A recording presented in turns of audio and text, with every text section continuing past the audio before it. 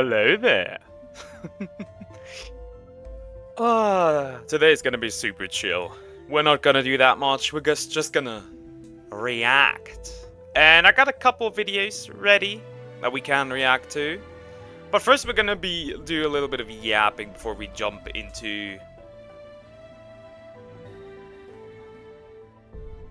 We're gonna do a little bit of yapping before I jump into the reaction stuff. I've got a couple of videos.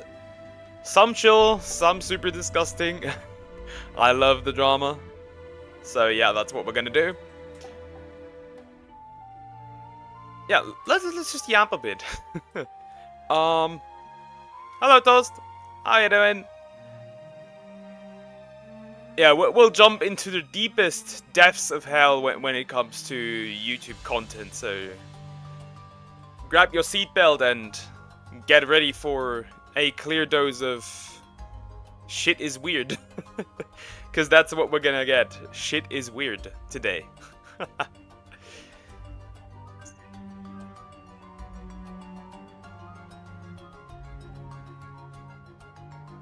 We've got a lot of stuff from what is it? VTuber drama to animal abuse, everything. We've got everything today. We've got everything today. To weird people. We also got weird people. Cause you know, usually like I wait a little before I jump into the reactions, cause you know YouTube is a little slow with like sending out the notifications. So yeah, that's what we're gonna do. But yeah, I had a solid day. I didn't really have to record anything, which was great. So yeah, I have a lot of stuff.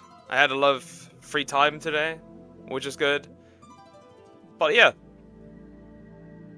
tomorrow I think we'll do again some shiny hunting and then a little more reaction stuff, because I want to post 2 reactions a day if I can now, in addition to like all the stuff. Hey Escanol! Yeah, you got up my stream finally! Haha! How are you doing? How are you doing? Hope you're doing good. Now this isn't gonna conflict with like for people that are here for Dokkan. That's not gonna conflict with that. It's not gonna conflict with the shiny hunting stuff. It's not gonna conflict with any other content. I just have a lot of time, and I want to push this further, at least as far as I can. But yeah,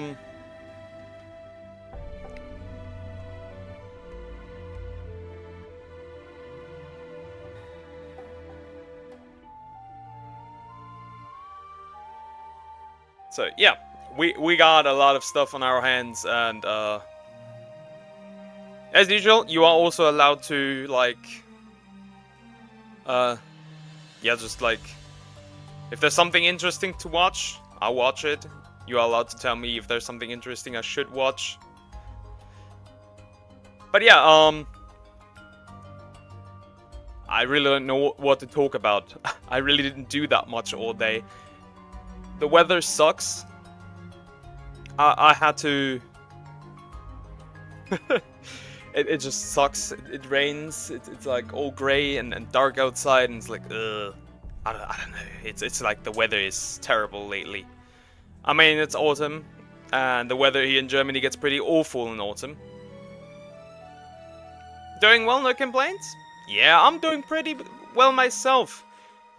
Occasionally I get a little infuriated when I open Twitter, but aside from that, I'm good.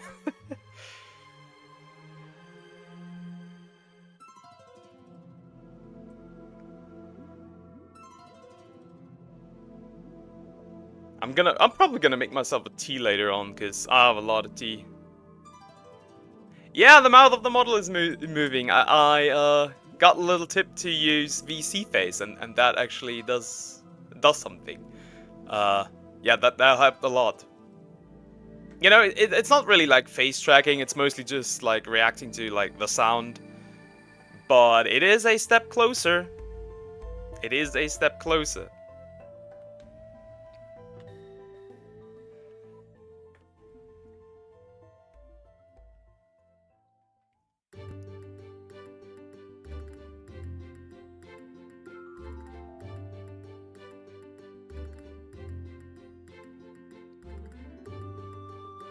Where you live, you go out for 5 minutes, it's already, like, sweating.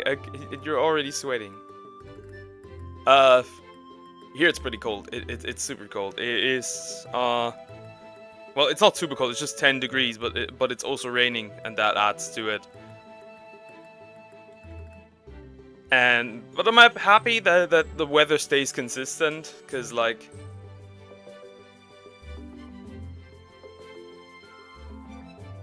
I'm happy that it stays consistent, because I'm the kind of guy that, gets heavy headaches when the weather just changes slightly. That is awful. I hate that.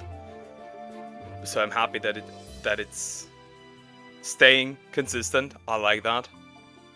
Yeah, the model gets the job done finally.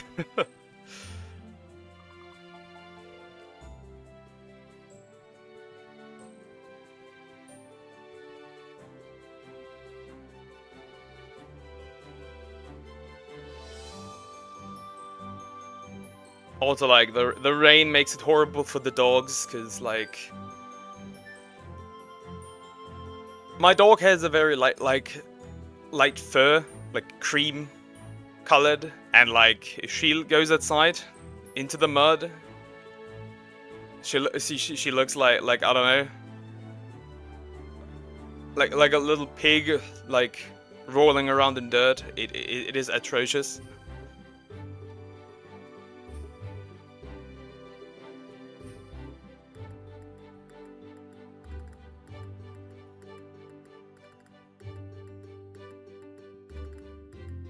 Like, sometimes I have some fuck-ups with the model, to be honest, though. Like, sometimes. Because I'm sitting towards the window, and then when the sun comes forth, it blinds the camera, obviously. But it's no other way I can stream. Because I have to go in the completely, like... This is the only room I can stream in, where I'm, like, all alone. That's the only place I can do that. Because I have to share my share my room, that's annoying at times. But yeah, I've got a couple of stuff, even some Ref Says Desi stuff. I'm really looking forward to bashing Ubisoft again. I've really enjoyed that lately. To bash Ubisoft, love to see it.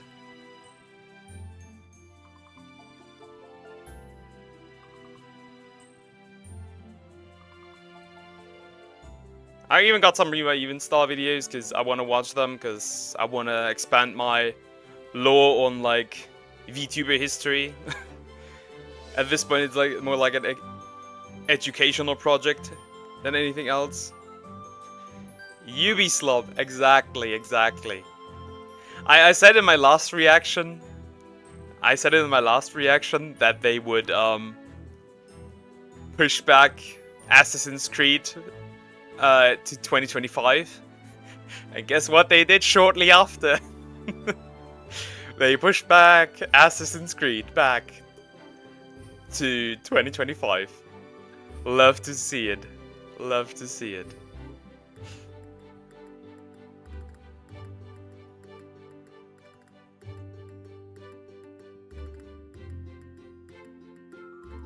Like, it is bad. However, I don't see them ever going bankrupt, because, like, people are still gonna buy the slob, regardless. But they seem to be pretty scared of the Japanese. Which is funny.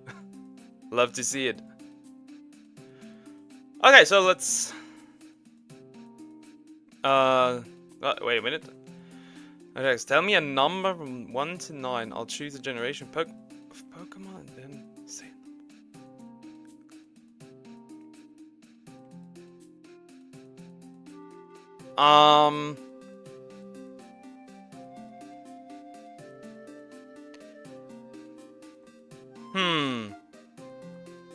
I mean... I know what starter it's likely gonna be.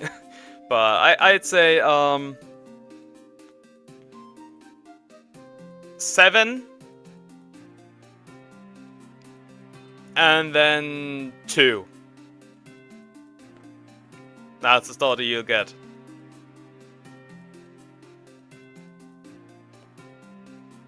Yeah, the game needs to be redone. Like it is a total mess. I think there's a video out there where like people go over the all the mistakes from the game. I thought like if I look that up, maybe will react to that to get some laughs out of it. Eclipse to game. Hi there, how are you doing? Great, I'm Delik from Timu. That is awful. I got already told that I look like the teacher from Fire Emblem Three Houses, apparently, which is interesting. Yeah, I think there was something more. Like they took like other was it merchandise? I feel like it was it merchandise from like some Japanese structure. I don't quite understood that, but apparently that is the case. Mudkip is good. I like Mudkip. Kinda Eclipse, kinda, but if this is gonna turn into a running joke, I can already see it. But yeah, I'm prepared. I don't need to do anything anymore. Today's stream is not gonna be stuffed. Scuffed. I refuse. I refuse that to be scuffed. Because the last 3 streams, some things just did not work, even though I tested them in the morning.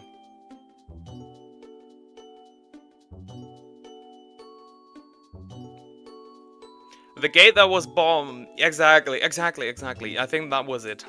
That was...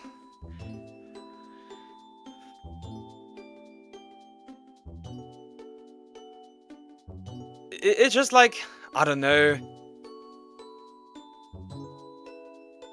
It's funny how when they talk about diversity, Japanese are apparently not included. Because they know that Japanese media is just way more successful, but what do I know? Like, you can clearly tell that there's some kind of agenda, even against the Japanese, and Asians in general. Genshin fans. It's just like awful. But what else can you do? It's just like, just don't buy the slop. Just don't buy the stuff. As long as we don't buy it, we would be good.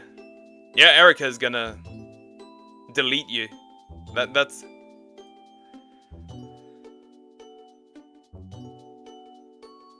So the first video, and we're gonna jump right over to this one before I start. Nyong. Nope, not Pokemon Mystery Dungeon OST, thank you. This one.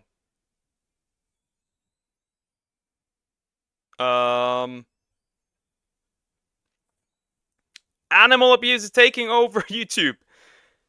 Yeah, we'll jump in the worst thing. I saw this on another like VTuber that I follow occasionally, and I watch her. So I saw that. I didn't watch the video, thankfully, but yeah, we're gonna jump into that. As somebody who has animals, has pets, who loves pets quite a bit. I have cats. I have dogs, rabbits, quails, lovebirds too. So I'm really close to animals. So animal abuse is something that I really dislike and really hate.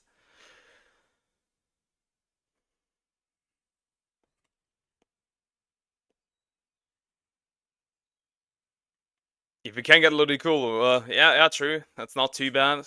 But like, I don't think Ludicolo can carry you through this necessarily. But yeah,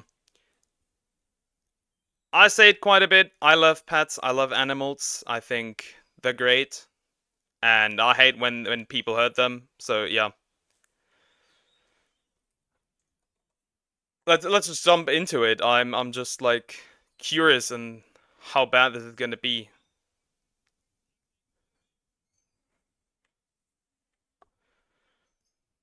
Also tell me if it's too loud or too like silent. I don't know. I usually fuck up audio stuff, so yeah. Let's get into it. Animal abuse is taking over YouTube by Soggy Cereal. Ugh, soggy cereal. Nobody likes that. Wow. Hey, my bowl of... Wait, what the... What What are are you they? doing? Aren't these goldfish? Why would you do that? These are goldfish. What is that supposed to do?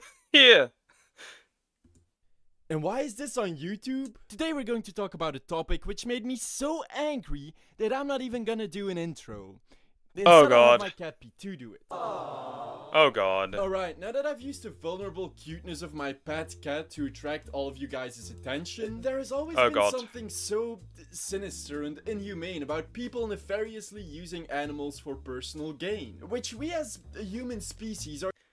You should look at what was it? You should look at what they're posting on Minecraft Kids. Like YouTube allows this because it makes them money. That's the harsh truth. Are seemingly best at. Don't believe me? Just watch this 3-minute video which has earned an estimate of $800,000. Are you shitting me? Yeah, this is gonna be an Angie stream.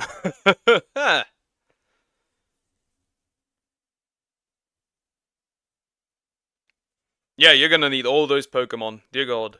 And it's a video where some douchebag just puts like, these innocent pet animals in a small plastic egg I couldn't even fit my hand in.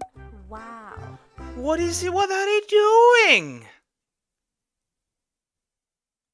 What is that? What is that shit? Leave the pets alone.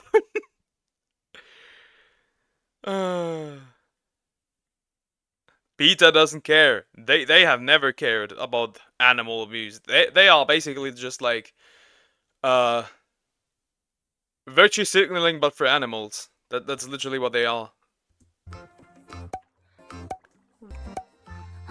Now, imagine 5 ducklings being pressed together in just one of those eggs. Well, you don't No! have to, I because don't he want to does imagine right that. here.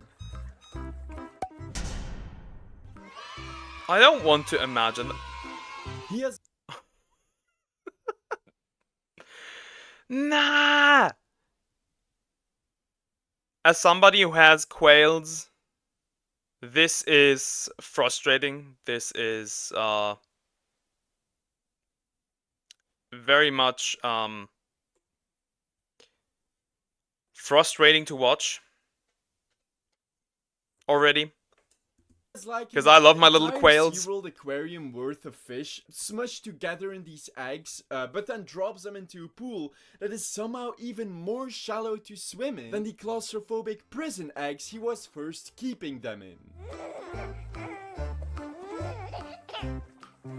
Please help me, it's driving me insane. This goldfish is barely able to submerge in the pool. You can clearly see it's... No! And these are super cool. They also live super long.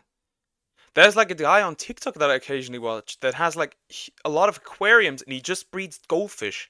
These are super cool. I love these. These look great. Struggling to move and breathe? What? Didn't want to invest the extra $1 to use one more. This is bucket of infuriating water to already. prevent What these is fish from this? experiencing suffocation. Oh wait, no. They were already suffocating in the eggs you didn't even bother drilling an air hole in. Because unbeknownst to some, just like me after an entire day of filling my room with carbon dioxide while being chronically online, fish also need fresh air so that they can extract oxygen out of the water they swim in. And if that's not bad enough, he just dumps these 5 ducklings in between. I mean, these are little ducks, so they don't do anything. These are babies. And I think my sister would explode probably because she has like ducks and goose and stuff and chickens and what else? A lot of things that yeah, she has a lot of like pets like that. All of the barely submerged sea creatures, so they obviously try to eat the fish, as well as poop everywhere, and there's not nearly enough space in this water for these fish to prevent duck shit being smeared all over them. When he says it like that, it just gets funnier, unfortunately. This guy even eats some poor fish. A viewer actually sent me this video a while ago, and the first time I watched it, I remember it had been a long time since I felt both as physically angry and repulsed watching a video on YouTube. Not just because of what was going on in the video itself, although That is not how you grab a fish!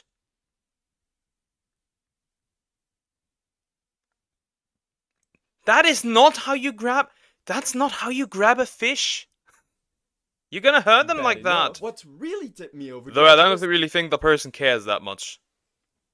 Seeing that this got 172 million...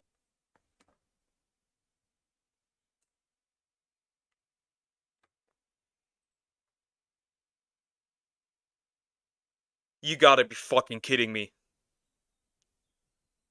And nobody reported this! Of course! million views and was uploaded to YouTube Kids, which is supposed to be a... throwback to the Minecraft stuff. Throwback to the Minecraft stuff. Yeah, that many people are watching this garbage. And not reporting it. And it's on YouTube Kids. Great way to teach kids how to not treat animals. Great fucking...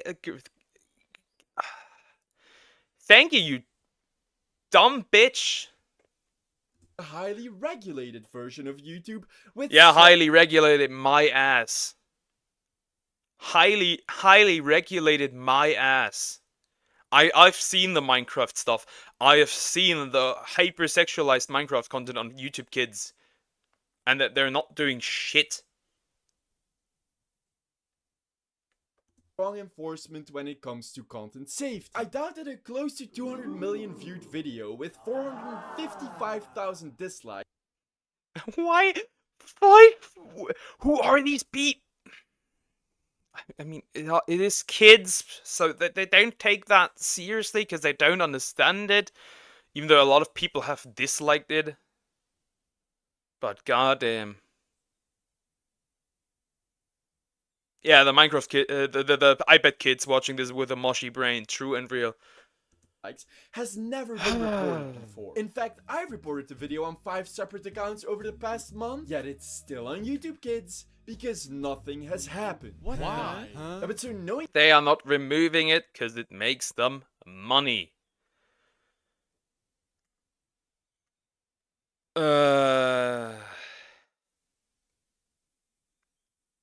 Yeah, that's a problem. They should have reported it instead. If this got like tens of thousands of reports, somebody was like, eventually somebody would just look at it, a human person, but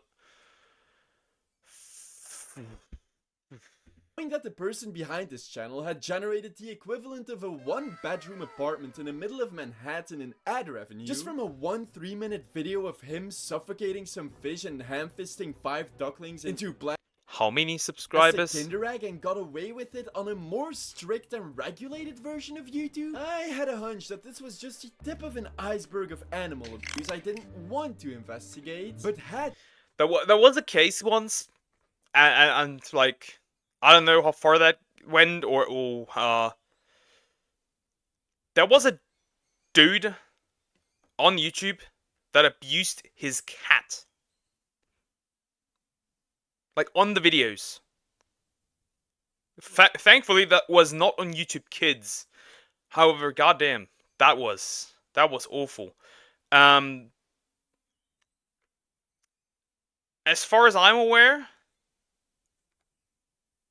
they just took the cats, abused them, and then made like videos where it seemed like they were saving a cat. However, it was multiple times the same cat.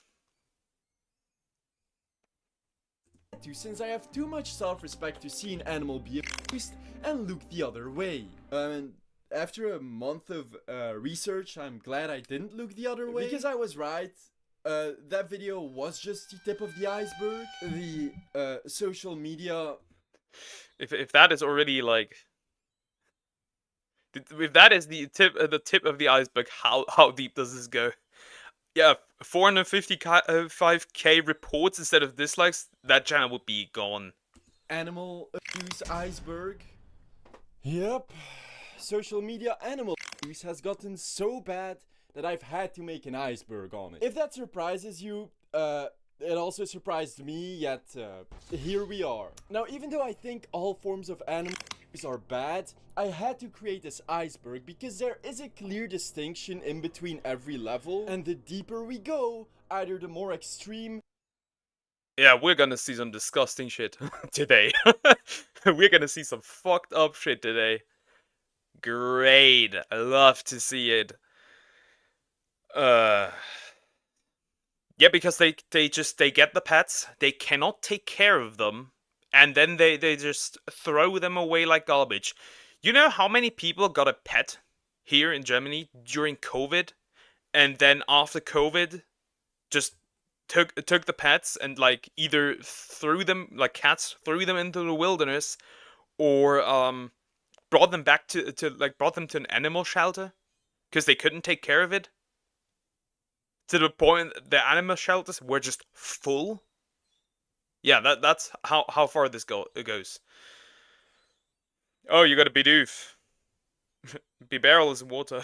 Yeah, true. But Bidoof is not. Secretive or inhumane the abuse gets. And the more I hope the channels I talk about get permanently banned. If you have a keen eye, you might have noticed that I also colored the iceberg red. This was done for two reasons. Because screw you, global warming. Stop turning my iceberg into lava. And because red is the color of anger, the predominant emotion I felt throughout making this entire video. Anyways, let's start. Yeah, I'm gonna feel that during watching this video. With the iceberg. I fucking hate your iceberg. It's gonna be hard to not lose it. Entire video.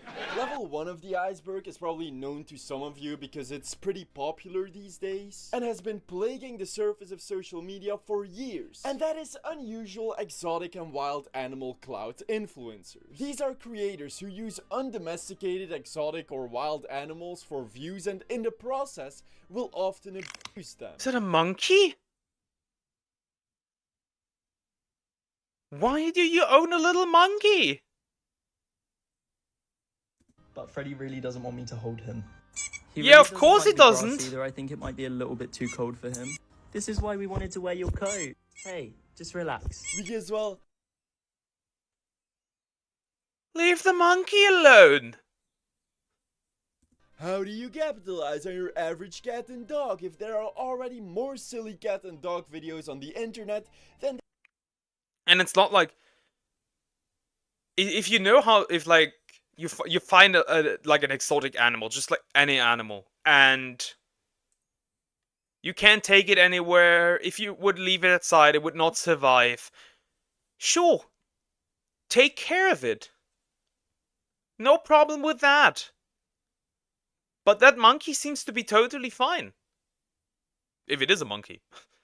I haven't studied monkey logic. I don't understand. I don't know.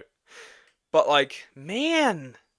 There are atoms in the observable universe. The answer is you don't. Instead, you buy a wild or exotic animal like a capybara, illegally ship them across the border, and then force them into princess clothing, put a ring on that thing,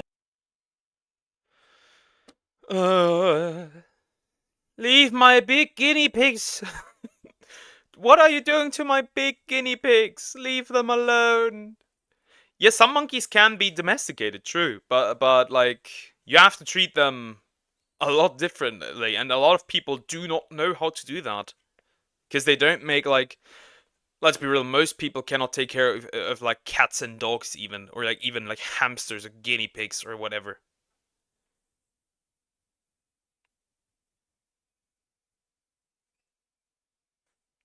You named the Froakie Tsuyu?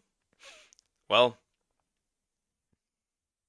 My Hero Academia, I guess. And treat them so well that every time they do appear in one of your TikToks, they tend to uncomfortably pin themselves against the wall as far away from you as possible. And then... Leave me alone, you pale monkey. Yeah. I know that Tsuyu is from My Hero Academia. I like the anime, the community not so much. Fuck the shippers. you'll earn hundreds of thousands to millions of dollars in views. Unrelated to this extremely specific example, this is Kyle Thomas, one of the most followed and richest influencers in the UK. Of course, it's somebody from TikTok. Why wouldn't it be? Why wouldn't it be? Wait, let me read that. Kyle Thomas is one of the most followed British TikTokers on the app, with his content including videos with animals and life hacks. Kyle takes the top spot of the TikTok rich list with 23.5 million followers on TikTok. Usually I would say give me some of those, but I don't think I want these followers, to be fair. And 1.1 billion likes, according to Gambite.com. Kyle earned 29,145 per post on pounds per post on TikTok. Ah, what the fuck?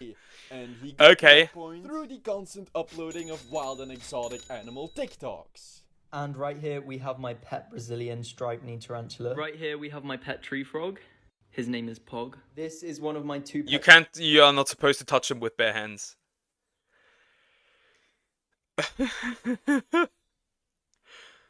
Sugar gliders. My two pet monkeys. Mini zoo. Make sure to like for a part 2. Which, as expected, earned him a ton of money, as well as a ton of controvery. From mistreating them for yeah, views, 30k per post. I didn't even know you can make that kind of money on TikTok, but I guess you can. Like, with that money, he would be easily able to take care of these. Like, get somebody who, like, knows about these. Maybe, like, I don't know, a former zookeeper, what else? I don't know. To take care of these. Catchphrases, I don't give a fuck! Despite appearances, tarantulas are actually very fragile. Did this and the just, fall wait, from just let me go back. as well as Did the it just constant fall off from his head? mistreating them for views. Psych, just kidding, my new catchphrase is, I don't give a fuck!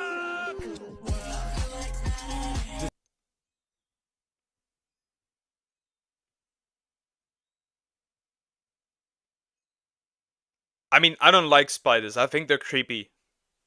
I don't, like, I wouldn't, like, harm, like, the spider or anything. Like, not at least, not the big ones, but, like... You can't do this.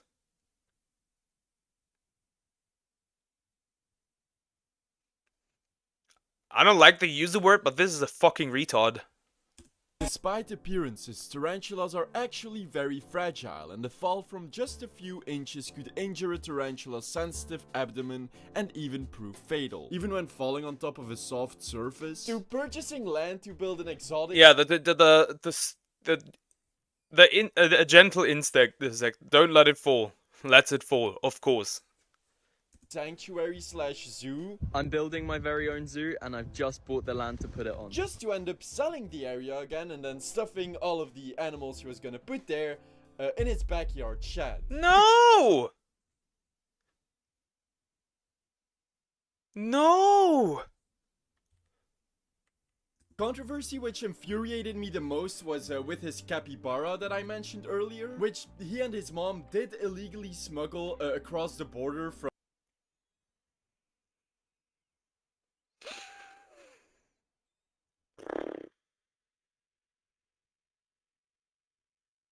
from from England to Northern Ireland and just milked millions and millions of TikTok views out of. Because it's just so cute and definitely doesn't look extremely distressed in every single one of his TikToks. But you know what they say, what doesn't kill you might make you TikTok famous. Except I guess that statement is true. I cannot say what I would do to this guy. I cannot say it. It involves violence. in this case, the capybara fucking died 2 weeks later. What do you...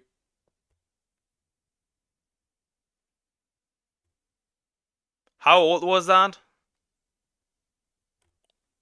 Which is heartbreaking because that's what happens when you buy a wild animal without being able to take proper care of them. But since it can make you social media rich... No. The core problem is not being able to, not being able to take care of it. The problem is you took it from the wild. From its natural habitat, probably. Because it was when he got it was already an adult. Yeah, that bastard. Just 2 weeks after he got it. That is insane. There are many creators like Kyle Thomas. Another example is Sammy Grant, because she got caught using her TikTok exotic animal petting zoo as a front to advertise her breeding and selling of exotic animals. Is it legal to own zebras? I know that the guy like further down the street outside of the place I live owned a tiger, but he knew, first of all, he knew how to properly take care of that tiger, and it was a very like rare exception. I know that you can have like what are they called? Wait, I need to Google that because I don't know the English name. Ostriches. I know that you can own like multiple ostriches. So I think that's allowed here in Germany at least. Because for every TikToker buying wild animals for views, there are hundreds of viewers who watch those TikToks and think to themselves, "Aww, that's so cute. Can I have a wild, untamed feral fennec fox, please?" To then buy one and get completely ripped to shreds because in reality they don't like being pet, cuddled, or handled by their owners. And Cammy tries to hide behind the excuse of trying to educate her viewers on how the animals she shows in her TikToks are wild and aggressive and shouldn't just be bought. Yeah, that's what they do. They milk, basically, they milk the animals for money and views. That is so disgusting. While simultaneously showing the cutest footage she has of that animal and selling them on her website. Let's talk What's wilder is if like people milk their own kids for money and views. That is even wilder in my opinion. about everyone's favorite animal, the fennec fox. Fennec foxes get around. There's a lot of like parent like family YouTube channels where it's like that is child abuse. Nobody likes to acknowledge that, but that is child abuse. Putting your child on the internet, which it does not necessarily not even understand the consequences of that. They do not get big at all. Wise, these guys are very destructive. They will rip holes in your couches, they rip blankets, they love ripping up their toys, they will definitely dig holes in your wall. They are very, very hyper. They keep going and keep going. They always run around. This is how my dog looks at me sometimes, so if I get too close to the food. Looks like it is about to bite her. Please I barely do. see them sleep. Please do. If they do sleep, they only sleep for about 10 minutes and they go back to being hyper. Also, do not recommend these guys as pets. This little guy's name is Pitou, also known as the average house cat. Aww. Cats. I love cats. We have cats. They're asleep now, thankfully. Don't let this lazy sack of cute potatoes fool you though. At just a touch he'll bite your arm off, light it on fire with its laser eyes, and do a ritualistic dance around its charred remains to offer your soul to Amazon CEO Okay, that's funny. Uh, yeah, I guess why I became a VTuber. I don't need to show my face, and I can still have like a bit more personality. I really can't have that. Like, I don't want my face on the internet. Though you would be able to find it if you googled my real name. You would be able to find it. When I was like 11 or 12, you would be able to find that. Jeff Bezos. Who's a little murderous maniac? You are. If you want to buy one. You are the Jeff Bezos loves to see it. You can do so on my website. Don't do it though. don't you do it. Also, please don't buy any of our zebras, camels, kangaroos, or Zebras, ringtail lemurs, camels, red kangaroos, reindeers, fennec foxes, wallabies, reindeer, sugar wallabies, gliders, hedgehogs, sugar gliders, foxes, hedgehogs. horses, or I mean, donkeys. hedgehogs are fine. There is a specific breed of hedgehogs that you can have like pets. And they're now specifically bred like that, and it is legal to like own these. These are fine. Horses, donkeys, I mean, horses and donkeys I guess are fine, though I don't think a lot of people can take care of them. Sulcata Or sulcata tortoises? 3 of these types of animals are either vulnerable, endangered, or close to extinction, by the way. But hey, after being exposed for using her exotic petting zoo as a front to breed and sell exotic animals, you can't buy anything on it anymore. Unless if you just Good. Good. I guess that then that got shut down? Is my assumption? use their contact us button, then you can just be a moron who can't even spell the names of the animals correctly, but they'll still offer to sell you some anyway. So she's still breeding and Great. selling wild animals just with one extra step of having to press this chat button. And she's also planning to use her animals as an attraction for her new Airbnb. So a lot of you guys have been asking about our overnight safari Like, experience. like if she knew how to take care of them, proper care of them, this wouldn't be half as bad as it looks. The problem is, she doesn't. She can't. These people never do. Where you guys get to stay the night with all of my animals. We will actually Because here in my little like place, we have like something that's similar, where they have alpacas down there, down the street, but they know at least how to take proper care of them, and like it's not like illegal to like own them or anything. I don't know how it works with the United States. I have no idea. You threw 14 Pokeballs at a Totodile, didn't catch it. Great. Love to waste Pokeballs. opening up next spring in 2024. So here are the cages. We will be having all different types of exotic animals. So this big cage will actually be the monkey and lemur cage, and you guys will get to see this right through your very own window in one of the rooms that you guys stay. So you guys will get to see the You're gonna put something inside there besides the animals, right? Right? Right? lemurs run, jump, and play constantly. Those endangered ringtail lemurs are going to love families with kids screaming at them. Yeah, great.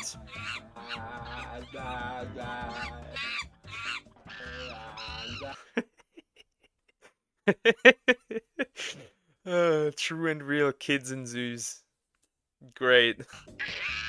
301,000. Papa, Papa, I made the monkey freak out. Well, not now, Timmy. Daddy's busy with emptying your college savings account. Yeah, college. Because you had to break that Airbnb glass, and now our cleaning bill will force us to get it. That is a nice, funny skit. Third mortgage on the house. Thanks, Timmy. No college? But I'm 18. Now it's gonna go next year. Yeah, I know.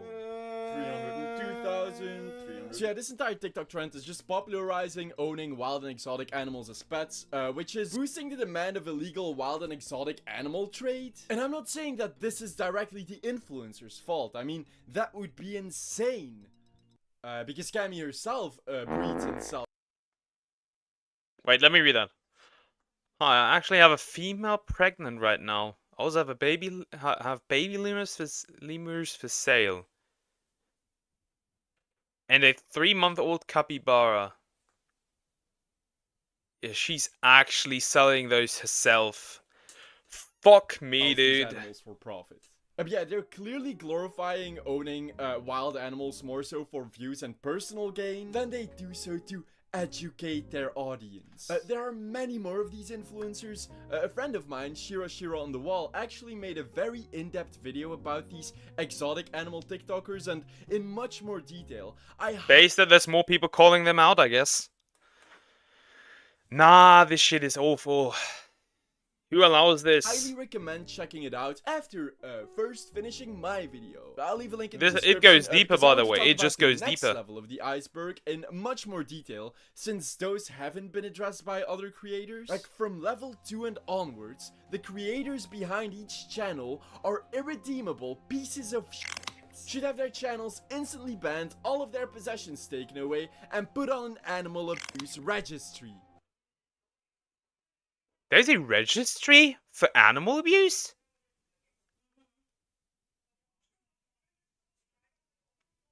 Like, get people put their names on there? I mean, if like people, this names are getting put there, I mean, let's do that with cheating as well. After hearing all that, you're probably not surprised to hear that level 2 is called short animal kids content. Which definitely isn't foreshadowing a deeper level called long animals kids content. Now, with short animals kids content, I'm not referring to those cute... Yeah, let's go back to the idea with, remember, let's get out and fill out get back to the idea of Minecraft kids content, because somehow all the evil shit is always on YouTube Kids. Pet compilation videos. Many of those are actually wholesome, so... Yeah, fill out forms, get these people locked up, and put their name on display on the internet. Like, literally, you Google the name, the first thing that comes up is their name as an animal abuser. Those are fine. No, what I'm referring to are channels, like, remember those Squid Game hamster channels from a few years ago? No. Player 101 eliminated. Which got exposed for their...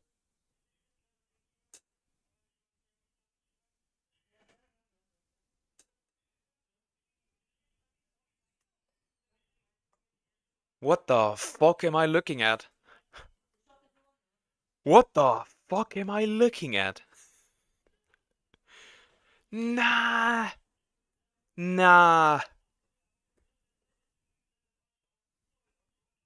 Poor hamsters. Extremely abusive behavior, forcing hamsters through dangerous obstacle courses even though they were clearly distressed. Which this hamster was falling is pretty high for a hamster. It looked like a foot to 2 feet, which for a tiny little hamster is a large drop. And after outrage and thousands of reports, YouTube did nothing. They did absolutely nothing.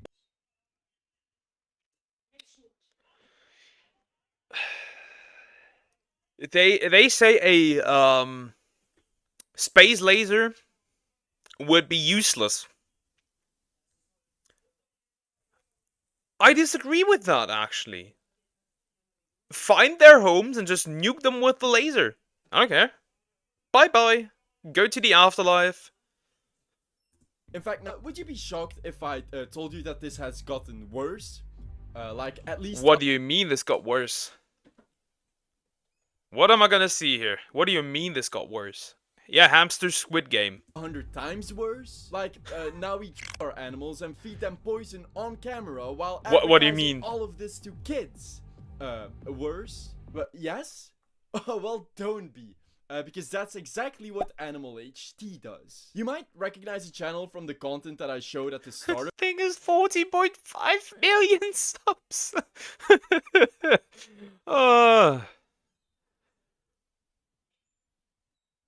Why? Why does this exist? Just why? YouTube, what are you doing? I wouldn't, it wouldn't surprise me if YouTube ignores these and the videos that are critical of this, are gonna get, like, blurred or attempted to get taken down, because they did that with the, Minecraft, kids, content, where, people were reporting on it, and then they basically, what's the word? They basically blurred the thumbnails, for example. Of this video, and even though that was already quite extreme, that was actually one of their less abusive pieces of content, because Animal Less. Sure. HD commits Sure. a wide variety of animal Sure. cruelty on both YouTube Kids and Even a regular monkey. YouTube. For example, you know, those egg opening videos, which they have many of, and if they're not opening plastic eggs with animals trapped. If you want to open it, if you want to open an egg that contains an animal, play Pokemon. Inside, God damn it. they often make their baby monkey open chocolate Kinder eggs, which they then feed to their baby monkey. Why do you give chocolate and sugar to a monkey?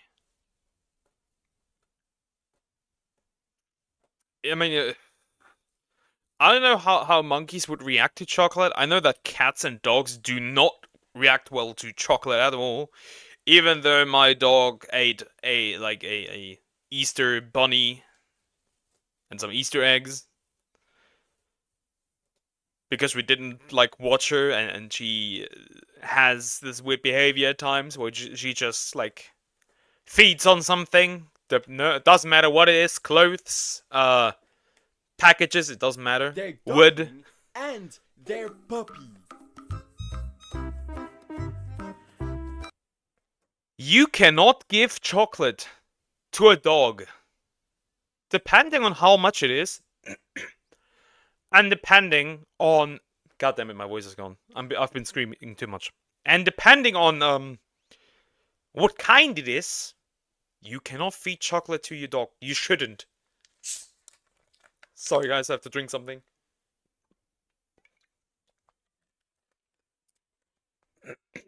Like, god damn it. I'm dying.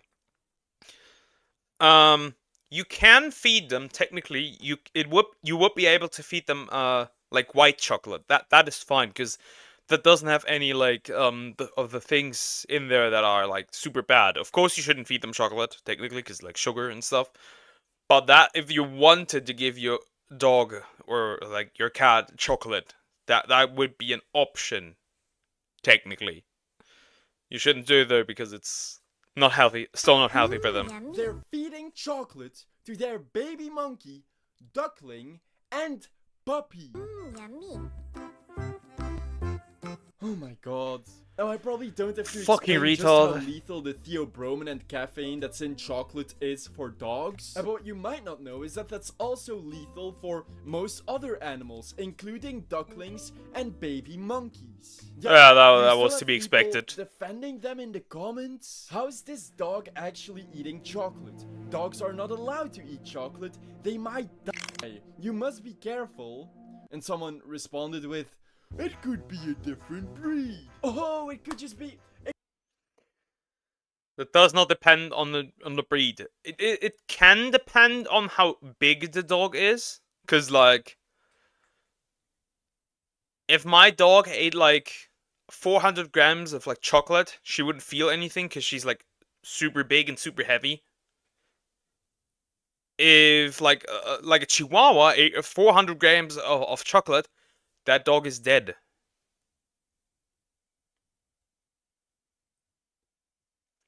Yeah, there's substitute. It's like chocolate substitute stuff for like treats for dogs. Yeah, but like in general, It could just be a different breed. no, Yeah, no. Of course it must be one of those. Do not feed your chocolate dogs. immune Do dogs not that feed they your invented. pets.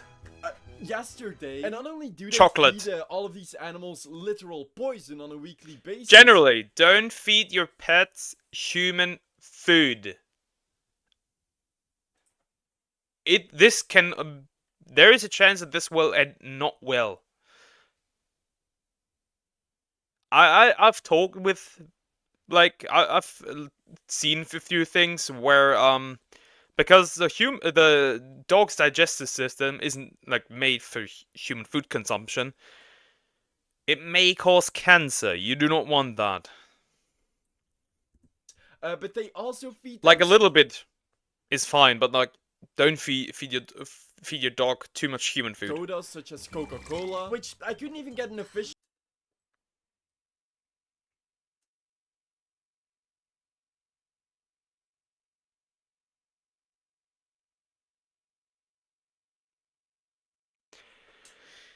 Why? Why do you give your pets soft drinks? Huh?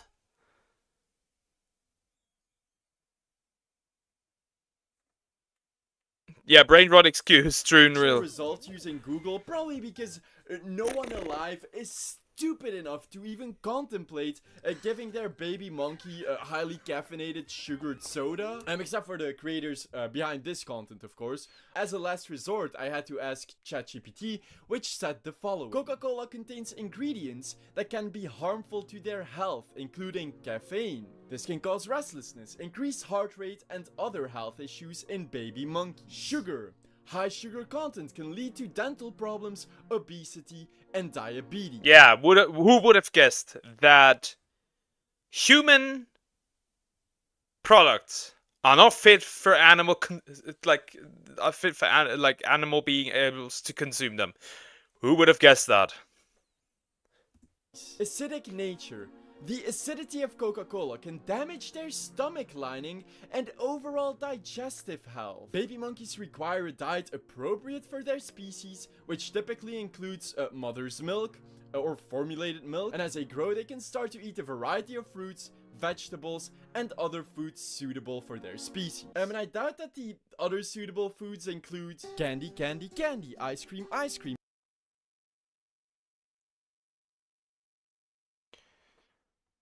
I'm gonna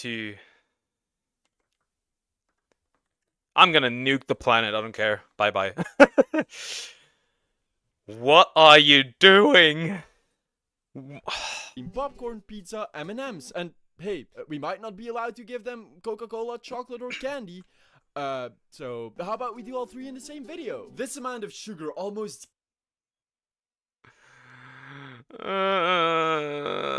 Common sense is not common. No, it isn't. It really isn't. The math ain't mathing. I mean, I give my, like, pets occasionally something that they shouldn't get, but it's usually just a little bit. For example, if I eat pizza, I just give her the stuff outside of, like, but like it's not that much, and she rarely gets something because she has like a lot of treats anyways. But goddamn, candy for an animal. guarantees that this baby monkey already has or will get diabetes. And it's not just the either unhealthy or poisonous food they're constantly feeding these animals in their videos to attract more kids. It's also just what they're forcing these animals to do, such as them surrounding their ducklings with crabs, then force their baby monkey Bonbon to rescue the duckling, and I'm pretty sure they just straight up killed all of the crabs. And by rescuing, I mean have their monkey Bonbon grab the duckling by its beak and then run away from a giant, badly CGI'd crab carrying the duckling by its neck. Or this one scene where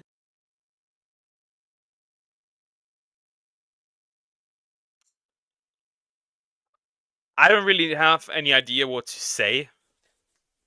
Like, I'm out of words. I can't even comment on that because everything has been said. And at this point, it's just like increased shock value and nothing more. I mean, the monkey is not in fault here. The monkey that he grabs the duck like that, but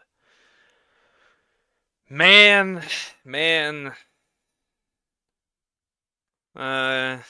They wanted to fake this little duckling being born out of an egg. Of course, they didn't want to. that is not how that looks. That is not how that looks. I've seen like little quails, and like that they're not far off from the look like of like they're smaller like than a duckling, but I have seen those small ones, and like that is not how that looks. That's not how that looks at all. Go through the actual effort or time of filming a duckling being born, because then they'd miss out on an opportunity to commit animal abuse, which is clearly their passion in life. So what they did was, well, they grabbed some eggshell and they rammed this duckling's beak through it.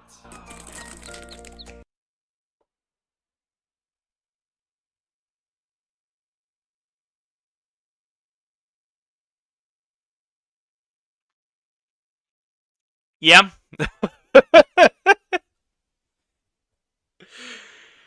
Oh my god.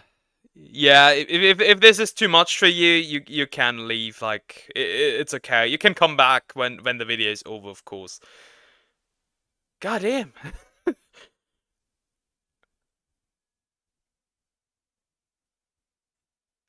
What the actual fuck?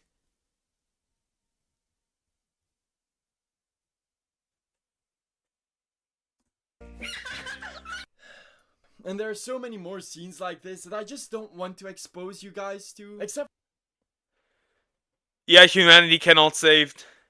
Jesus. God, flood the earth again. I don't care. We need to be washed away.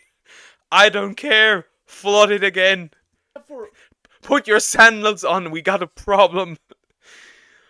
one, which still haunts me. And the only reason I'm showing you this is to show you just how horribly inhumane and evil this channel gets. Which is this scene where they have their monkey Bonbon lay in bed and it's sleeping, and on the surface it's so cute. Until you see just how unresponsive Bonbon is. They grab its head. Bonbon doesn't respond in the slightest. They didn't give this little monkey like some narcotics or anything, right? Right?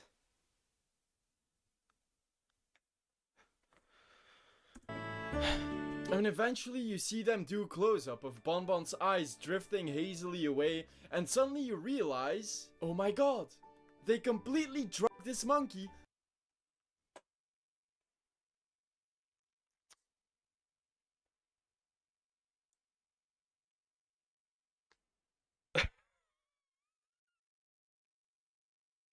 It just gets worse.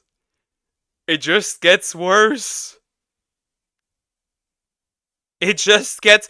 Each second, it gets worse. Just for this one scene, which is just... I'm sorry. YouTube, I'm sorry. I know that they've made you tons of money with their estimated revenue of $13 to $36 million. So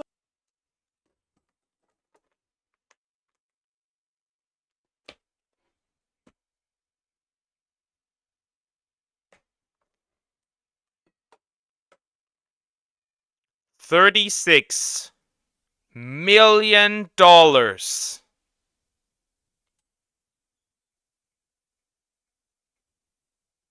Is that that's all-time revenue? How long does this channel exist? Look at this, 1 year max. I don't know, how long does this channel exist? I know that you don't want to press the ban button, but when a creator poisons, abuses, and drugs animals in front of kids, I don't think that there is a Yeah, single straight to jail. excuse I you don't can care. hide Straight behind to for jail. not banning them. Away And with if you this. do end up banning Like, them, away. Don't forget about the 19 other channels that are doing the exact same thing. There's more of these. Of course, there's more of these. Of course. But on level 3, long animal kids content, parentheses movies. Because you know what's worse than 3 minute, 20-second videos of unadulterated animal abuse? A total of over 10 hours of it every single day over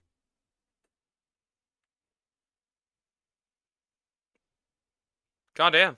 the span of I need to cleanse my eyes of this and my brain and like, I don't know. Fuck 19 that shit, different dude. channels Fuck owned by this shit. 2 different networks who are abusing at least 2 baby monkeys among other animals to achieve all of this. So now on top of all of the previous mentioned abuse, now you also have overworking them and you're raking in millions of dollars while doing it. And Animal HD is at the head of one of these 2 networks, which I noticed after having watched countless of their short 3 to 4 minute videos. Why is this always... Every day for 10 hours? Yeah. Just... Why is it always YouTube Kids? Elsagate. That was pedophilia. YouTube Kids. Early sexualization. Meets children. Minecraft Kids content. Animal abuse. Also on YouTube Kids. Why do you even have YouTube Kids? You might as well not have YouTube Kids. Highly moderated my ass. Videos, but then I started looking at their more recent 1 hour plus videos. They upload every few days. And luckily I don't need to go into these 1 hour plus videos themselves because they're the same as the shorter ones, except worse because now the visible abuse spans over more than an hour at a time. An hour of eating candy. Yeah, this monkey has diabetes type 8.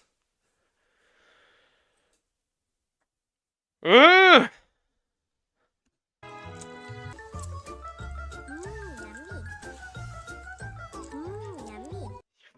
You feed this little monkey Kit Kat. They feed this little monkey Kit Kat. I am about to lose it. How does this get worse? How does this get worse? We have 8 minutes. Like actual physical abuse? So because of having watched... But there was already physical abuse involved. So like, how far can this get? So much of their content, I guess YouTube thought I was raving over this monkey getting exploited and treated like absolute shit, and so they started to recommend me some other channels. A whole lot of other channels. And I found out which networks they belong to. Now I could make this long drawn out sequence of how I cross-referenced all of these channels I found, checked every publicly linked email, every business reference in the description, and Bro put in the work. He put in the work. then used LinkedIn to track possible linked organizations, every tag used on their videos, the similar look of both the video environments and animals. But I don't want to, because fuck these channels, I just want to show who they're allegedly tied to. Allegedly. These channels all allegedly belong to Allegedly. No illegal trouble, of course. Yeah, but they're all called HT. Now, this could also just be copycat cats, but like, I don't know. Bon Indonesia.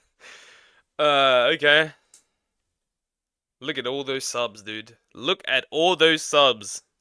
Animal HD, which I did try to reach out to get more information, but sadly they never responded. And these channels all allegedly belong to the Kudo network, which is part of Future Media, a Vietnamese media company, and as you can see on their webpage, they feature most of these channels on there. And I don't know if this is just a translation error from Vietnamese to English, but I find it insane that their About Us page literally states, "Our products mainly exploit content on YouTube." They're not hiding. But they're not hiding it at all.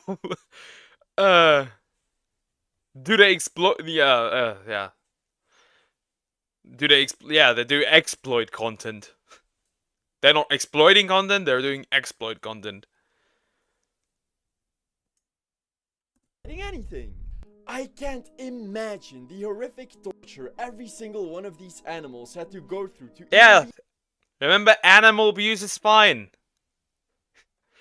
VTuber clippers or VOD channels or VTubers are not fine. The double standards are crazy. Look at these. These make like $36 million. And like others get demonetized for saying a bad word or anything. Look at that shit. be able to obediently That's also work interesting. tens of hours a week. And then also see them get abused for every daily upload? Well, that shit. Did that monkey just play with a goldfish?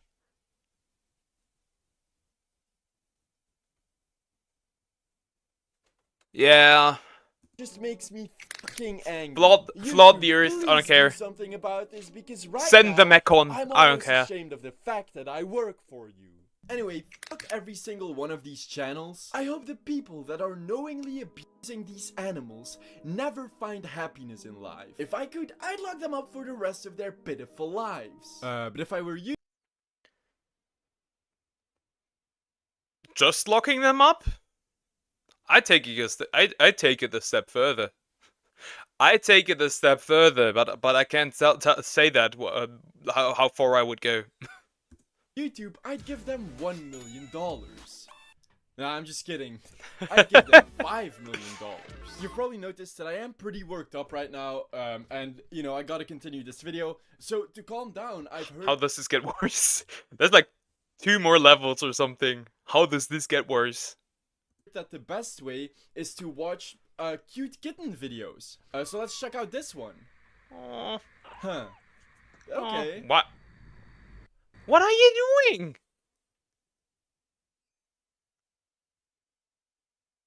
What? What is it?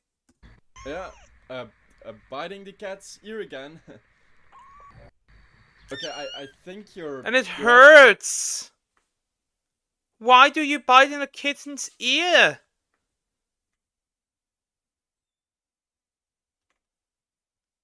Why? It hurts the little cat. Hurting the kitten? What, again? Is this all you upload? You biting the ear of your kitten? They're clearly in pain. How many videos of this do you have? Jesus Christ. Good lord. That's all the content she posts. Her biting into the ear of her kitten. Hopefully, hey, I hope that this cat lives long enough to grow up, so it can she does it again to a grown cat and gets a nice little scar. I guess this is level Gets the eyes removed. 4. Dear God. Secret cute animal abuse. Yeah, Secret so cute animal abuse. Most teenagers and adults would notice how cruel the content is just from a single video. On level 4, the abuse seems to go unnoticed, with barely any dislikes. And maybe it's because these creators mainly upload YouTube shorts, so you might have one of them pop up in your feed every few weeks, instead of watching one animal. Shorts is generally really weird.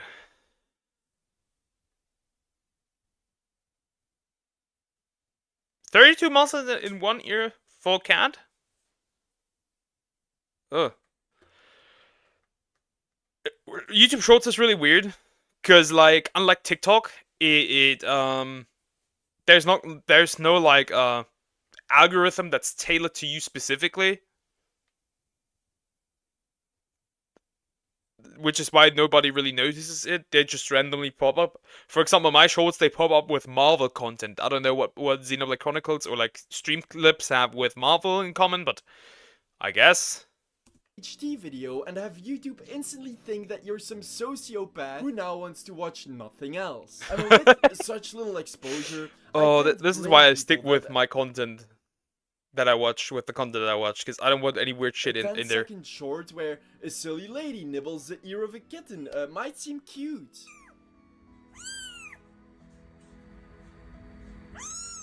But if you go to this channel... What is she doing?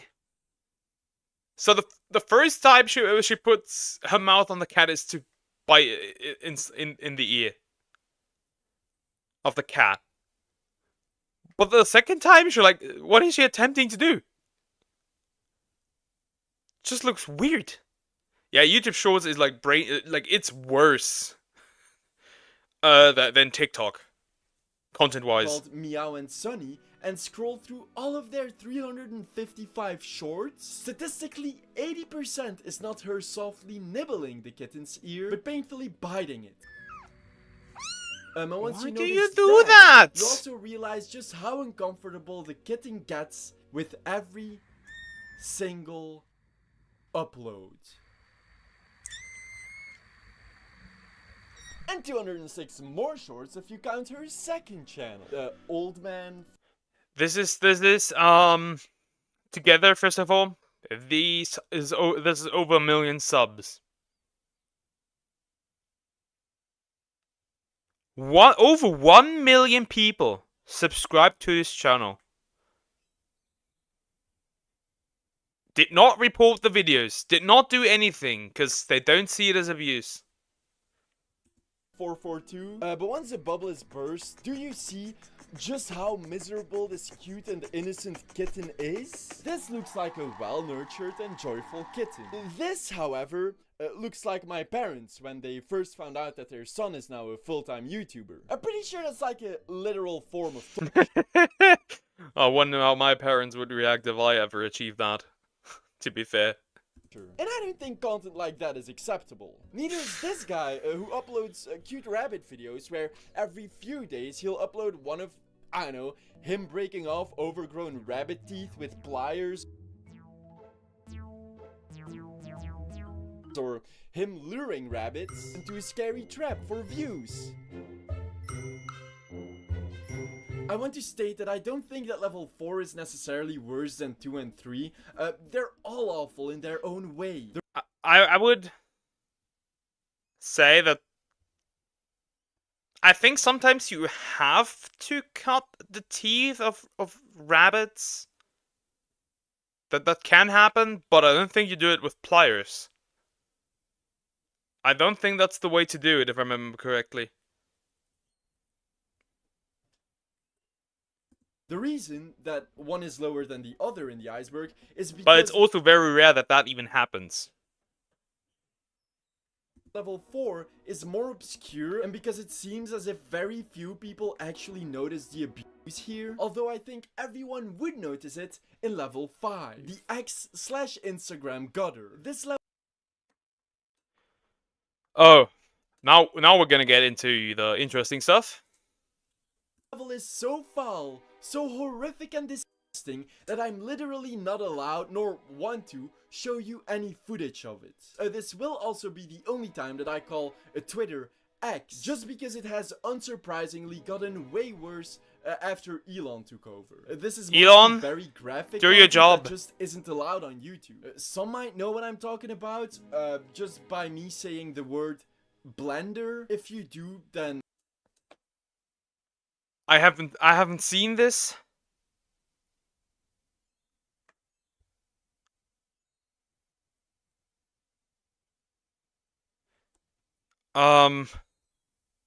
I haven't seen this. I have seen horrific shit when it comes to animals on Twitter. Primarily, sexual acts performed with animals. Though those have actually died down. Putting animals into a blender.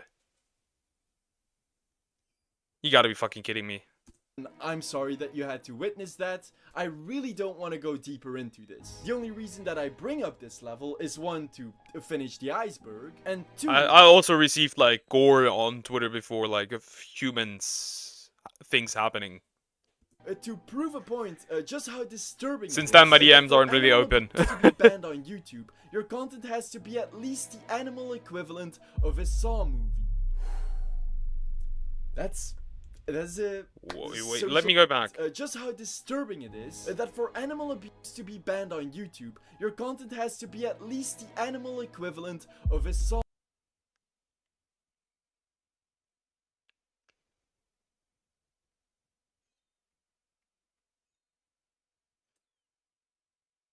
What the hell? I never saw, so I cannot comment on that. The social media animal abuse iceberg. I know I kind of forgot to write jokes for That this video. is, I just didn't feel comfortable adding too many silly skits and comedy in a video about a topic as serious as animal abuse. So instead of giving you the occasional badly timed joke throughout this video, I will give you the satisfying opportunity of reporting every channel I talked about in this video from level 2 and on. I'll put all of the links in a Google Doc and share it in the description. Nice, that's good, that's good. That's really good. I literally did the investigative work for you. You can check out all of the channels for yourself and simply press the ban button. The reason that I'm not including any channels from level 1 is because I feel like most of them still care about animals and have the possibility to change, but are currently just misguided by clout and views. While every channel from level 2 and onwards are just irredeemable pieces of trash that should never be allowed to make content again. Also, if you know of any other yeah, this was channel a lot. This was a lot that I missed, definitely leave them in the comments below so I can then retroactively add them to the report list. This is probably also the only video ever where I'm gonna do that after stream, I think, reporting all of these. My outro, again, feels weird to do on a video about animal abuse. But if you did enjoy this video, or well, the way I presented the information in this video, please subscribe and definitely feel Actually, yeah, let's do that. Yeah. If I ever see something that he makes like that, I'll watch that as well. That is horrendous. That is horrific. Goddamn. Whew. Yeah, we're starting off strong. I'll be right back. I have to pay a visit to the toilet. I'll be right back.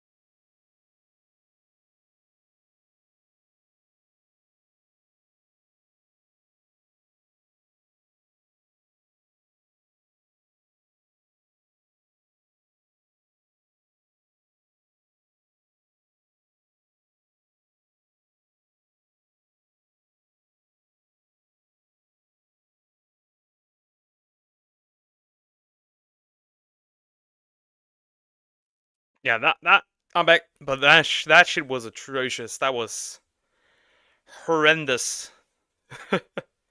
That was absolutely horrendous. Goddamn. Wow. Man. Yeah, that was interesting. That was a lot to watch. Yeah, let me do that right quick.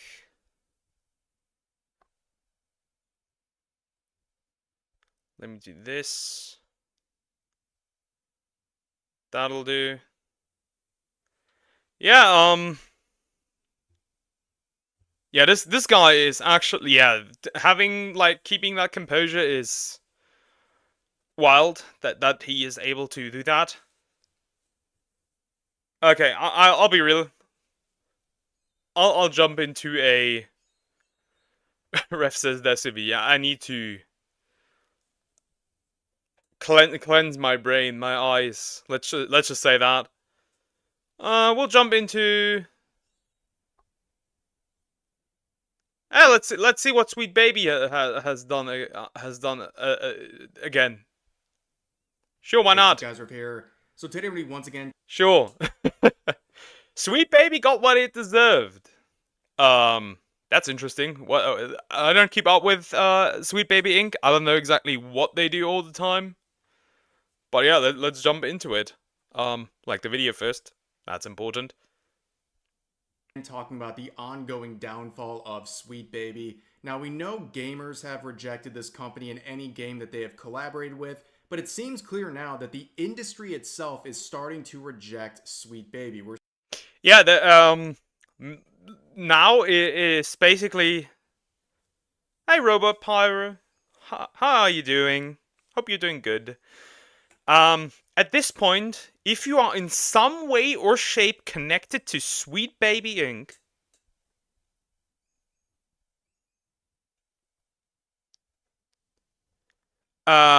what basically happens is that you just don't get hired anymore.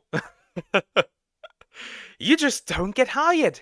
If you are in some way, shape, or form connected to Sweet Baby Inc., it is over.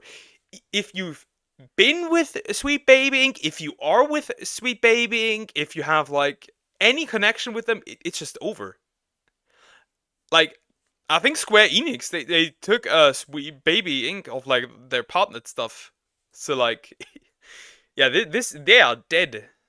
We're seeing various studios outright denouncing their connections to Sweet Baby, and we're now seeing some former Sweet Baby Inc. employees being blacklisted from the industry. Now, before we get into those examples, let's see the meat and potatoes of this video. A very unhinged meltdown from a Sweet Baby employee. This is one of the... Oh, we're getting a meltdown from a Sweet Baby employee? Oh, I'm excited for that. Many meltdowns we have seen, and this really defines why people... Yeah, they just ruin games, not much else, true, but it's just funny to see them, like, get absolutely demolished nowadays. By this organization and its employees. So here is the headline. Sweet Baby Inc. employee admits goal is burning the games industry to the ground. I mean, a perfect summation of what they're trying to do. Basically, burn the industry to the ground and then rebuild it with their own DEI nonsense. The modern audience. I think Kirsche is saying it quite often. When they say they make games for a modern audience, they are not talking about an audience that already exists.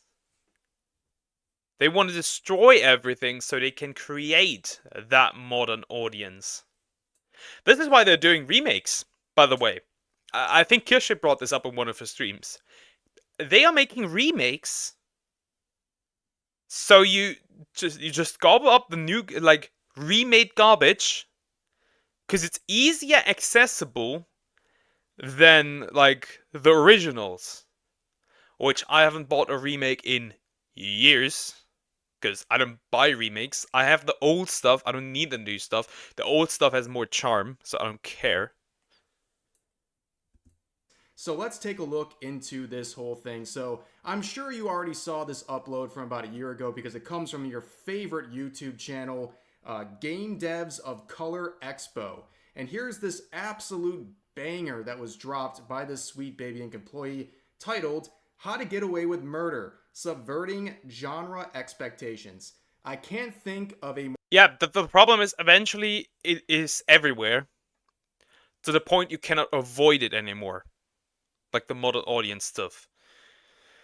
If you look at, like, into Bridge, the great plan is to have no DEI departments, and just basically, like, having everybody in that in a company contributing to DEI.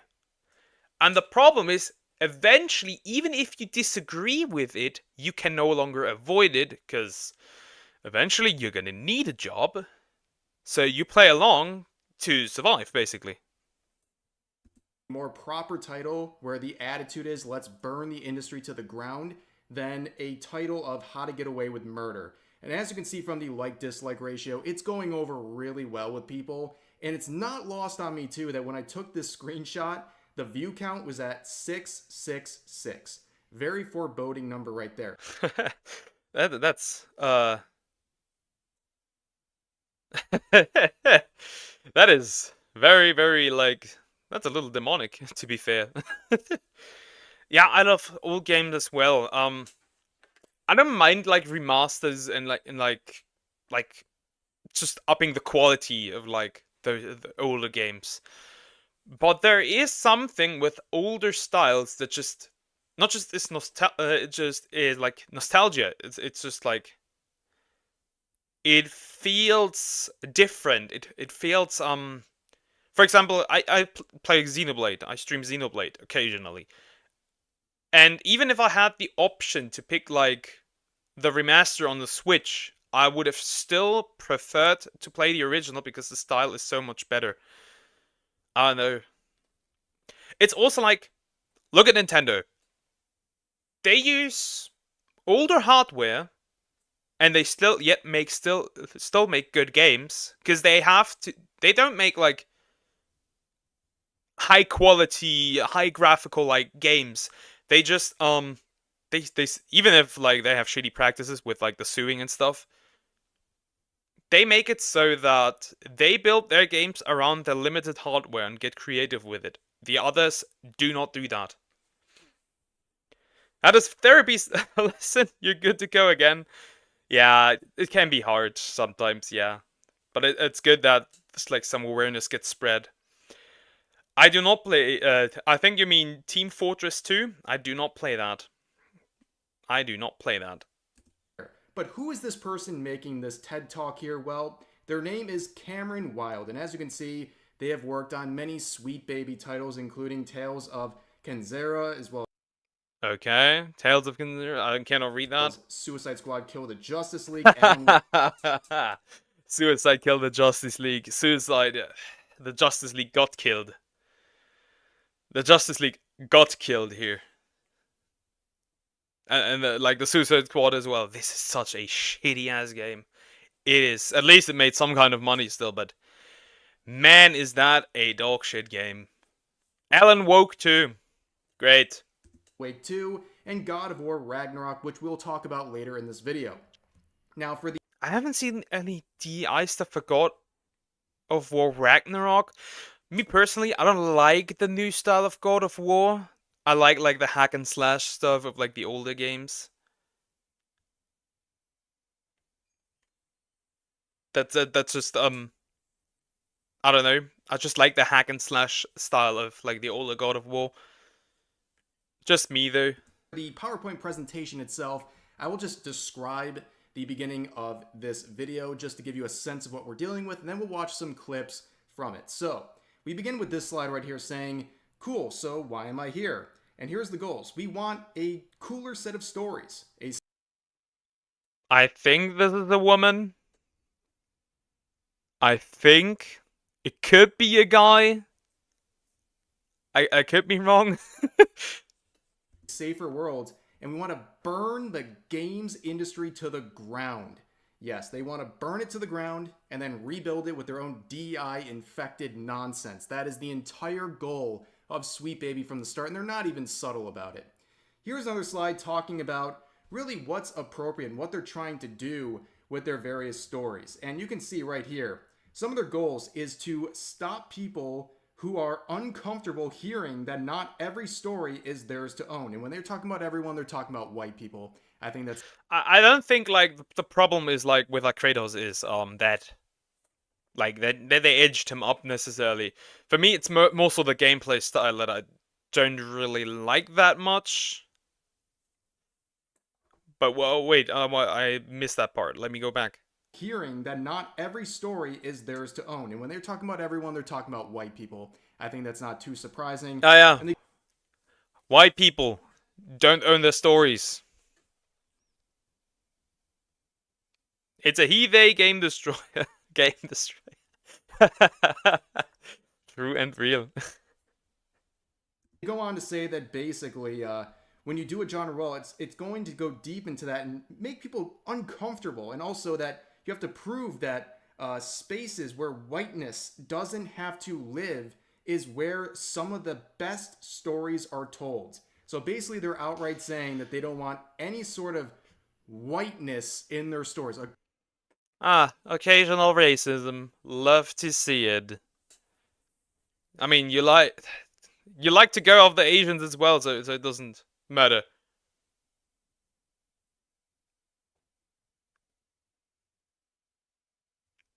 I agree. I agree in that sense, because like, why did he go from like very explosive to like this basically calm and collected old man, and like a bit more, yeah, I wouldn't say pacifist. I wouldn't really say that, but just like more calm and collected, like what happened. A little explanation would have done well, I guess.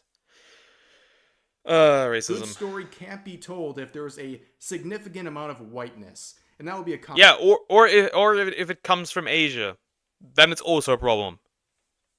common theme. They'll also predominantly Japanese and Chinese. Say what their favorite film is. One of their favorite films is Blazing Saddles, and the reason they like this is because it isn't respectful. It's offensive, but it offends the right people because the jokes come at the expense of whiteness. Yes, it is offensive, but it's okay because the target of these offensive jokes in the movie are white people. So throughout this presentation, there's a lot of talk about Quentin Tarantino, this sweet baby employee. How do I say this? I make fun of everybody. I don't care. No matter skin color, no matter the like sexuality, no matter what you identify as. If I can make fun of you because you're a dumbass, I will. I love shit talking. I'll be real. I love shit talking. And I enjoy to shit talk. Employee has a big problem with Tarantino, calling him an edgelord and saying all these things about his privilege as a white man directing these movies, and that the product of his content, his movies, is something that reflects a patriarchal, white supremacist society. And he even... Doesn't Quentin Tarantino do a lot of Western-style movies? Doesn't it make sense? Because at that time, just black people were seen as lower people. Doesn't it make sense that that is portrayed in the movies? This is why I say, with all this media, they are trying to rewrite history. We've seen it in other TV shows, other movies that are back in that time. It is okay to look at the past, how it actually, or that may have been. You don't need to be a revisionist and have to change history to your liking. It is okay. Goes further to say that Tarantino has not earned the right to laugh. Sort of a context-free version of art is supposed to make people uncomfortable. As an auteur, I still cannot the voice still not allows me to put where this person belongs to. The voice did not help. Quentin Tarantino feels like someone who grasps after edginess when they don't really have any human tragedy to explore the depths of. Wait, let me read that. Death of the Edgelord. When the black critics came out with savage think pieces about Django, which, by the way, again, it is a movie from that time, so it makes kind of sense to make a movie like that. I couldn't have cared less. If people don't like my movies, they don't like my movies. Base statement. This is like I say, what I say with my opinions that I have. If you don't like it, you can leave. I'm not gonna block you. I'm not gonna hate on you. You have all the time to leave. I don't care. And if they don't get it, it doesn't matter. True and real. I don't care what black people think is kind of suspicious coming from a guy who gathers them to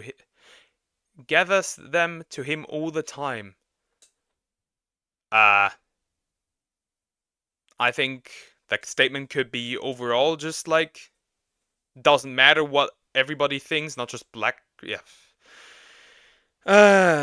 It's also like, I don't have to care what one specific group has to say. I don't. I just don't. It is not my obligation to, as long as I'm not hateful or anything, it is not my obligation to cater to your feelings. They don't understand that growth comes from trauma, sure, but it also comes from joy. He holds a no pain, no gain kind of mentality that I think is unshakably rooted in white supremacist patriarchy.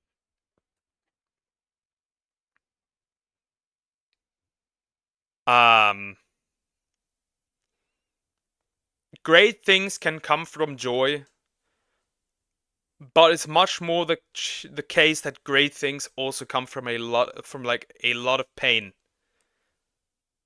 That has nothing to do with white supremacy.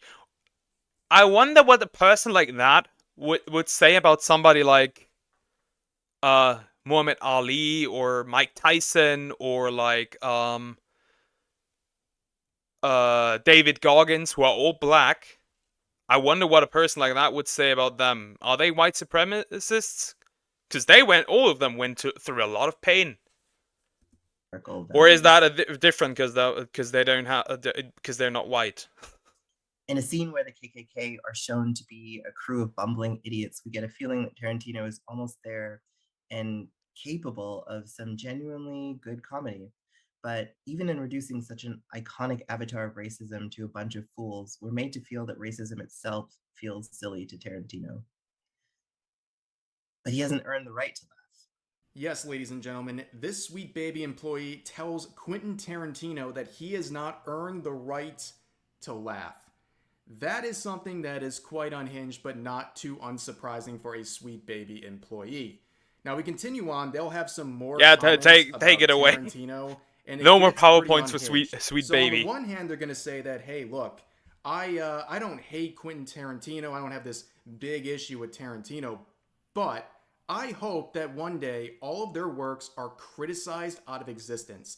They literally want Tarantino. So censorship. Because, it's bad when others do it. But it's okay when we do it. Rules for thee, but not for me. Basically removed from any conversation of media. In Tarantino's case, the man seems to thrive on people hating him, and so I don't hate him. But I do think his work needs to be critiqued out of existence, and that he specifically has to be addressed in any discussion of that work. Because Tarantino is capable of genre filmmaking, but the genre he's chosen with Django is blaxploitation. Yeah, that is a mask-off Sweet Baby Inc. Did this person just create a new buzzword? Black exploitation?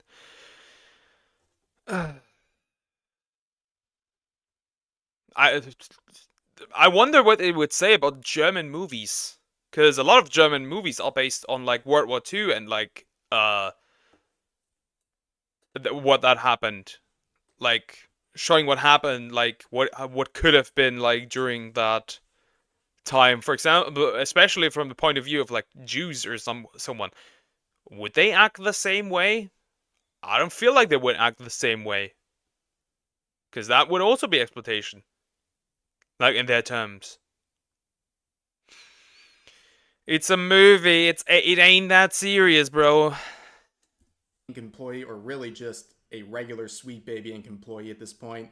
But they would wrap up their PowerPoint presentation with this slide right here, saying certain things about the execution of media and what makes a piece of media something that is good. And in this, they say, in a good genre, the identity of your character, specifically your heroes, must define their challenges in the narrative but it must also define their triumphs, and that good genre must consider the relationship to power. Basically, they're saying that if you have a character of whatever race, the struggles it faces must reflect that of the race of the person they are playing, which is... That is kind of racist. Oh my god. Absolutely insane and also pretty stereotypical, am I right? I mean, it just sounds very unhinged. I'm gonna be a teacher in the future. That is, if YouTube does not take off. And if I ever have, like, a black student, yeah, I'm not gonna treat you like... I'm gonna treat you the same as everyone else, the same standards, no victim mode here. Because I feel like that mentality of you're black, you're a minority, so you're a victim. I hate this mentality. It scars people for life. It makes them blame everyone else for mistakes that they have made. It makes them not grow because they put everything, like every failure is just appointed to them being a minority. I hate this victimship mentality. I hate it. I hate it. I hate it. I hate it. It is so harmful to those people. So harmful. But to their growth. I want to shout out to Kirsha here. It was actually... My Oshi, my queen! She's here! Oh, Kirsha, I love her. She's great. Helped me go down this rabbit hole with the latest Sweet Baby nonsense. But as you can see, this is the least of their problems. There's a lot more we have to say about Sweet Baby today because I love White Fox Woman. Controversy. Let's begin right here with this latest headline. Former Sweet Baby Inc. employee implies developers did not want to hire him after working for Kim Bel-Air's company. You reap what you sow, I guess. Well, this employee we're talking about is, of course, Kazuma Hashimoto. Yeah, that dude came to the rescue for Ubisoft and Assassin's Creed. We've talked about him a couple times in the past week Double or so standards. Because he is a Sweet Baby Inc. employee, a former one. He worked there until 2023. And he was used in a New York Times article that was defending Ubisoft and Assassin's Creed Shadows from criticism stemming from this release. Now, in the article, he says many things to the New York Times. He basically displaces all blame for criticism of Assassin's Creed Shadows onto angry Western gamers. He claims that there Yeah, because the Western gamers made Japanese accounts for Japanese YouTube to dislike the video, which had dislike the trailer, which had a worse dislike ratio than even the Western one. Sure, of course, I would love to put that much effort into hating. I don't care, dude. I just don't buy this shit. That's literally it. No people in Japan upset about this game. In fact, he goes even further to say that a bunch of English-speaking users on the internet were LARPing as Japanese users, trying to stir outrage on that side of social media. Now, of course, that can be easily debunked for a million different reasons, but the easiest one... Look at that dislike ratio. Look at that sexy dislike ratio. Look at that. Look at that view count. Look at that view count. Over 10% of the people that watched this have disliked it. Goddamn. Look at that ratio. To notice is the Ubisoft Japan trailer for Assassin's Creed Shadows. I showed this about a week ago, and the like-dislike ratio has actually gotten worse. Back then, it was about 97% dislikes. Now, it's at like 98+%. It's actually got... Wow. Wow. Gotten worse. In that time How period, do you do it's been that? Only a few, like a single-digit number of likes, but another 2,000 dislikes. It's actually impressive how bad this like-dislike ratio is.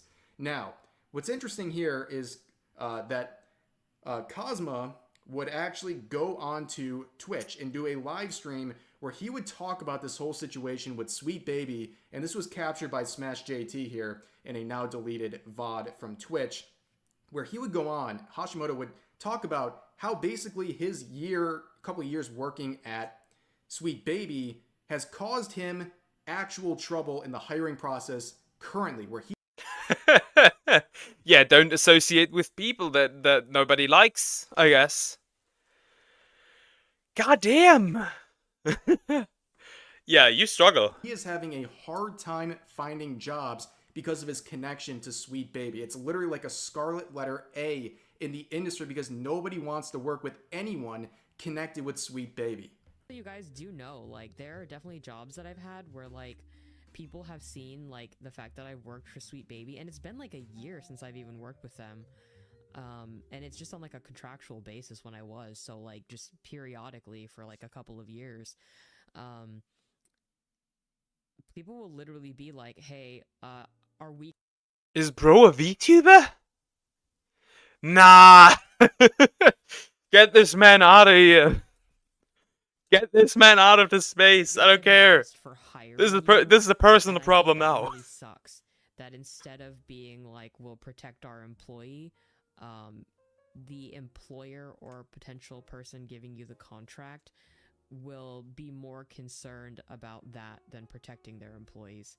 Yes, you can hear the world's smallest violin playing for Hashimoto here. Basically, nobody feels sorry for you. You worked with Sweet Baby. You took the money to help integrate all this DI nonsense into games for years, and you even turned around after you were already no longer employed with Sweet Baby to defend Ubisoft and Assassin's Creed. The funny part is, like, he has worked with all the typical, like, bad guys. Polygon, IGN, Games Radar. Shadows in a New York Times article where you make yourself basically the highlight, the main source that all this outrage over the game is limited to a bunch of angry bigots in the West. The whole thing is absolutely ridiculous, but not the only thing that Sweet Baby... I don't react that much to, like, what is the word? I don't react that much to, like, bigot or like words like Nazi or incel or whatever. It's at this point it's just like person I don't like. It doesn't matter if the word is true. It's literally just a synonym for person that I do not like.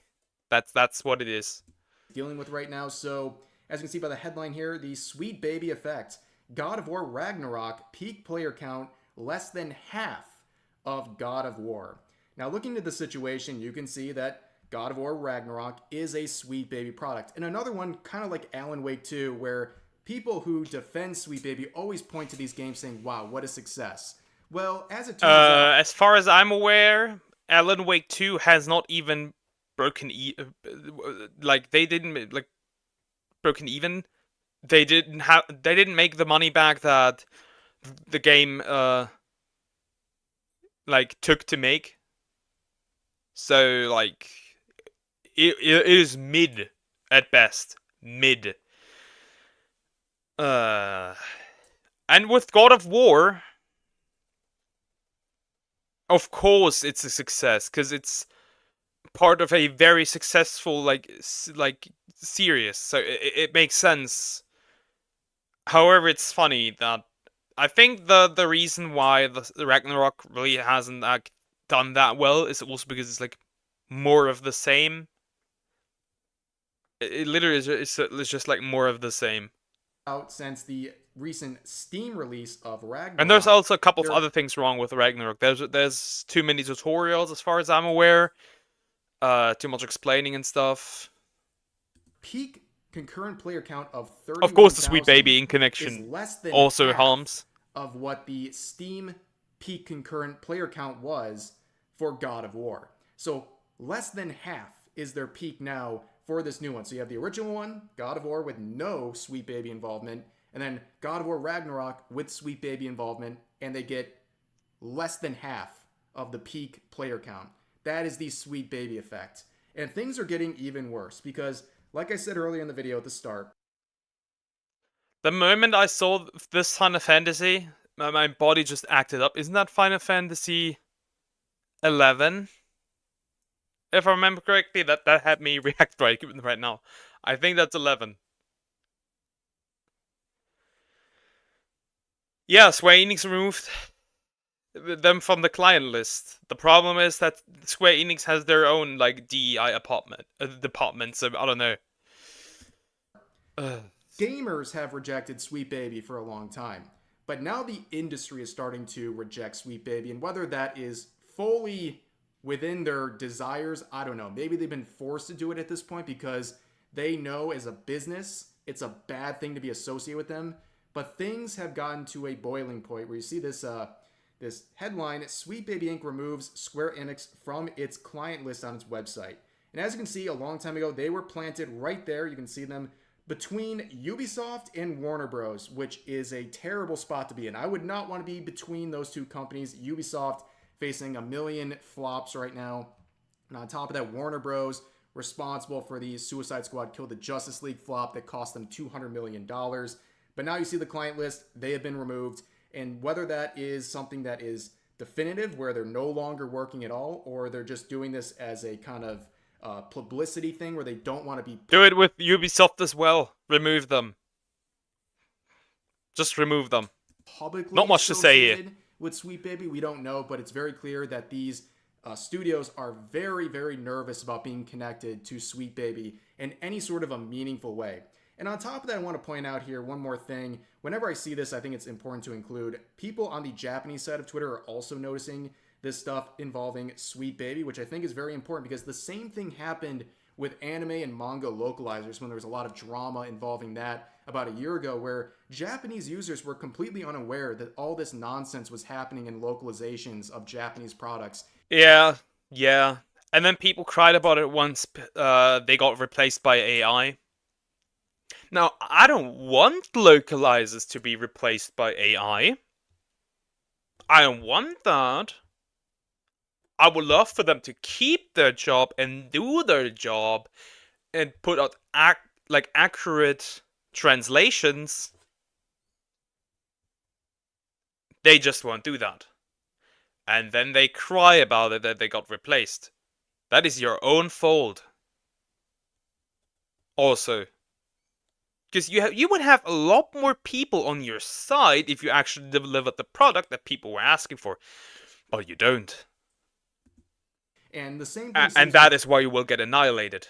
Happening with all this nonsense involving Sweet Baby and their DEI integration and consultation into these games, and it's good to see that. Now, one thing I want to end this video on is talking about the movie. That is insane. I don't know how Matt Walsh fooled these people. This is like literally Superman. This is a Clark Kent move. Bro just put on a wig. He basically just put on a wig. Now, I don't agree with everything Matt Walsh has to say. I think his stance about anime and like Japanese stuff, like video games, is dog shit. And he has started to slowly realize that maybe he does need the help of others, because he has realized that our side basically is like fighting with no culture, and like you can only like make art if you have a culture. He is slowly starting to realize and change his ways. But that thing is so funny. I don't know how he managed to fool these people. Am I Racist by Matt Walsh. Now, personally, I disagree with a lot of Matt Walsh's points. I think he can be pretty cringe at times. Like, just get his opinion on anime, where only a few months ago he called anime demonic. Anime demonic. True. He said that. But I will say, like the guy or not, this was a great movie. I saw it yesterday. Yeah, it is really good. An amazing job of exposing people who are in the business of DEI. These people make a fortune by essentially calling everyone racist and trying to give you the impression that the entire fabric of society is based on racism and hierarchies, when it really is not that deep. And a lot of people compare the style of this video to Borat. And with Borat, you had him asking somewhat normal people ridiculous questions, but in Am I Racist, Matt Walsh is asking ridiculous people normal questions, and basically just... Yeah, and these people were, by the way, after they realized they got fooled, they were seething. They were seething on Twitter, they were seething on Facebook, they were losing it. Yeah, he sometimes has a point, and then he just, like, drops the ball a little. It is a really fun watch. It is so funny to know that these people don't understand that this is Matt Walsh.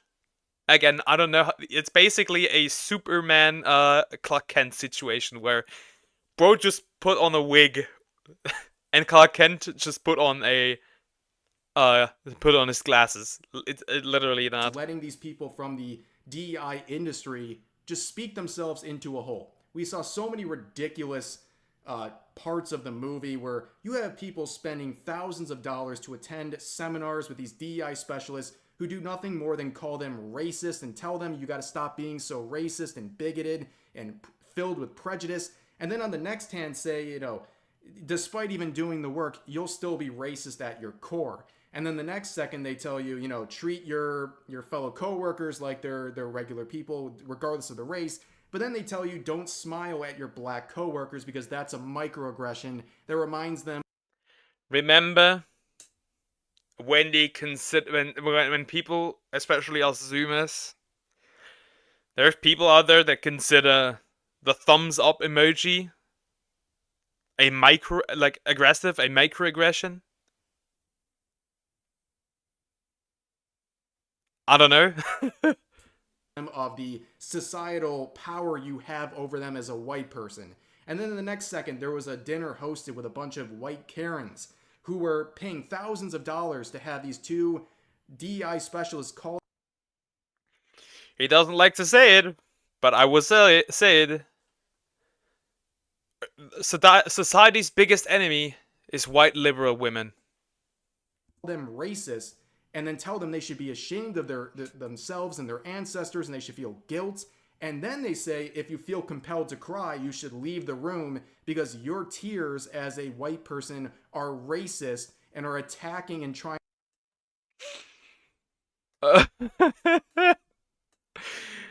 No.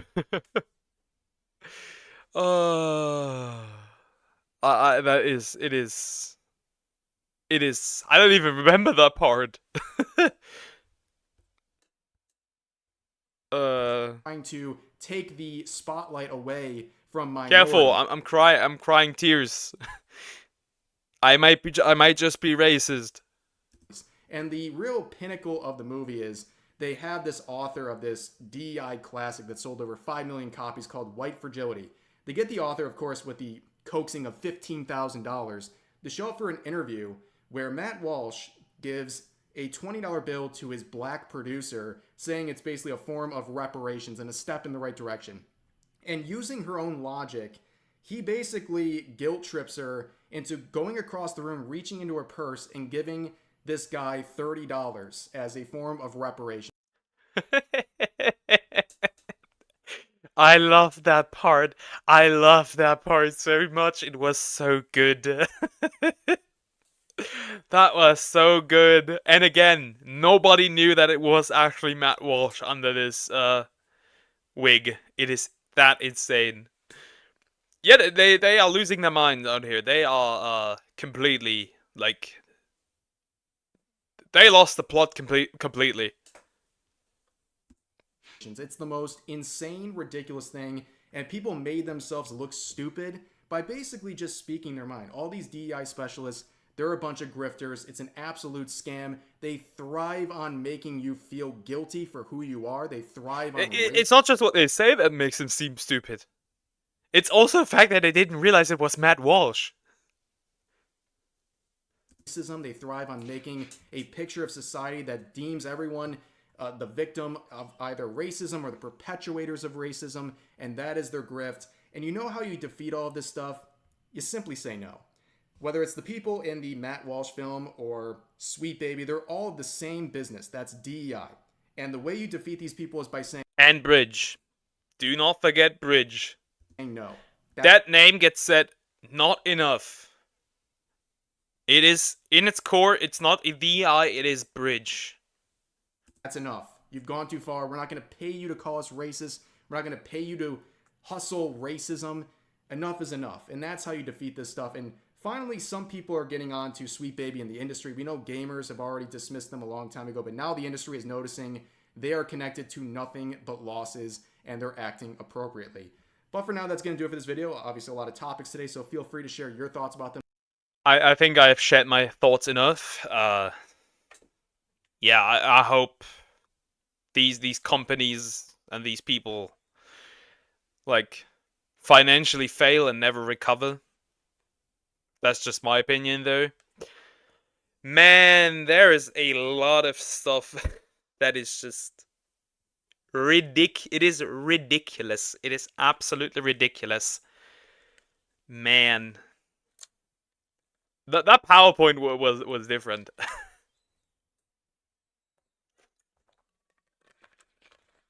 Goddamn, that PowerPoint was built different.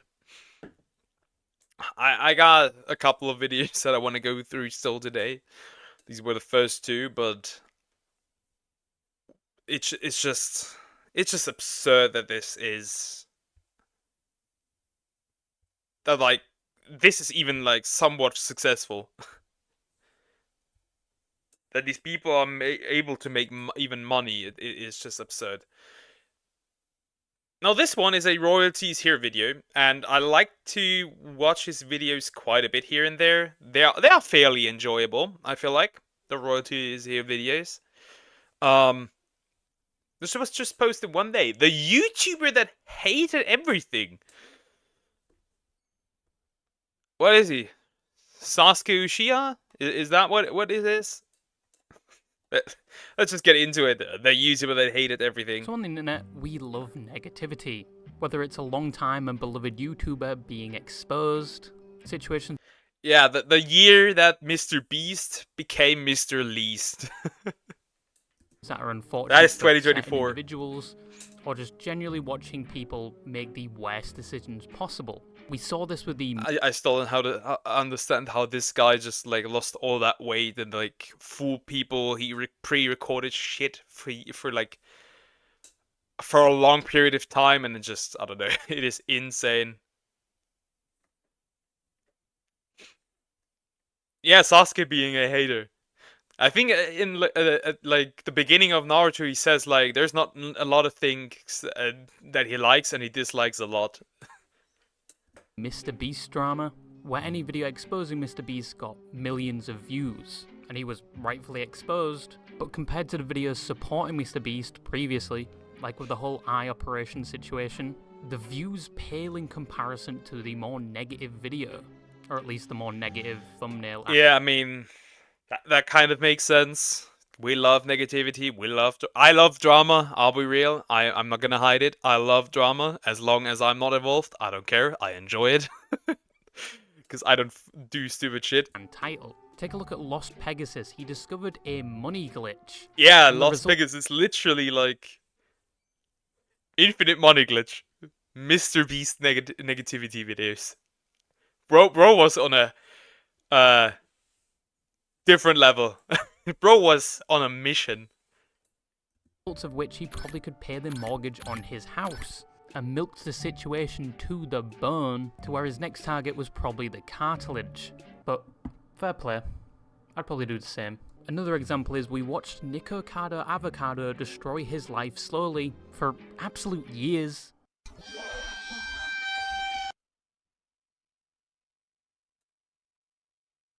What? Wait, what? Please just let it be eating videos. Please just let it be eating videos.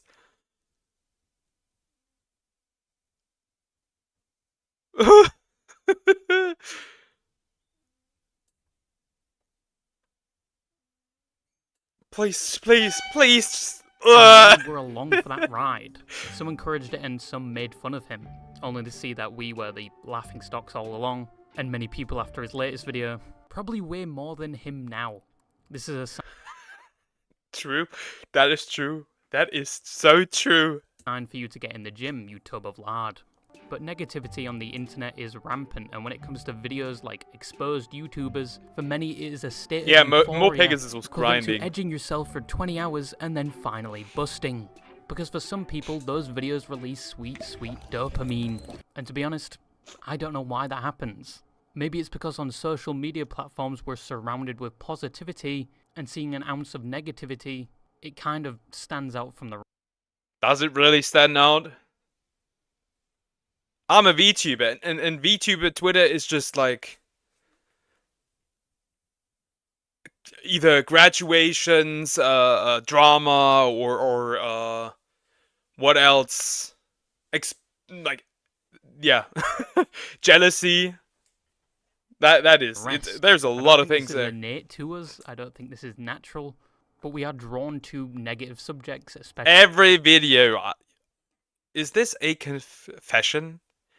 Do you like femboys on a different level? Because like every video he mentions at least once femboys. You good, bro? You want to tell us something? We're listening. Especially on YouTube. Like if a YouTuber's grandmother fell down a flight of stairs, broke 3 ribs and a vertebrae, and then implanted herself in the cab, we're probably more interested in a video about that than that YouTuber's normal content. But while that was a long anecdote and long lead up to this, there are certain YouTubers that take advantage of this or make it their entire personality just to hate on things and spread negativity. And people are...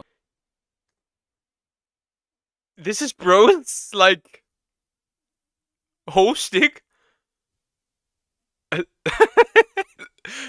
Garbage, everything is garbage. Not Dragon Ball Timer! What are you yapping about? That doesn't have enough views, it's crazy actually, because like the Dragon Ball community would have sent this man flying. Not Dragon Ball Daima, I'm excited for Daima, leave it alone, it's Toriyama's last gift to us. Unintentionally attracted to their content due to it being negative, or spreading negativity about a topic everybody loves. If any of you are thinking of me, I'd have you know my videos are very positive, but... Bro is living on drama, let's be real. Even this one. Today we're going to be focusing on a YouTuber that has made it their entire personality, so much so that other popular YouTubers have taken note of them and are able to recognise their content. Even popular YouTuber goobers like Moist Critical, knowing them by name. And this YouTuber makes content that seemingly goes against most opinions, and his entire existence... It goes against everything. Final Fantasy, there's everything! Gear 5, Spider-Man, Street Fighter, One Piece, what is it called? Vinland Saga, like, holy! And there's just one masterpiece. Going against the grain. A sort of no... Then there's the exception for Tears of the Kingdom. What is this man doing? A lot of attention, and somewhat YouTube's greatest hater. But that YouTuber is Young Defiant. Young Defiant? Defiant he truly is. He is defiant of everything. This is the biggest hater. Literally the biggest hater. AKA the king of gaming, the king of YouTube, the realest gamer on the internet, the 100% fact spitter, the higher level thinker, the leader of the real gamer movement, the king of anime, the king of manga, and the one who's better than you in every way, has once again... Now, Young Defiant seemingly hated everything, something seen even in his first uploads 10 years ago, with how much he hated Watch Dogs, and that behaviour never really seemed to stop, with him claiming critically acclaimed games, movies, and even animes that everyone seemed to like. Why Vinland Saga? I know that the second season isn't like that great, because like it's a lot more pacifist. Was it the second season? The third season? I don't know. Elden Ring does not deserve Game of the Year. Oh my god. What a hater. Complete. Yeah, his name suits. You have God of War, Battlefield 1, Red Dead Redemption 2, The Last of Us, Attack on Titan, Invincible, Genshin... Okay, that was kind of low-hanging fruit. Accurate, but low-hanging. Yeah, pretty accurate. through. The same thing could be said for his review on Black Ops 4, but his main piece of content was hating on things everyone loved, and he got a lot of views from it. Yes, his most viewed video is teaching you how to play backwards compatibility games. Overall, very nice guy. Bro is just rage baiting. Bro is a YouTube rage baiter. It is insane. So you guys should definitely hit the like button. Definitely leave a supportive comment, because I didn't have to do this. I could have left you guys out in the cold where you belong. But anyway. But also, for you guys seeing this on the video, you should do as well. So why God of War Ragnarok is absolute shit. You know, that critically acclaimed game that every review simultaneously agreed it was a great game. Even the people in the back that were playing it in Braille, frame by frame, agreed it was a masterpiece. But no, it was a pile of liquid dog feces. Now everyone is entitled to their own opinion. Like, I think Viva Pinata is the best game of this century. I really love cheese and every other dairy. I mean, Viva Pinata is pretty good. It is pretty good. I have to agree, it is pretty good. Is it the best one? No, but it is pretty good. But there are people that think Viva Pinata isn't a good game, and some people, when they consume dairy products because they're weak, will find themselves sitting on a toilet for an extended period of time because their poor little weak stomach doesn't like dairy.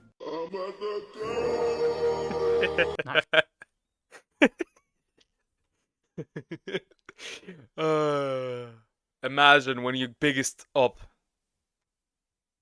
is milk. Imagine if your greatest enemy is milk. Natural selection at its best, but they are entitled to their own opinion. It may be against the grain, but they're entitled to that opinion. And if they provide additional reasoning of why they don't like it, instead of it's just bad, I will wholeheartedly support them. With the mental fees... Concord is just bad. Concord is just bad. That are going to pile up from the asylum they'll be staying in, but support them. But most of Young Defiant's videos were taking things that people were saying were the best part of that Royalties here? Yeah, he's pretty funny. Or the other guy. Do you mean the other guy? It was the complete opposite. Like his review on God of War Ragnarok, when you get past the intro of him saying he's a god tier gamer, the best opinion, the king of all gaming, and if you're not supporting his channel and giving him money, you're a loser. Young Defiant, aka the king of gaming. Understandable. I do not condone this type of behavior, but understandable. Peak narcissism, by the way. Narcissist! The realest gamer on the internet, the one who's better than you in every way. That is a speech that is the epitome of low tier god. Your life is nothing. You serve zero. I know that low tier god, like low tier, the low tier dude is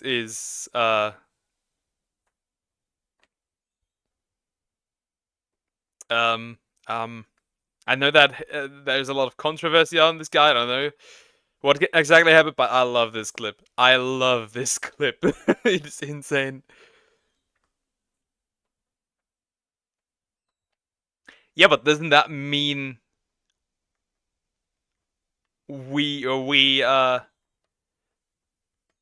not normal people are stronger? We have evolved. You know, like we Saiyans don't have any limits type of thing. Zero purpose. You should kill. Honestly, if these two were in a room together, they would probably get along. I love this clip. I love this clip. It is so good. I have used it so often. It is insane. Same energy as Freeran. Same energy. Same energy. Literally same energy. You should kill. But he mainly just says it's not God of War, it's God of Bore, and it was not in the least way captivating. An opinion in which most people think is the opposite. And he goes on to say it did not deserve to go up against Elden Ring in Game of the Year. A bore, trash Narok, is not Game of the Year 2022. Another example is his review on Invincible, a critically acclaimed show aimed towards adults and teenagers. He goes on to say that cartoons are for children. I like Invincible, but it's not as good as the comics. Sorry to break it to ya. Children and anime in its worst state is better than this. And when Boku no Pico. You get past him basically stroking his own ego for about half of the video. Have not. Generations, millennia, centuries of information processed into my brain. So my brain is honestly very old. My brain is about as old as the earth itself. I've seen things. Bro is glazing himself. It is insane. It is insane. Bro is glazing himself. He goes on to say that this is basically garbage and that anyone that likes it is a loser. Something he also said about Arcane. Okay. You're probably thinking around about now, this is just a troll, right? Rage baiting. I will not do another Twitch stream. I will not do any video. I will not do anything until I receive what I am owed. Now, it's blatantly obvious this is a troll. Like how we made a review on Elden Ring before it came out saying it's going to be the worst game possible. Elden Ring is really just a Dark Souls 4 reskin. That's all it is. It's not a new game like they're adding anything new to it. It's just basically Dark Souls 4. Then when it did release, he said it was one of the best games. Elden Ring is an absolute masterpiece and by Yeah, bro is just rage baiting at this point. He is just rage baiting. Best games I've ever played. It definitely deserves all the hype, praise, and attention it's gotten. And then went back to saying it was one of the worst games because it was so easy, and it did not deserve Game of the Year. Elden Ring does not deserve Game of the Year in 2022. Bro is switching up insanely fast. And then went on to say it was better than God of War Ragnarok because it's a real man's game. God of War Trashnarok has gotten completely and utterly bodied by a real man's game. A real man's game. Elden Ring has dominated.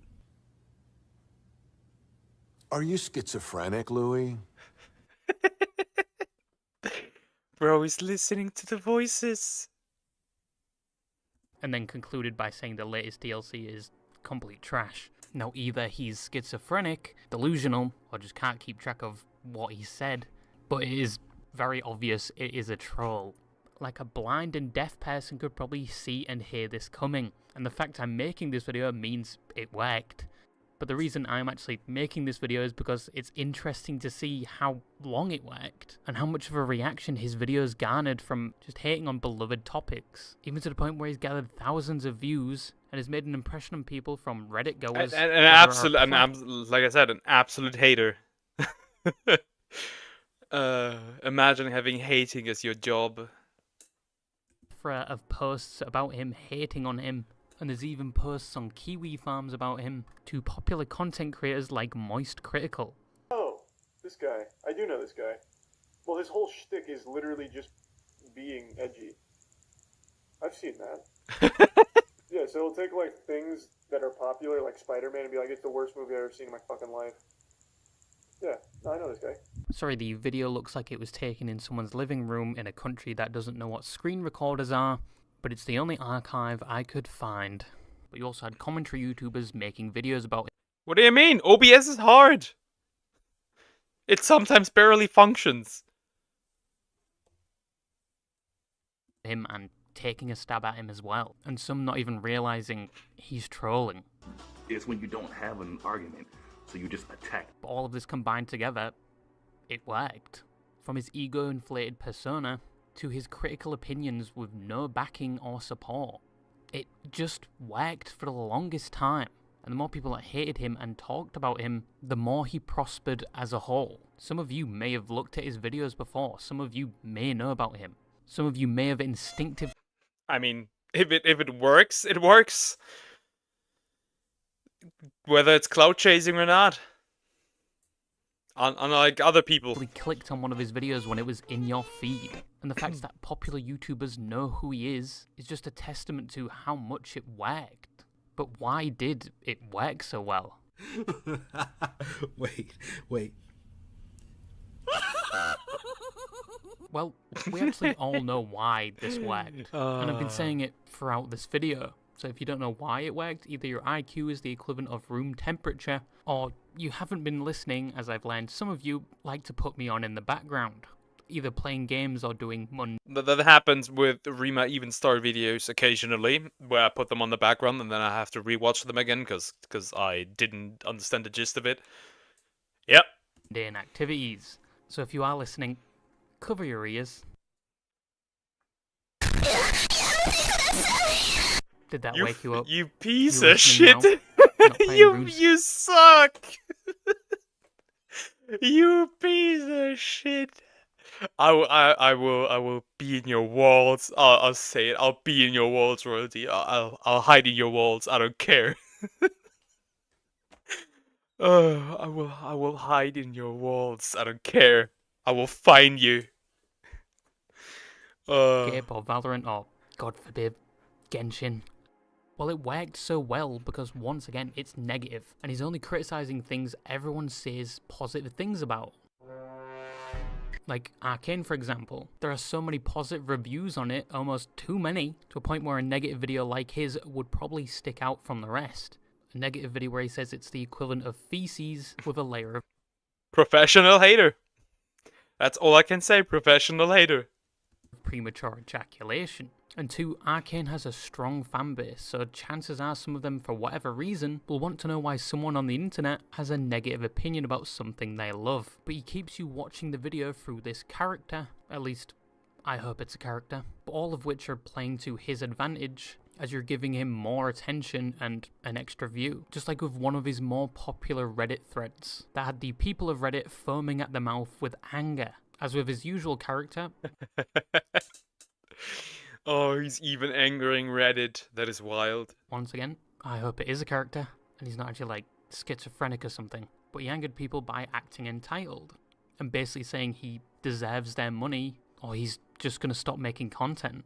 This is my protest. I will not do another Twitch stream. I will not do any video. I will not do anything until I receive what I am owed. A feat in which, on Reddit, ensured he had a... Alright guys, I'm gonna end stream now. Donate me. Or else end it. I'll end it here. I will not do anything anymore. I'll graduate. Small duplex in people's It is heads wild. Because he got the it is attention absolutely he wild. wanted. But it all worked for the longest time. And hats off to him, he very rarely broke character. And he was doing this all for monetary gain. But eventually, it just all fizzled out. Now we all know what a lolcow is. You don't, do you? Dumbass. It's someone milked for laughs. Take Christian for example, the only reason except for the crime he committed, God help me, learning about that was terrible, but apart from that reason he entertained As far as I'm aware for Christian, was it something involving a family member doing certain things? I don't quite remember that one. People through the reaction he would get from people trolling him, and many of the people watching would get a quick giggle out of it, making them want to interact with him more and give him more attention. Now the opposite was happening with Young Defiant. He was mostly getting the reaction from the people viewing his video, but apart from getting angry, they were getting nothing out of it. And yeah, they were people that were entertained by him hating on everything and were fans, waiting patiently to see what he would hate on next. But compared to the people he was getting a reaction out of, who only viewed his video once and probably left a dislike then went about their day, comparing his fans to the people he got a rise out of, his fans are minuscule. In general, I think he would have... He's literally just like building a community of haters. That's literally what he does. More subscribers, help, he should have more. If he arced his videos in a way that would not just rage bait and actually put more effort into his videos where it's just not a single JPEG image with him talking over it. If he used that character that is very entertaining, presenting his videos in a way where you could tell it's a joke within the first 30 seconds, or actually had a valid point about the topic he was criticising, this guy would be more larger than he is today. But what I'm... Probably. Make funny edits, edit the videos more, he would probably have more success. basically trying to say is this guy is very entertaining. You can see it throughout his videos. But he's cultivated an audience that wants him to hate things or just hates him in general and wishes for his downfall. Conclusion. Now in current times, Young Defiant barely uploads. And every time he streams, which was a few days ago, he titles it as if he's leaving YouTube or something. I assume to try and get every milliliter of milk out of that pony. That's a measurement for liquid if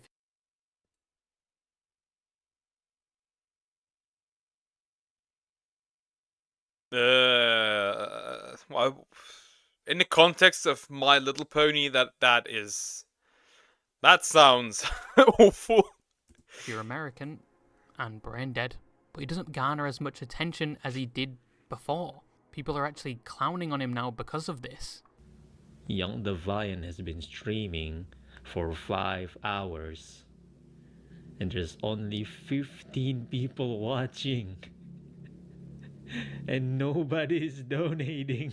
And it looks like throughout the almost 10 years he's been doing this, it's winding down and eventually just won't upload.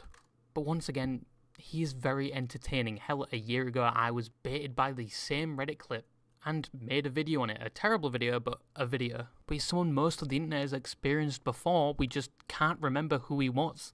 We probably got rage baited by one of his videos in the past and then completely forgot about who he was. Until you see one of his videos again and you're like, oh, it's this guy. But yeah, I think he's very entertaining.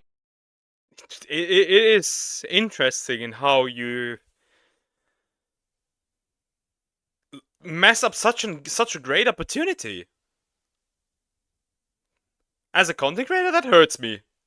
Seeing how he messes up that great opportunity to like personality is hitting on love topics to attempt to make his videos stick out. Grow this into something larger and draw more people in from the topic itself. But yeah, that was something I just remembered today and wanted to talk about. The one topic I hate is YouTube voice recognition, because I still can't make the like and subscribe button glow. Everyone else can, just not me. But yeah. You're not alone. I can't either. And that's the end of the video. That was a fun watch. I didn't know that somebody like that existed. That was a fun watch. Yeah, that was funny. Something a little different and something not so negative. Like usually my reactions are a little more negative. But yeah, that one was funny.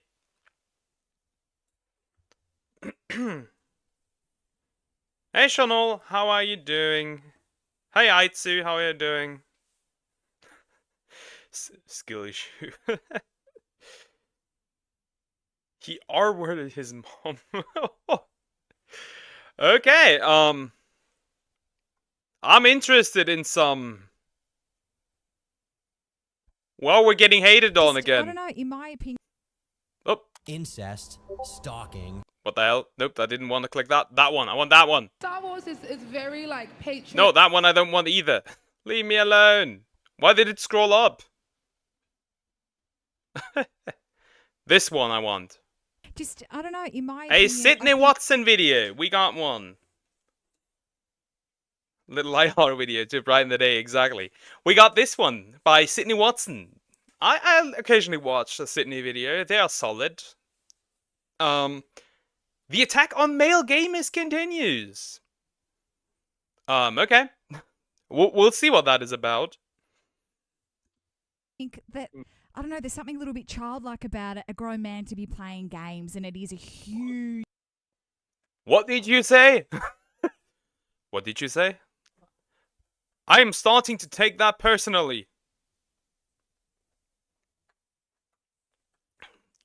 I see, you get what I mean. It's not like it's something to laugh at. It's not animal abuse. We had a really heavy video in the beginning of animal abuse, so it is a little bit more enjoyable than that.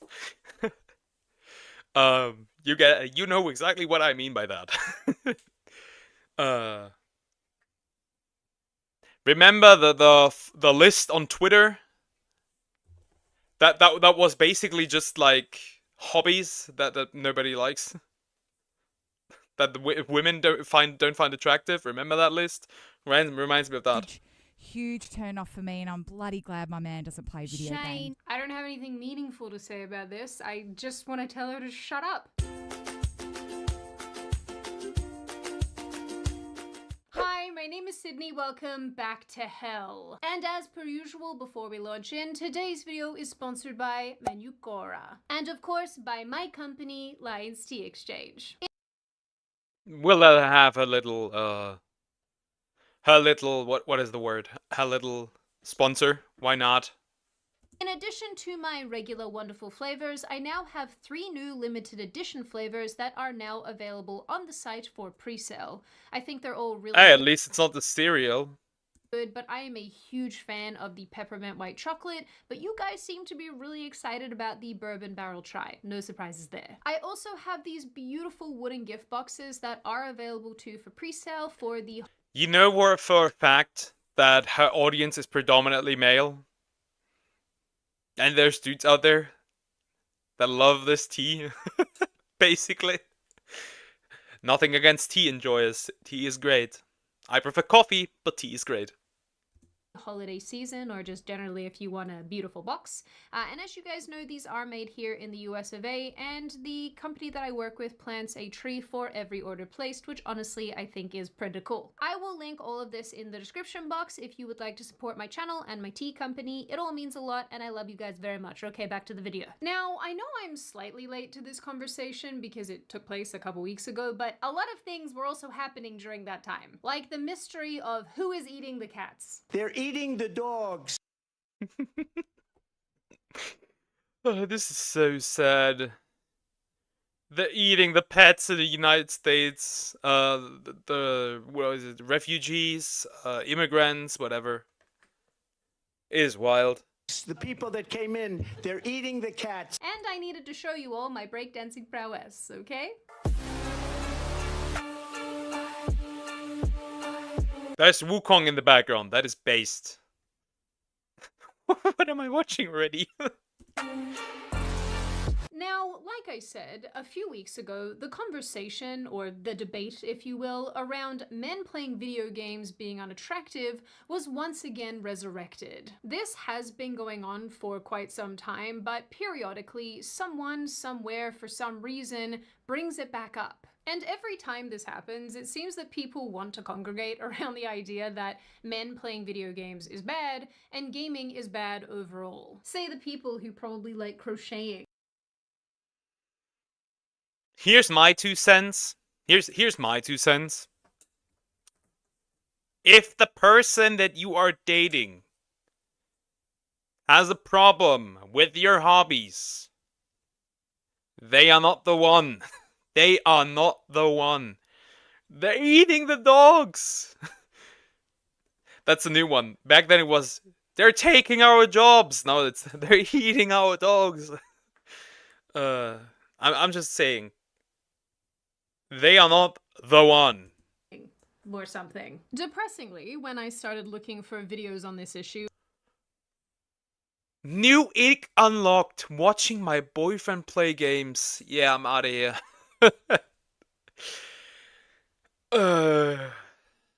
Ha. Women. I actually came across this bizarre trend on TikTok where women say that their men being happy while playing games gives them the ick. So there's that. Shut up, kill yourself. Just launch me to Get yourself.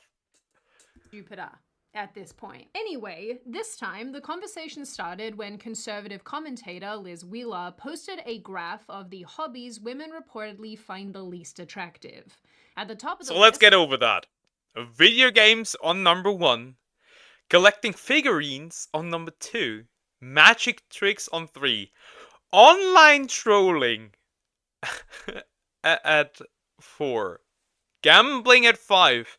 That's the only reasonable up until this point. Building model trains. I assume everything that, like, model stuff, like... Building everything is probably... Taxidermy. Isn't that, like... Stuffing dead animals? Comic book collecting. I wonder if manga falls into that as well. Bird watching. A man can no longer enjoy nature. Gambling at 5, yeah, I can't. It is insane. That should be way high up.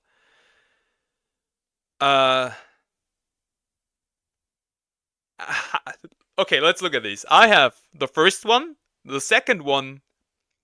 I can do magic tricks. So that would be the third one I have as well. Online trolling, I have the fourth one. Gambling, I have the fifth one, because gacha games. If we count comic book collecting also as manga, then I have 6 out of 10. I have 6 out of 10. Is insane. I am a walking red flag in this case. Was playing video games, followed by collecting figurines, magic tricks, and online trolling. But apparently, we all love a good bird watcher. So that's a win for the birdophiles. I have absolutely... That sounds so wrong, the birdophiles. Because the one royalty is here video that I reacted to, where a dude, and when he was 15, did nasty things with a pigeon. That reminds me of that. You want to win $bazillion, true and real. Your boyfriend better be gambling. It's the only way to get rich. Possibly. It's one way. No idea what bird enthusiasts are called. Birder. Well, at least Birder. I guess that's an improvement on what the trained people are called.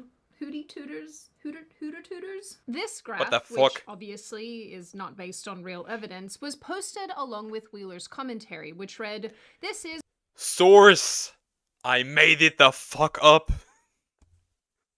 100% true. Men playing video games is peak unattractive, beyond red flag, like deal breaker zone. It's weird so many dudes don't get this. You want to know what I don't get? Why it's taken me so long to hear about the wonderful sponsor of today's video, Manukora. I have spent Another most of my sponsor. adult Stop life it. in search of sugar. Woman. I'm kind of like Smeagol from Lord of the Rings about it. Precious. And the older I get, the more that I realize sugar's not that good for you. But what if I told you there was a sweet alternative? You need... No. That is wrong. That is wrong. That is totally wrong. You need sugar. It just depends on the sugar that you're taking. That you're consuming. It depends on the sugar. Stop this nonsense. Tasted good and was good for you. Well, there is, and it's called Manukora. Manukora honey is pure, single-origin Manuka honey found only in New Zealand. It's rich, creamy, and supercharged with unique antioxidants and prebiotics. I love honey, especially like the one that has is a bit harder and I like the consistent how it tastes. More than that, more liquid like honey. It actually has 3 times more than your average honey. So yeah, take that, normal honey. Manukora honey supports immunity, helps with digestion, boosts energy, and is great for assisting with inflammation. It's also this super honey golden color, and it's a definite game changer if you're anything like me and use honey in tea or on sandwiches.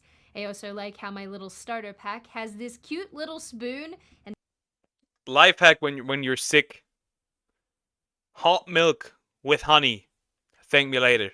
these honey sticks, which could be completely cool if you're munching on the go. Best of all, Manukora honey has a natural antibacterial compound called MgO that is only found in Manuka honey.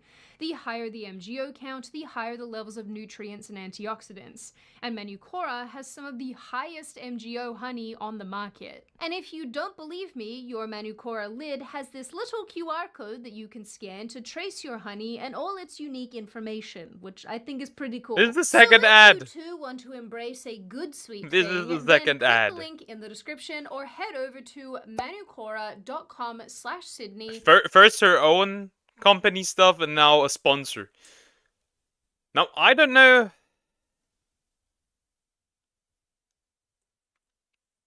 Bye, Eskimo. Have a nice day. Rest of your day. For $25 off when you buy a Loads of love back. After a huge amount of pushback, Wheeler followed up with a few additional posts, including another tweet where a woman wrote, "Women don't dislike video games because they're geeky, we dislike them because they're antisocial and consumption-based. Like if a woman said That comes from a woman. Do you know which kind of people are more inclined to have a shopping addiction. It's not the men. Also, makeup is consumption based. Technically, you wouldn't like eating would like eating is technically also consumption based because you literally consume food. Like, what is the problem? Also, antisocial. I've talked to more people through gaming than I have, like even in school and stuff. Like, what are you yapping about? TikTok or online shopping was her hobby. Hobbies should include actually doing, making, or learning something. I make videos. I stream. Does that count? The last time I checked, gaming is doing something? What is this? What am I even reading here? And you can even learn something. There are games that are fairly educational at times. Down even further, Wheeler also wrote that video games are sedentary, consumptive, fantasy steeped in immorality that have serious negative real-world side effects on the men who play them. This tweet was very long, so I'm just going to summarize the generality of it, which was that video games are net negative on society based on the fact that they reportedly lead to aggressive behavior. Hello, Pilachu. How are you doing? You could say that about a lot of things.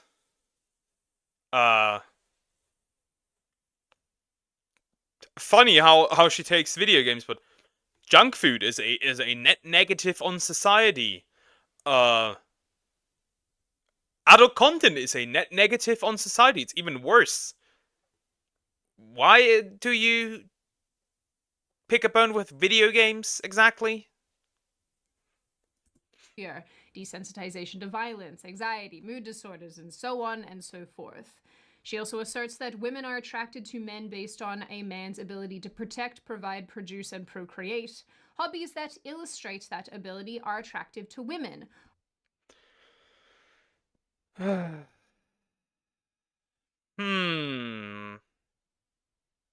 a lot of yapping. There's a lot of yapping. I don't even know where to begin to unpack this. But she's hyper-conservative, so I guess it makes sense. You only know English because they won't translate games into your native language. They do translate games into my language, into German. However, I still needed to learn English because back then that wasn't really the case in the PlayStation 2 era, and some GameCube games as well. So I was introduced to learning English quite quickly.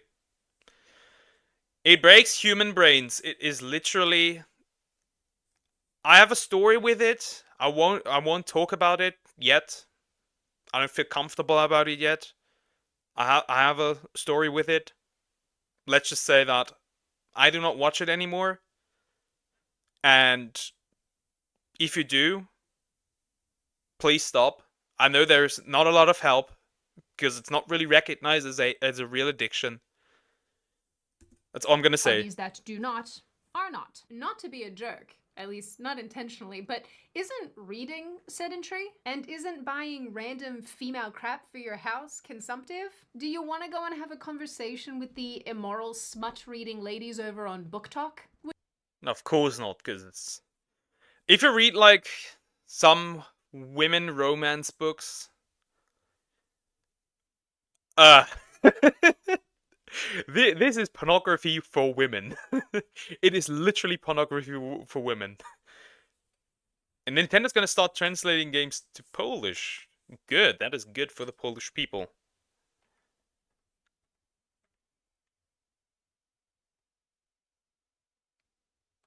It's also the most useful and universal language. The second one would probably be Spanish. Because there's a lot of Spanish-speaking countries. Would you like to have a word? I really don't mean to be so sarcastic about all of this. It just really irritates me. Of course, the icing on the cake here is the entire live stream that Wheeler decided to make about this topic, addressing the blowback that she'd received and saying that this lots can't of be people good. were unkind to her about it and she didn't like that, which honestly, like, yeah, fair enough. This video is really long and she burned through a lot of points very I agree with that. you can disagree with Samba without becoming like violent or like aggressive. It isn't really helping your cause. Quickly, I and we agree with don't that. have time to unpack them, but I overall felt really irritated watching Wheeler's live stream, and my takeaway was just generally, tell me you've never played video games without telling me you've never played video games. She again brought up that it makes people more desensitized and prone to violence because apparently we're resurrecting 90s talking points. I don't know. I thought we were over this. Look, I don't know. Yeah, true. There's some stuff where it's like, okay, bro. 50 Shades of Grey would also fall into that category where I'm like, okay. Okay. I think Netflix also has a bigger problem. Like, remember Cuties? Which was like basically like pedo bait, in a sense. That was wild. That just got recently removed.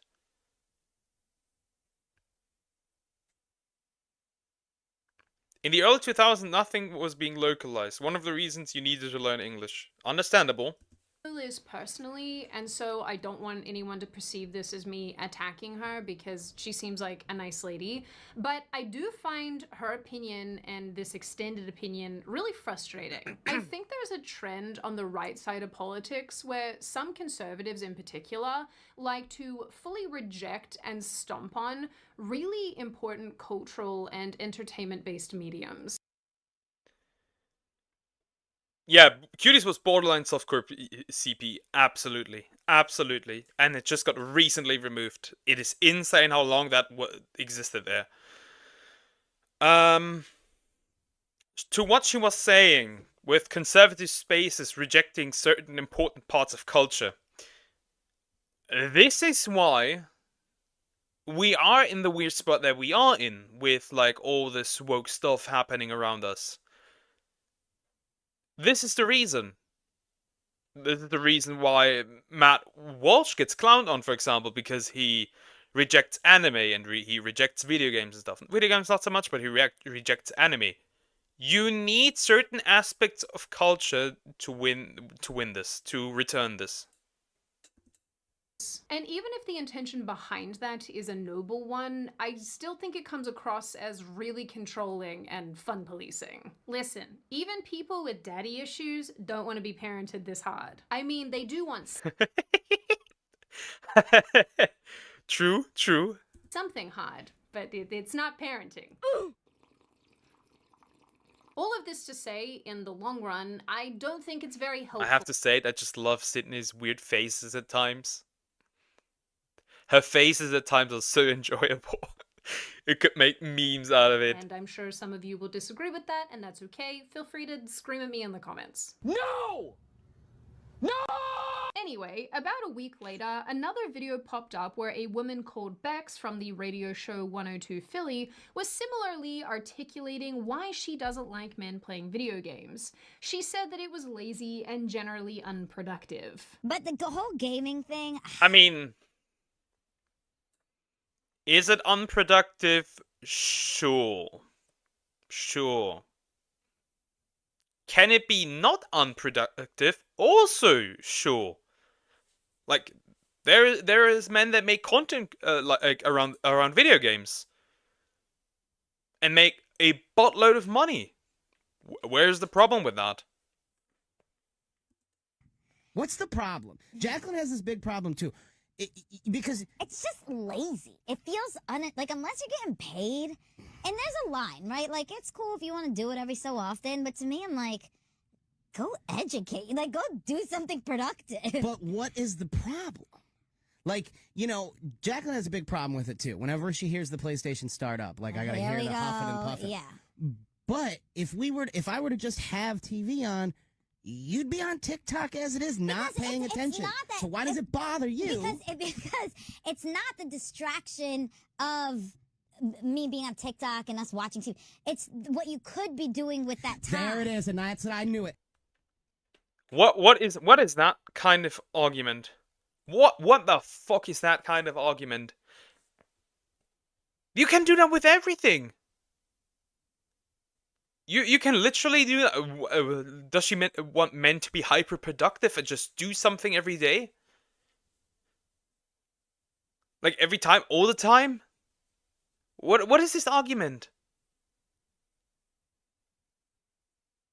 You know, why work out in the gym? I just could go back to work and make more money. Why spend time with my partner? I just could go and make money. That's how she's arguing. What is this garbage?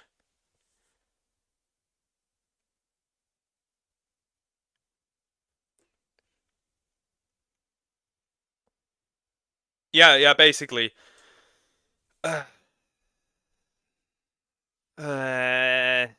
Thank you. I'm a human. I don't want to just function all the time and like need to work. Piss off. Thank you. Yeah, I've played video games for like not 20 years because I'm not that old, but like I started when I was 7, so that would be 16 years. I play video games for 16 years now. I know it. You women want to task us bad that you're so pissed that we're taking time from doing something. Wait a minute, you're enjoying. You want to own a restaurant? That's pretty cool. I want to be a full-time content creator. I want it so bad. Playing things, you have time to do this video game?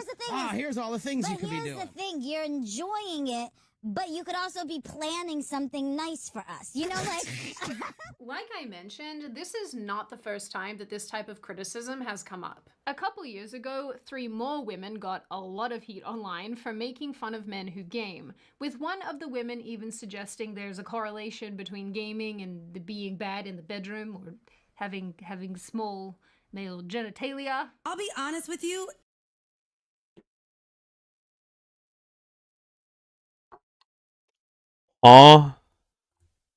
How did you come to that conclusion?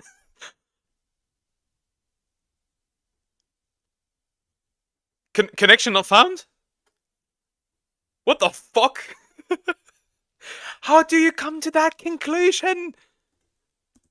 Not if I Also, I mean, gamer hands. Just saying. think of the top 10 best dicks I've ever had, they didn't play video games. So I'm convinced video games are for mediocre dicks. Well, I grew up as a gamer, so it was okay with it. That was quite alright with me. I got excited I don't know too. what grown man is spending that much time playing video games. There's a lot of grown men spending a lot of time. And on I don't this think that bullshit. they're a lot. I don't think that you could be a great partner or a great lover as a grown man spending time playing video games. If you're like Yeah, exactly. What is that connection? How do they make this connection? I'm gonna jump off my chair. There's no way. How do you make that connection? What the fuck? You're not really a content creator. You just upload to the stream whenever you feel like. So you're a content creator. Cause like, you stream occasionally, you upload occasionally, you're still a content creator. That does not take away from that. Whenever you release content. You 100% every single game you played, except Genshin Impact, because that cannot be completed. Yeah. This is such a weird statement. Do you always judge the appropriateness of a hobby based on man pickles and their performance? Is this a legitimate metric? Why are people like this? I mean it. Put me in. That is a good question. Why are people like this? How the fuck do you make that connection? How do you know that? Canon and launch me to Jupiter. So I have a very vested interest in this. But Jupiter is like not that livable. Why do you want to go to Jupiter? Let's take Mars. I mean, you don't survive on that either. I played a little bit of Genshin Impact, but I played until Raiden Shogun released. Then I dropped it. Then I started up again for Kokomi, and then I dropped it again, and then I just stopped. I recently just started up Honkai Star Rail again, though. topic both as a woman and as a person who plays video games. So I do feel that it is pretty important to come to the defense of male gamers, and I guess just really any gamer in general. Because if the criticisms that I've so far highlighted in this video are anything to go by, I think people's perceptions of this industry and those who enjoy games are completely off base. And I think it's not with those temperatures. Like, you probably need a lot of equipment, but like, aside from that, you probably won't be able to survive that long.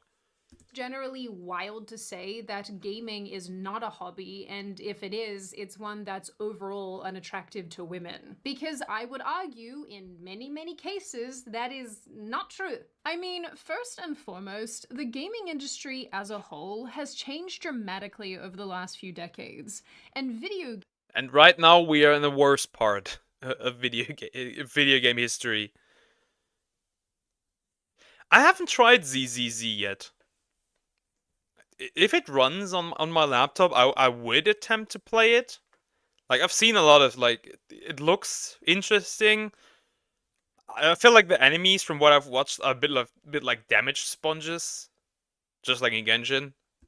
games have accelerated in scale and quality during that Cuphead time is so too. good. Rather than games appealing to a small portion of people, now anyone anywhere can play them, which is why the industry has become so enormous. Yeah, and Sony remastered this game again. Just why? Nobody asked for a Rise Zero Dawn remaster. There are so many different stories being told, so many different ideas being explored, and let's remember, importantly, that the amount of women playing games has also grown more and more, and is continuing to do so. Yeah, ZZZ is a lot more combat focused, I feel like. So that can turn off people. And no, Animal Crossing and The Sims don't count as gaming. Please stop this. Point being, video games themselves and the gamers who play them. Some Sims enjoyers would disagree, and some Animal Crossing players would also disagree. Your favorite game is Tears of the Kingdom. You had a lot of fun with it. And you did some challenge runs. Cool. In all forms, and I don't think it's fair to tar everyone with the same brush. With that said, I do understand why some people, some being the operative word, find gaming to be an unattractive hobby, and I think there's a number of reasons for that. Number one, when most of us millennials were growing up, which is what our friend Liz Wheeler is, we were only really then starting to see sort of a shift in the way that people viewed men and video games. Until this point, I think it's fair to say that gamers were largely associated with the basement-dwelling dorks who... Yeah, pretty much. Especially here in Germany, we had live television making fun of gamers. That was an interesting time. I mean, it kind of makes sense why there weren't any collabs with ZZZ, because it's still fairly new, though they should have collabs with others. I think who they really could have collab with, because these games aren't too, like, different. I would love for ZZZ to collab with Kuro Games and Punishing Grey Raven. That would be very interesting. That would be a collab I would kill for. You still want the master mode, and Echoes of Wisdom came out 2 days, and it has a hero mode built in it. That's cool. Played World of Warcraft from dawn until dusk. And whether that view is true or not, whether it's fair or not, that's what was portrayed predominantly in media, entertainment, and pretty much, all the unfortunately, kids, all those boys that we went to high school with. I can actually testify to this because I fully remember my older brother sitting in the office all day playing WoW. And sometimes painting Warhammer. I think he still paints Warhammer. To be completely fair to my brother, because, you know, he will probably watch this video, he is in fact the reason why I like gaming at all. And I also remember sitting next to him, watching him. Based brother. Absolutely based brother. I got into gaming because, probably also because of my big brother. You meant IRL stuff, like restaurants and delivery services. As long as it's not McDonald's, because then Twitter's gonna cry about it again. But who cares about Twitter? him play Spyro because little sister. Now that I'm thinking about it, I also remember his LAN parties with his nerd friends, so really love aging myself there. Anyway, this type of visual and this messaging has definitely been ingrained in a lot of us Big Bang Theory. It's also what we were exposed to in pop culture. And it's probably why a bunch of elder millennials and people who are older than elder millennials especially view gamers through this lens. Actually, hilariously, when I was researching for this video, I found out that the attractiveness of male gamers and how much they game is still being studied because I guess this is a stereotype that never dies. The second reason, and I think this is more applicable across the board, is it is unattractive to come home to your man sitting on his butt all day playing video games. On the weekends, You are vile. You are vile. That is peak hater. Recording a response where you destroy that enemy. That is peak hater. Gaming. All day gaming. Every single weekend gaming. Can't pull himself away for long enough to spend time with you or to be a father or a husband or whatever. When it becomes an addiction that consumes you, yes, that is a problem and that is unattractive. I feel attacked. I feel attacked. I feel very attacked. And this is the primary criticism that I find online when it comes to men and video games. When my husband and I first got married, he was addicted to video games. So if your spouse is addicted to video games... It was just for fun.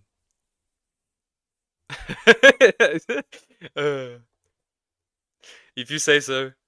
Games or sports or anything, listen. I will believe you. The thing is, if your man or a man doesn't have a gaming addiction, then what precisely is unattractive about this interest? At least in my experience, the women that I Men having fun. That's the ick part. have come into contact with, or that I'm friends with, or that are in my family and whatever, don't really view a man's interest in video games as a good or bad thing. What's most important is how he balances his gaming with his life and its many obligations. For example, back in 2020, a TikToker called Alyssa Nguyen actually had to come out and clarify that her gamer husband did indeed take care of her and her kids after she began uploading compilations of her bringing him his nightly dinners. She wrote, he does all his chores, daddy duties, and husband duties before getting on. One person even asked Nguyen if she was happy with the amount of time her husband gamed. Let me guess, the women under this TikTok were seething. You have a 97 flurry rush success rate fighting a Lionel. And responded, it doesn't bother me at all. He plays a couple hours a night after he gets home from a long shift. And honestly, I think this comment crystallizes a broader point. A lot of people, not only men, use video games as a way to alleviate anxiety, to decompress, to de-stress after a long day or... Exactly. That's exactly why. Also. Also to escape this horrendous reality.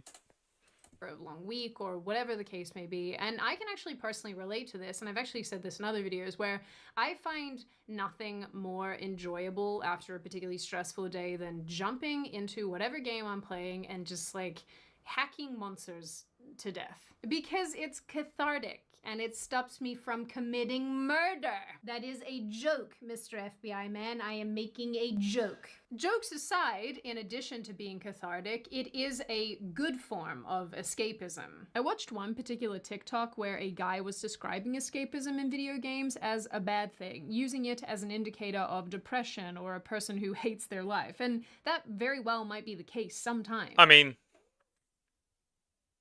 he's kind of not wrong. Hello, Mr. Whatchamacallit, how are you doing?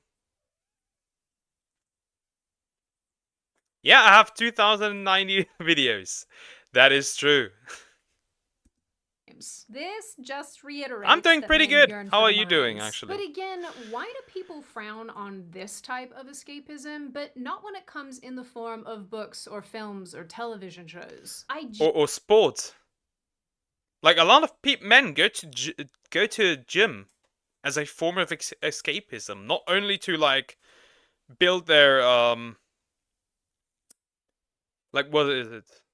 Like, just not just like to build up their body, but to like as a form of escapism. Genuinely feel like there's such an unfair double standard when it comes to gaming Nice, that doing isn't good, equally nice. applied to other entertainment mediums. Yeah, I'm gonna need you all to stop that. In my opinion, the bottom line here is that gaming is, in fact, a legitimate hobby. And I will argue till I am blue in the face with whoever I need to argue with, that many of us ladies would much rather a guy who games in moderation than one who is down at the bar or at the club every single weekend getting drunk. If you are a man and you enjoy video games, that does not make you unattractive. And frankly, it can actually be a really nice opportunity for bonding with your spouse or girlfriend.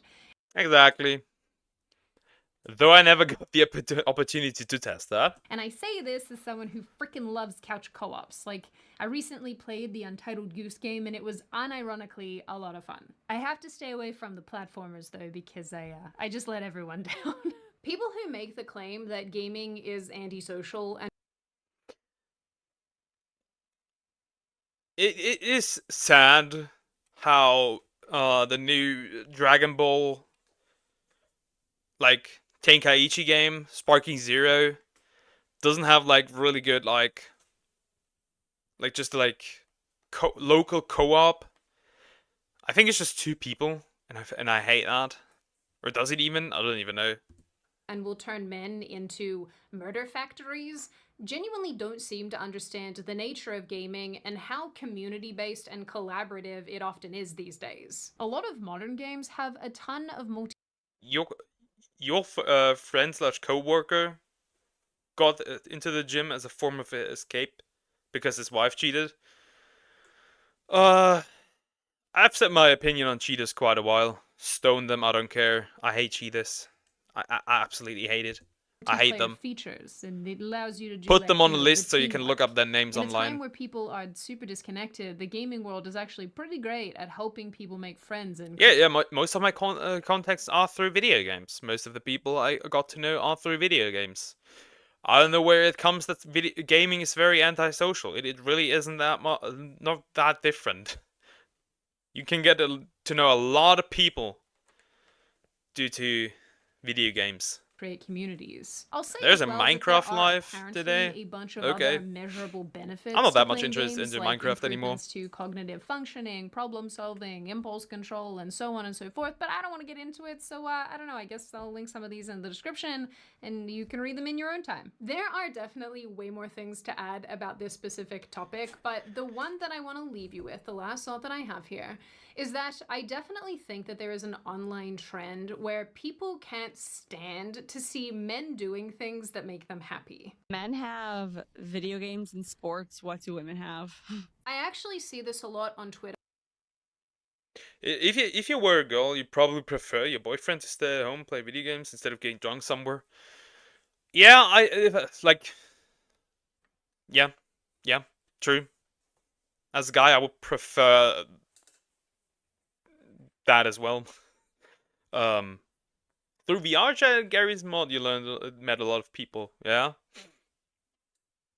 Me personally, I'm much more of a multiplayer, like a single player type of guy. I just enjoy single player games a lot more. But with relation to women, where people will post a video of women just doing something fun and silly and goofy and enjoying themselves, and then this onslaught of comments and responses are mad that the women are having fun. I see that a lot here with this issue, and I absolutely hate it when people do it to both of the sexes. Just shh. I hate it. I hate this gender war shit. Fuck off. I see it a lot on TikTok where like when like girls make their man happy, and like you look at the comments and it's like just women seething.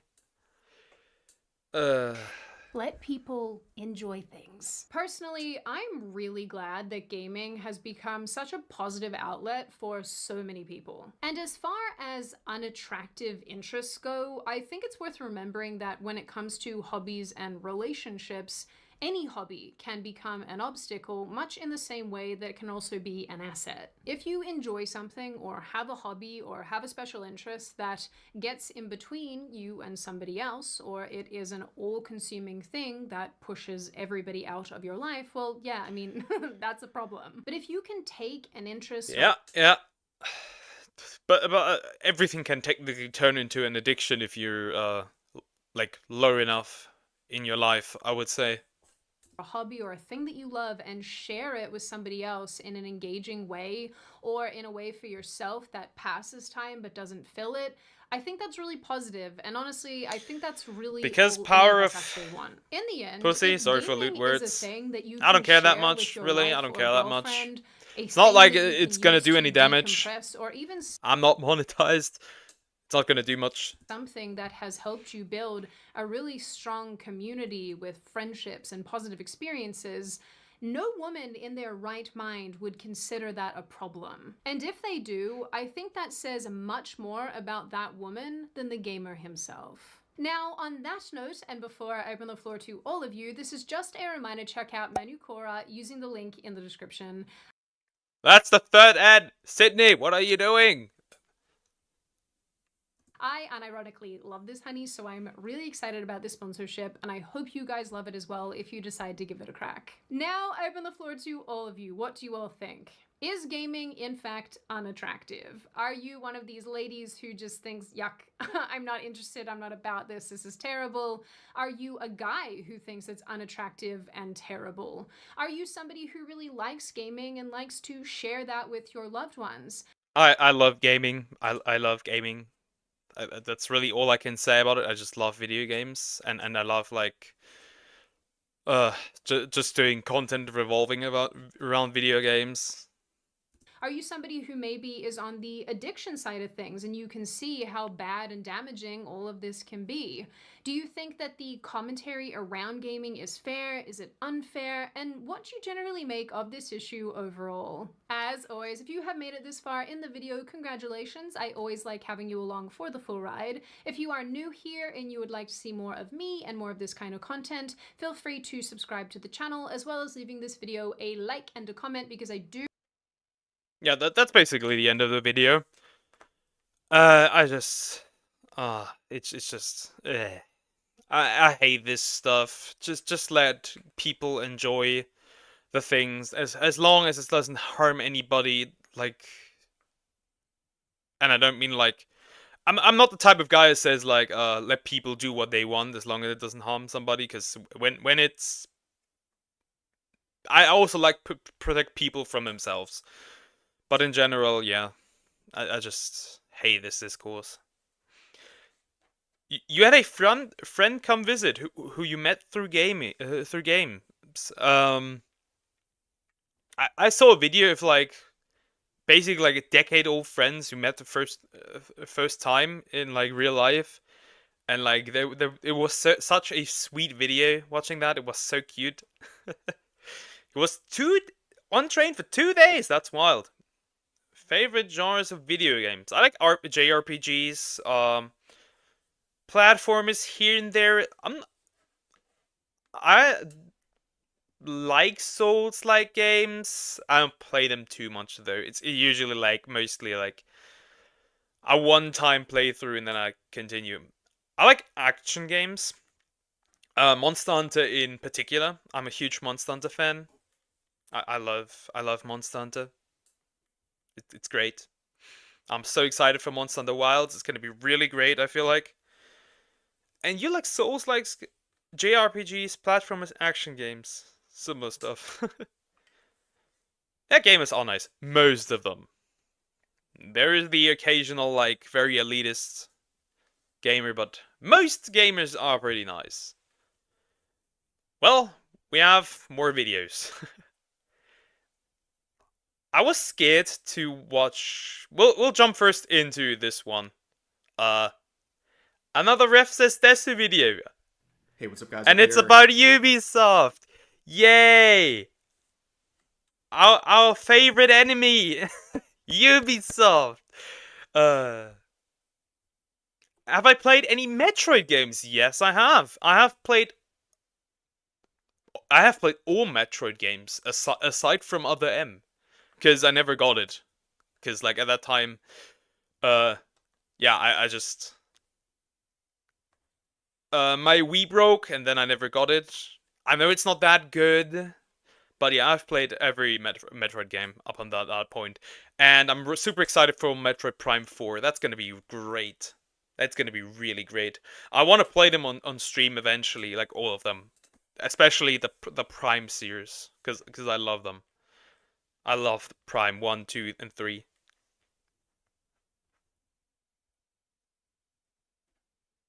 Yeah, Ubisoft is burning. It is an absolute shit show. Let's get into it. So Ubisoft is collapsing and they deserve it. True and real. So every couple of days, there's another round of news involving Ubisoft in one of their games, and you think it can't get any worse for that company. Well, today we have a very serious set of news. I think the stock just went down again. Is what I've seen on Twitter. The stock just went down again, like a huge drop again. Involving Ubisoft, and honestly, at this point, they have to have hit rock bottom. Like, it can't get any worse than this. And if you look at the stock, it's truly reflected by it. So over the past year, there's been a sharp decline in their stock. And over the past couple of days... Look at that drop! Look at that drop! God damn. That must hurt. Those poor investors. My favorite Metroid game is Metroid Prime 2 Echoes. I love the like the aesthetic with like the light and dark world. I love that it's like more Metroid Prime, just a lot more difficult. I love it. Another sharp decline that has prompted some of the investors who are already very disgruntled to claim that they have support of 10% of shareholders in the management tussle. So they are trying to mobilize and possibly force the sale of the holy company. shit, Ubisoft. Now, part of that is, of course, due to a very... I predicted that. I absolutely predicted that. In my last reaction, I absolutely predicted that they will delay this to 2025, and they did. Very serious set of news involving Assassin's Creed Shadows. It has been reported that Ubisoft is officially delaying the release of this game to February of 2025. You're waiting for Sonic X Shadow Generations and Sonic, the third Sonic movie. I just love how, like, Jim Carrey says he doesn't want to do any movies, but then he just comes back for Sonic again. And, like, it's just really, really cool. Yeah, Keanu Reeves voices Shadow. That's really great. And Sonic X Shadow Generations, like, is the Shadow part is just like straight up. The Shadow part is just straight up a completely new game. I feel like from what I've seen, this is just a completely new game. That DLC, which is insane. Yeah, his glasses, it's like... So it turns out Assassin's Creed Shadows will not be the glasses are flop huge. for Ubisoft in the year 2024. It'll actually be their first flop of 2025. Now, overall, this has been a big promise to shareholders. Assassin's Creed Shadows was something they were claiming was going to turn things around, and it's looking like the exact opposite. And recently, over the past couple... Yeah, I've seen that. That Keanu will be in the game.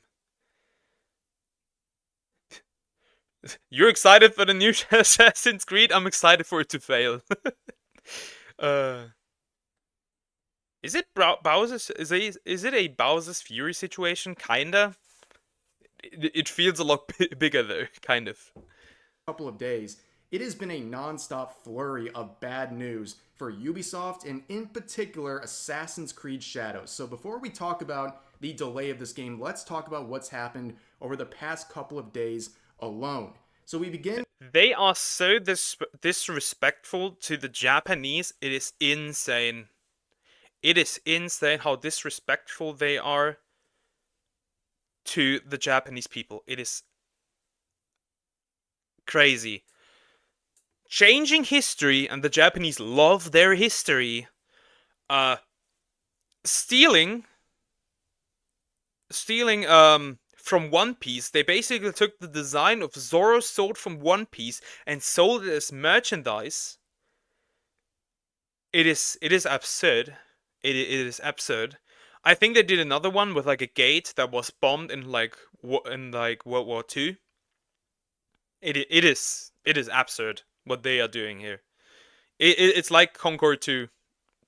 No, Sony has Concord 2 by the way already. It's a heist game that tries to sell you anti-capitalist an anti-capitalist agenda by a company who needs a lot of money, which is funny. It's basically like an eat a rich type of game. It's just stop it. I don't know if the Sonic part will be 60 FPS.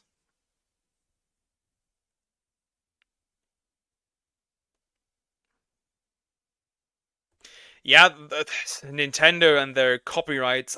I still think it is really scummy to copyright like patent a game mechanic and then instantly after that sue your rival. That is insane. Instantly sue your competition over this. With this right here, so Kazuma Hashimoto, who is a former Sweet Baby Inc. employee, he went to the New York Times and set up this terrible piece defending Assassin's Creed Shadows from criticism, where he claims that people in the West are the only ones angry about Yasuke being labeled as a samurai and also being... Yeah, Western fans who made a specifically for Japanese YouTube an account dislike the video. Sure, buddy. Sure. And now he can't find a job because he is now associated with Sweet Baby Inc. Yeah, the patents were registered after Power launched. It is insane. The placeholder of one of... I'm generally against the patenting of game mechanics because it massively harms the development and the creativity for video games. I hate it. Japan has to change something. They have to. The two main protagonists of this game, and he also made the wild claim that most of the negative online comments are from Westerners LARPing as Japanese users, and they're translating their stuff from English to Japanese, and that is largely dispelled by many different things, but the easiest point of reference is the Ubisoft Japan trailer for Assassin's Creed Shadows. You can see the Japanese side of YouTube is absolutely destroying this trailer. Look at that like-dislike ratio. Look at that like-dislike ratio. It is even worse than on the Western version. It is insane. And look at the views. It's just 93k views and 12k dislikes. Talk about getting absolutely demolished. Dislike ratio. And only a day or so after that, we saw this post that has gotten a lot of attention. So translated from Are they doing it out of malice? I would also not necessarily say. I wouldn't say yes. I don't think they're doing it out of malice. However, looking at this, they are pretty dumb. They are pretty dumb if they don't get somebody who actually looks at this stuff and looks if it's accurate. And that is why it is disrespectful, because they refuse to make it accurate. Like, there's a lot of stuff wrong. There's like stuff wrong with like kanji, how the Japanese write. Like, a lot of things they get wrong. Japanese this is another one. English, we can see this. Please spread the word. Assassin's Creed Shadows figures from Ubisoft, a famous Japanese hate and criminal company. A figurine of a destroyed Torii Gate has been released, which is believed to be based on the one-legged Torii Gate that was destroyed in the Nagasaki atomic bombing. I have never seen a one-legged Torii other. Would I say Malice and Spite are similar? Yes, but no. Malice is like doing it because, like, out of evil. I would say Spite is more like a an act of retaliation in a form, I would say. But look at this. This is disrespectful. One-leg Torii was destroyed in the Nagasaki atomic bombing, used for Assassin's Creed. You cannot tell me that was an intelligent idea. Other than the destroyed one by the American atomic bomb in Nagasaki. So it is alleged by these users and believed by many that the background of this merchandise is featuring this one-leg Torii gate that was destroyed by the atomic bomb dropped on Nagasaki during World War II, which temporally is already a mistake because this is from the 20th century versus a game that's based in feudal Japan during the 1600s. On top of that, it's just outright offensive. A lot of people on the Japanese side of Twitter and just gamers in general from Japan are very... This is what I mean with disrespectful. This is what I mean. Offended by this. They have a different culture when it comes to tragic events like this. I know a lot of people, especially Americans, can joke about tragic events like 9/11 and stuff like that, and most people won't be too offended by it. But when it comes to things like the bombs dropped on Japan... I don't know, Rev. Twitter would disagree with that. And during World War II, that is a very sensitive subject. If you bring that up, especially with merchandise like this, you are going to offend people in Japan, and this tweet was no different. On top of that, only about a day after that fiasco, Ubisoft announced that they're canceling press previews of Assassin's Creed Shadows. On top of those press previews that are canceled, they also announced that they're canceling their online participation in the Tokyo Game Show 2024, and this...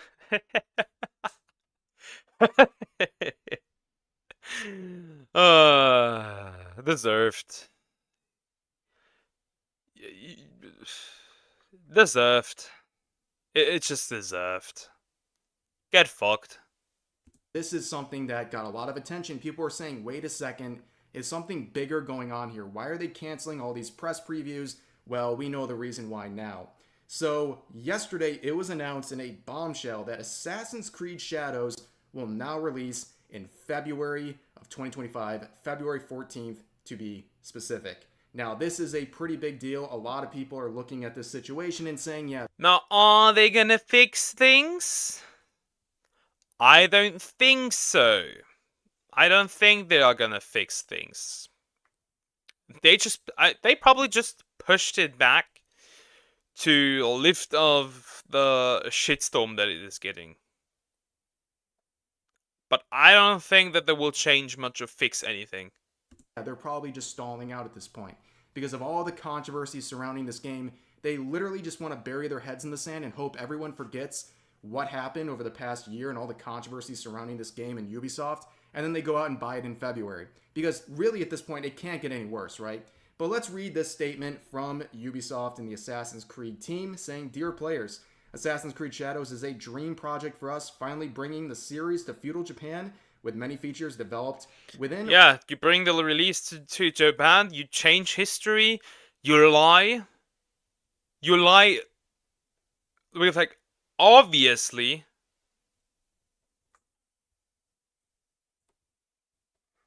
I think they do. I think they do. I think they do. They do know that something is wrong. Because, like, with that much, like, you see the criticism. People criticize this. They know what is wrong, but they refuse to fix it. It should have never been Yasuke in the first place as the main character. It should have been a Japanese man. You could have put Yasuke in a side quest, accurate to history. Nobody would have complained about that. I think he has been in Nioh as like a side character, as a playable character. Nobody complained about that. Art with our community in mind, such as parkour or the renewed stealth, bought by new technology, all set in the beautiful and immersive world. This is an ambitious addition to the franchise, a rich experience that can be lived through the eyes of two unique protagonists, but we realize we need to focus more time to polish and refine the experience, pushing further some of our key features. Like for Star Wars Outlaw, they knew exactly what the problem was. They released an unfinished product.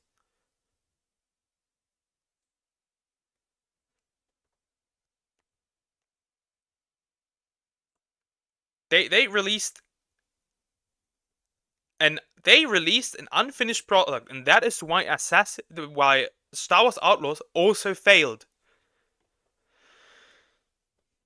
Yeah, only racists, sexists, and homophobes, only phobes and ists criticize these games, of course.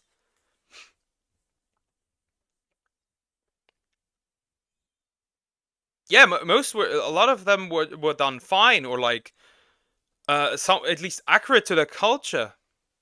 Like Italians, totally fine. Origins, totally fine. What else? Like the ones that play like in like Black Flag, totally fine. All the Assassin's Creed were totally fine, and then they start acting weird. They have been starting.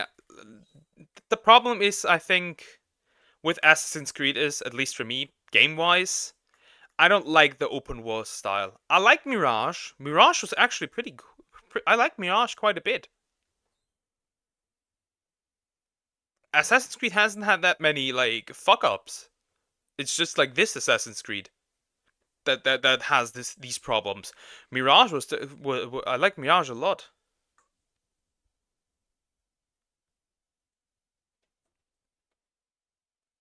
Yeah, Copernicus, yeah. I think, wasn't Leonardo da Vinci in Brotherhood? If I remember correctly. As such, we've made the decision to postpone the release date to February 14th, 2025. The game will release on a broad range of platforms, including Steam, at launch. Additionally, pre-orders will be refunded, and all future pre-orders will be granted the first expansion for free. You know, they go yada yada, they go on, but you get the point. They are not only... Wow, I get an additional DLC, a free DLC that was likely just cut content, let's be real. That was likely just cut content. Pushing this to February. They're also announcing that they're going to launch this on a broader range of platforms. I hate DLC. Most DLCs aren't that good. There are rare occasions where a DLC is good. Like Future Redeemed or the Elden Ring DLC. Including Steam, which is something that they were not planning on doing, and it just shows that they are doing everything in their power to increase the number of sales and potential players that'll be there on release. Now, of course, the comment section is absolutely obliterating them, people making fun of them, but I think this right here is the funniest interaction. So Ubisoft and Assassin's Creed Shadows, they are hiding replies on this tweet, hiding the replies that clearly got under... Yeah, but Torna was good. Torna was also good. A lot of DLCs aren't good. Their skin, and this one in particular is the first one you see in the hidden replies, and it's just a complete mess. So this user says, just delay it further, nobody wants to play as a black dude killing Asians in feudal Japan. We see that enough in... Was Future Connected no, was Future Connected really that much of cut content? Because, like...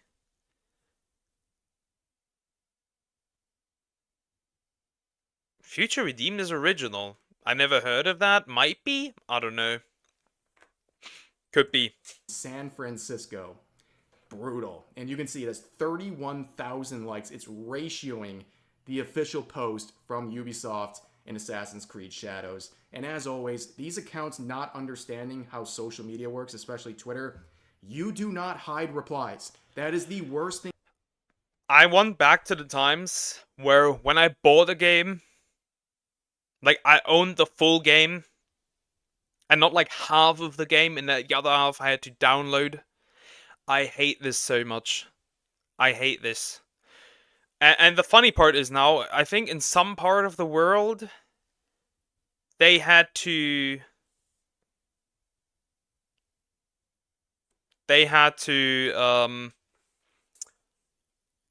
what was it? they had to change the wording of like when you buy games online to where it's now basically just like similar to renting. Yeah. If you buy your games online, you do not own them. You own a ticket to play them. Which is why I'm more and more relying on older video games. The story of Future Redeem is mostly original, but Beyond the Shoulder was cut from the Wii version. Like in the files, it's just I think a background. You cannot really go there, as far as I'm aware. In the original, at least. Future Redeem wasn't cut content. It was the original story. Yeah, right. You don't own the game, you buy it from Ubisoft. And remember, guys, if buying isn't owning, pirating isn't stealing. Hello, is it Baloch? Baloch? I don't know. Hello, how are you doing? Thing you can do, it creates a separate tab where all the hidden replies are instantly viewable. It's basically like putting all these comments on a giant billboard and saying, this stuff got under our skin, please don't like this. And of course, people mocking Ubisoft are going to... Oh, that comment is wild. Just delay it forever. No one wants to play as a black dude killing Asians in feudal Japan. We see that enough in San Francisco. Holy hell. Oh my god.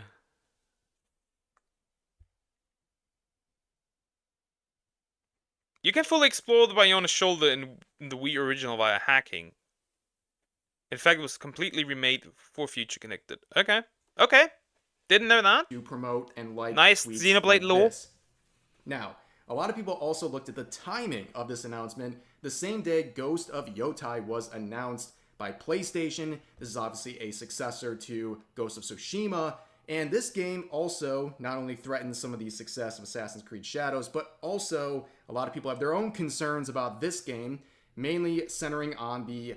It's Baloch in this case. Baloch. Okay. Yeah, the gaming industry started horrible and it's ending horrible, apparently. There is a video game crash coming. It is inevitable. That video game...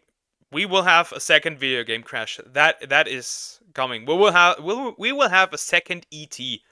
And I think Concord was that second ET. They will bury that somewhere in the desert. Person playing the main protagonist, Atsu here, played by the actress Erika Ishii. And a lot of people have been digging through her social media accounts, in particular her Twitter account, and they've been finding a lot of vitriol, a lot of very, let's just say, hyper-political tweets, very aggressive stuff. And a lot of people are looking at her and saying she is nothing more than an activist. And to make matters worse, she's going around and blocking everyone on Twitter. I've seen many different people report that they have been blocked by her account, including a lot of critics of various gaming studios and what have you. And also, the former Sony head Sean Layden has come out in defense of her and this game, saying, if you don't like it, don't buy it. Which is some famous... I mean, he's right. He's right. If you don't like it, don't buy it. He is 100% correct. And we won't if it's terrible. We won't. I don't know. I trust the Ghost of Tsushima creators. Now, I know a big part of, like, the development team has changed, which does scare me. That does scare me a little bit. That is kind of scary. That is I agree. Ubisoft isn't what it used to be. Neither is PlayStation. Ever since PlayStation killed off Sony Japan, it is on a wild ride.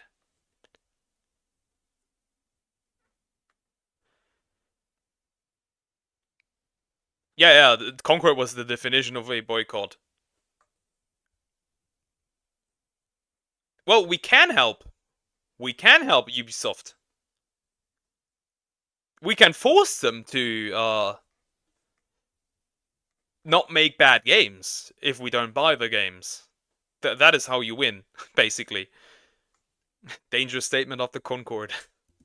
Last words we have heard many times before with other games that ended up flopping. This is like a ask and you shall receive. If you tell people not to buy your game, they won't buy it. This is like an open challenge. This is the worst thing you could ever say to people in response to criticism or concerns about the direction of this recently announced game.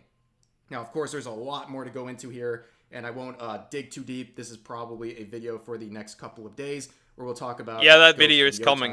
Apparently, there is a picture going around of, like, the entire development team of Ghost of Tsushima being mostly women now, which is funny, because that also happened to Bungie and Halo. And I'm not saying women can't make good games. That is a lie. That is an absolute lie. That would be wrong. Women can make amazing games and write amazing stories. But it's funny when these bad games release how the studio is literally diversified, basically. Yeah, just pirate. Either if you want to play them, pirate them. And if you don't want to play them, don't buy them. It's basically what this is. But let's return to the other side of Ubisoft this year. They have two major AAA releases that they have ensured that they're to their shareholders that will succeed. One was Assassin's Creed Shadows. The other is Star Wars Outlaws that released about a month ago. And how are things going with that one? Ooh. Oh boy. Ubisoft admits Star Wars Outlaws sales are softer than expected, as it slashes net expected bookings by 30%. Oh my god. Wow! High Guardian Spies with all-female team. Ah, yeah, I remember that. Ubisoft admits Star Wars Outlaws sales softer than expected as it slashes net expected bookings by 30%. And you can see in that Park Place article, they go into some detail here, basically saying... Why are gaming companies trying to scare off its customers? Kind of trying to capitalize on them because money and game addiction, and now gaming companies are just being dicks. Because of agenda. It all comes down to agenda and funding. Remember, it's funding. DEI. They get funding for that. Remember Dustborn? That game was even funded by the European Union. That's how far this goes. At the end of the day, it's all just agenda. To push the modern audience that does not yet exist. They always talk about modern audience. That audience does not exist. They want to create that audience. That audience is being created right now. Women can make good games. But men can make good games too. But the problem is the company that resents the type of people like men. Seriously, men, the best way you can support equality is just to hire people by skill and not by their pronouns. Or by their skin color. Or by who they sleep with. It is very simple to make good games. Just make games that don't alienate your original player base. That is literally it. Just hire people by the content of their character and skill, and not because you're trying to fit some weird agenda. You have a hand in game development? You've said that before, I remember. On the last Xenoblade stream? No, the one before. You love Valve because it's owned by one person and not a bunch of investors. That's also where it comes down to. Investors. That is all. A lot of these games are bad because they are not made by gamers. They are made by like corporate people. Somebody who does not play games does not understand what gamers want. Valve was formed by modders and hackers? Okay. Didn't know that. Yeah, they rejected $7 million because they asked to make Wukong a dark gay man. No, but they just wanted to make the game more DI. And look at Wukong, how well it is performing. People love this game. And it is a good game. We all know that Wukong would be Game of the Year. But because there's a lot of controversy surrounding it, that won't happen.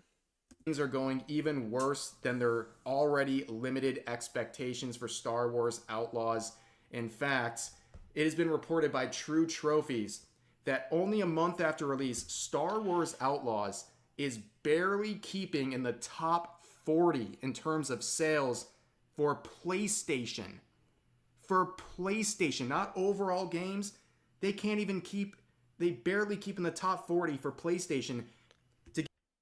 Look at that.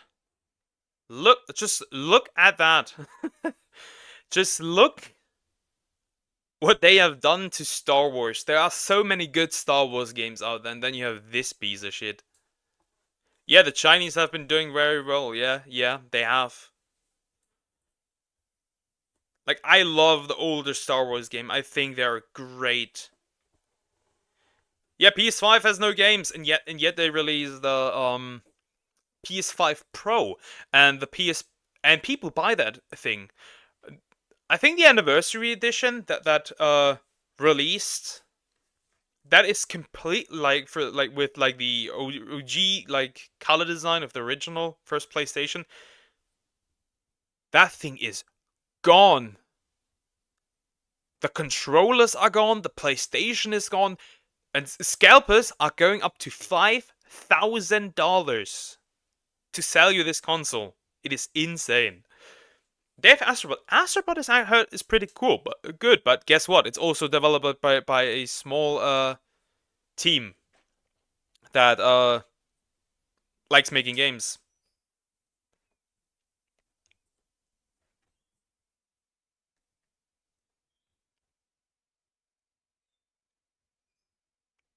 Yeah, basically.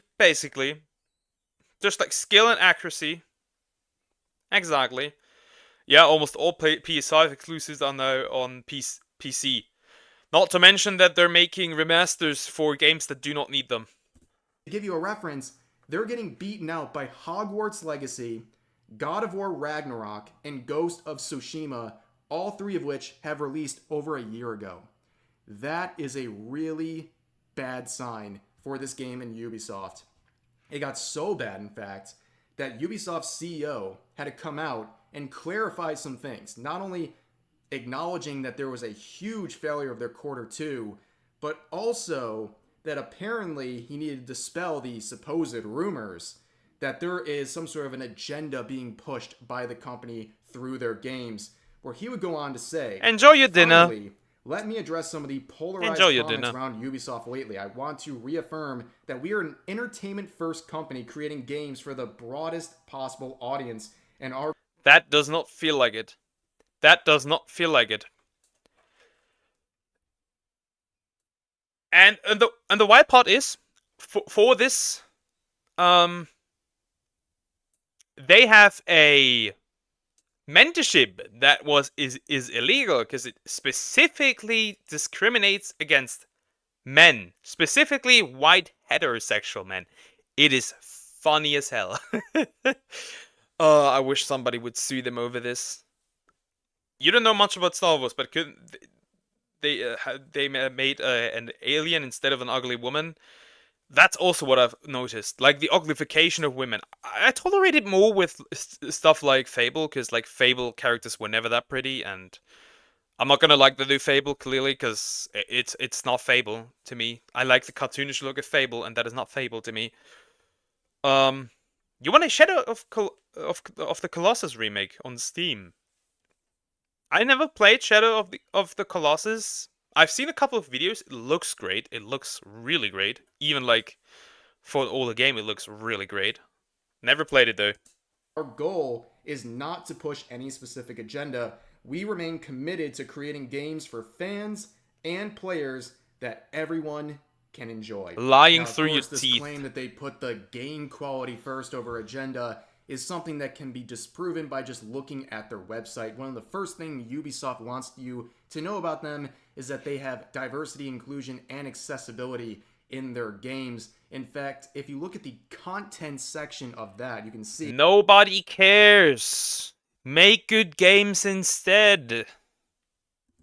They say you don't care about this stuff anyways. You just milk it for funding and money. That is the only reason. You don't want to support minorities. You want to exploit them. That is all you ever wanted. Gaming experiences that push representation forward by embedding diversity and inclusion across our processes, increasing representation in our teams, and offering access to resources that help teams to build more authentic, inclusive, and accessible gaming experiences. That is clearly the top of their priorities when it comes to making games, and they want you to believe otherwise because they're getting desperate right now. In fact, we recently saw only about two... Okay, so this is the thing for the mentorship program. I'll read this. To be eligible, you must identify as a woman or a non-binary individual. So men are out of the picture. Be 18 years or older, at least they have that one. Currently attend or have graduated in or after spring 2023. Have less than 2 years of professional experience in game design or programming in video games. Be legally entitled to work in the country where you are applying. Apply to only one location. Submit an individual entry. Teams entries will not be considered. Yeah. It is wild. The first sentence is wild. There are quite a few diverse and colorful characters in Valve games. The problem isn't them being, like, diverse. That is not the problem. The problem is when they're written badly. And being diverse is all these characters have. That is literally all these characters have, which is why a lot of people resent these characters. Because they're not well written, they're just there to check a box, nothing else. I don't know how that is with Valve games. I don't play that many. I assume nobody has a problem, probably because the games are good, like you said.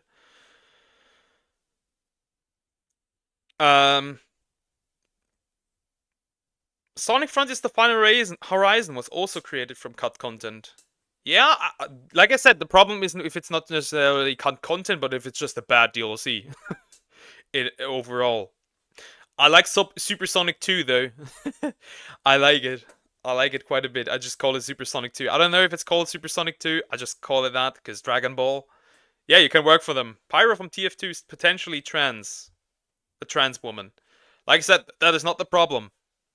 The problem is if being a trans woman is all this character has to offer. If that is the entire identity of the character, that is the main problem. 2 weeks ago, a mentorship program at Ubisoft was revealed. They're written for over badly. 4 years, they've had this program where only women and non-binary identifying individuals can apply. AKA, they exclude men from applying to this mentorship program. And overall, like with Assassin's Creed Shadows in the February release, it has been recently announced that Star Wars Outlaws will be coming to Steam as well in November. Now, for a long time... You can already tell the modders are going to have a field day with this. They're going to make her hot. Ubisoft has been kind of flicking their nose at Steam and trying to basically do their own thing, especially with PlayStation. But now they're desperately returning back to Steam early, too. Not just, at some point, very early on after the release of Star Wars Outlaws and with the actual release of Assassin's Creed Shadows in February to try to boost their sales because they are desperate. They are that desperate. They are immediately clinging on to Steam. Yeah, they are sweating. The investors are sweating. Ubisoft is sweating. They're all sweating. Get any new sales they can possibly get as soon as possible so they can say to the very worried shareholders that they're figuring things out, even if things look really, really bleak for the company right now. But overall, that's going to do it for this video. Ubisoft is genuinely in really big trouble. I mean, I don't know what's worse. letting Assassin's Creed Shadows be the final bomb of the Siege intensifies, true. For Ubisoft, or delaying it so it's the first bomb of February in 2025.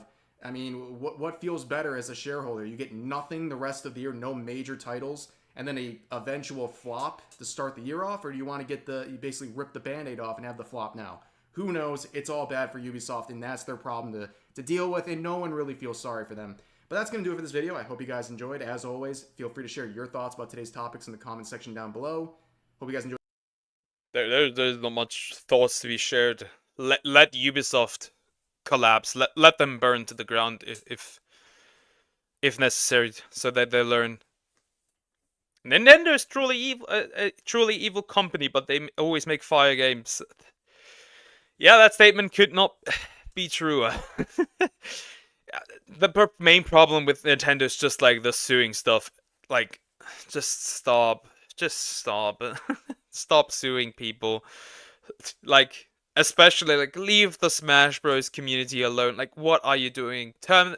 Like, you have a fighting game, but you refuse to make official tournaments. Yay. Alright, so I'll be right back. I gotta pee.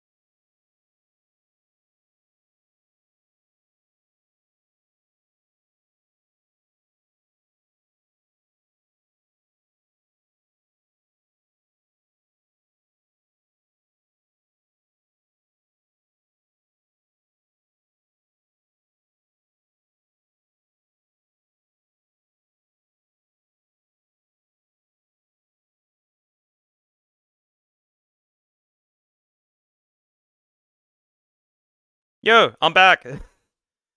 That was quick. Okay. You're upset that Nintendo doesn't have regional pricing? I'm upset. You are upset that Nintendo doesn't have regional pricing. I'm upset that everything is full price. We are not the same. The games are super expensive and they just don't die down. You can still buy Mario Kart, the current Mario Kart at like full price. It is that insane. Like, it is not bad.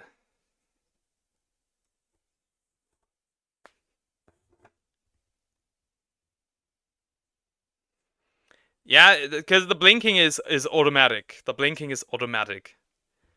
It does that automatic. Because I can, my webcam isn't good enough to have like the tracking, and right now it's dark in here, and like again, my webcam doesn't track me right now. I don't know what the reason is. Sometimes it doesn't. Sometimes it does. It's weird. We still got a couple of videos that I would like to watch. And the next one, we're gonna jump into some VTuber drama. I love VTuber drama. And this is called, again by Royalty is Here. Well, it is called the worst VTuber. TOTK being the first $70 game. Yeah, man. I'm gonna say it, and some people may disagree with me, some people won't. Digital games should not be $70 or $60. Because no shipping, no transporting, no physical media.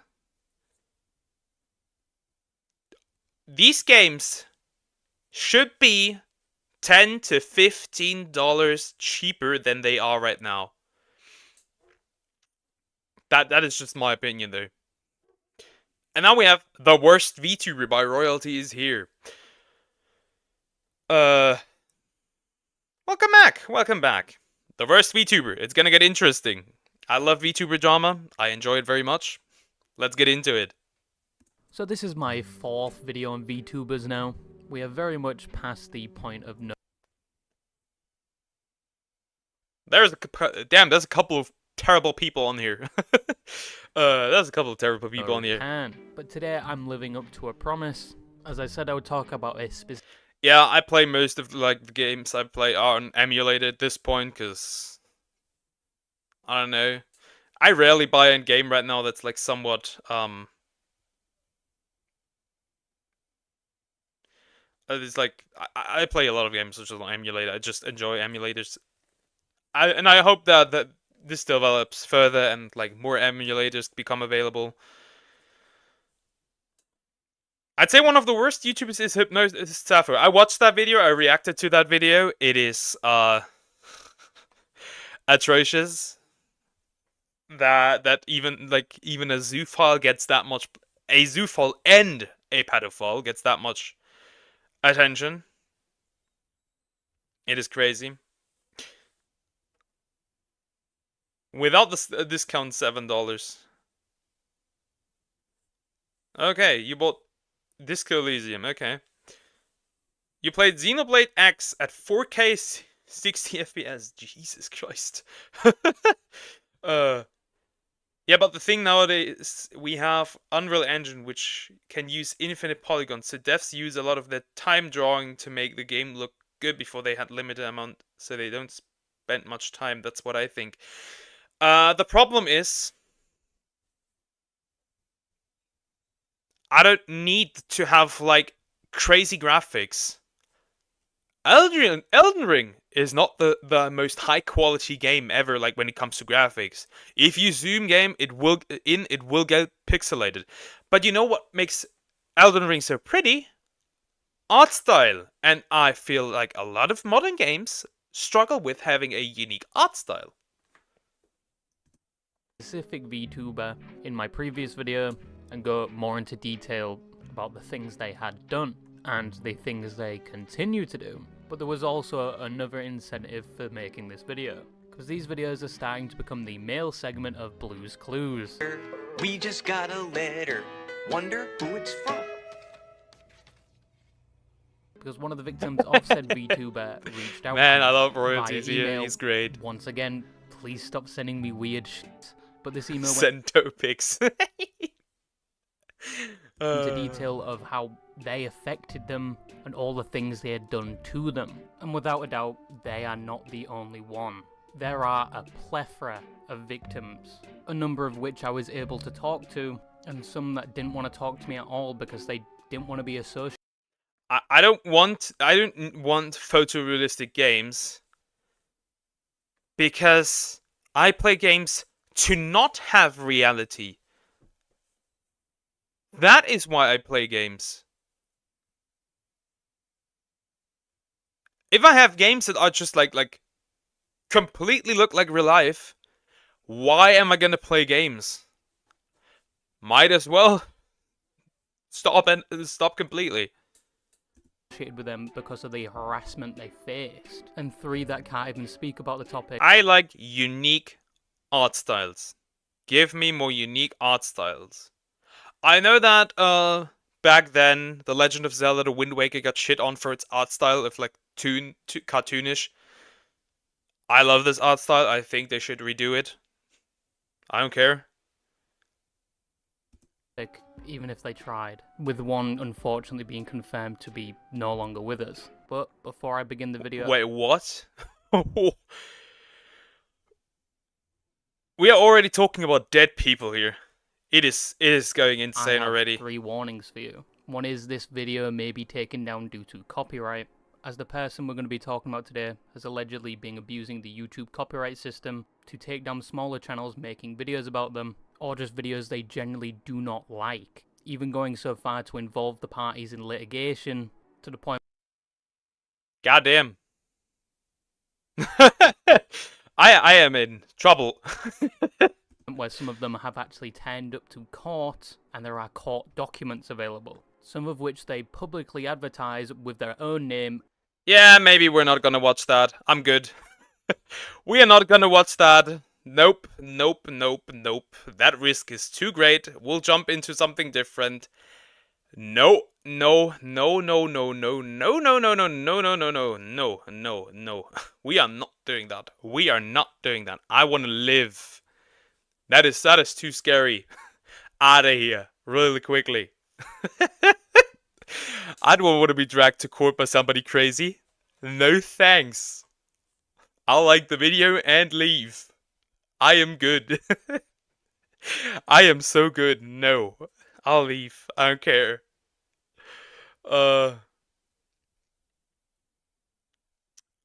Let's watch this Rima Evenstar video. That's also VTuber drama. I prefer that. Dear God, I don't want to get sued. Abducted and trafficked VTuber used as human ashtray for 6 months. Goddamn.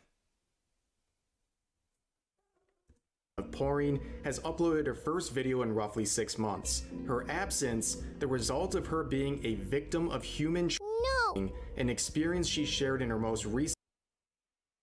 VTuber is getting used for human trafficking? What?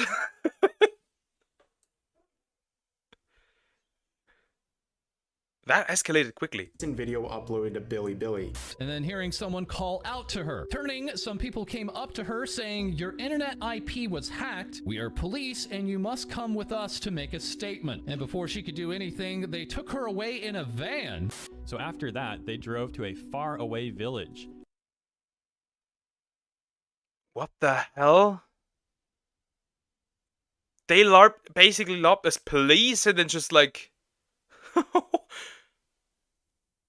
kidnapped her. What the hell? I don't even know where it is. And I was sold to a mid-age auntie. That auntie always ordered me about. She beats me. She was sold to a mid-age auntie? What the hell? Man, this... What has happened? What is happening? You can't hack an IP? Me or scolds me if I don't do know. well. I don't know about that. Happens to smoke. It's okay if she smokes. The problem is that she doesn't have an ashtray, so she would put her cigarettes out on my own arm. Whoa, that went from 0 to 100 real quick.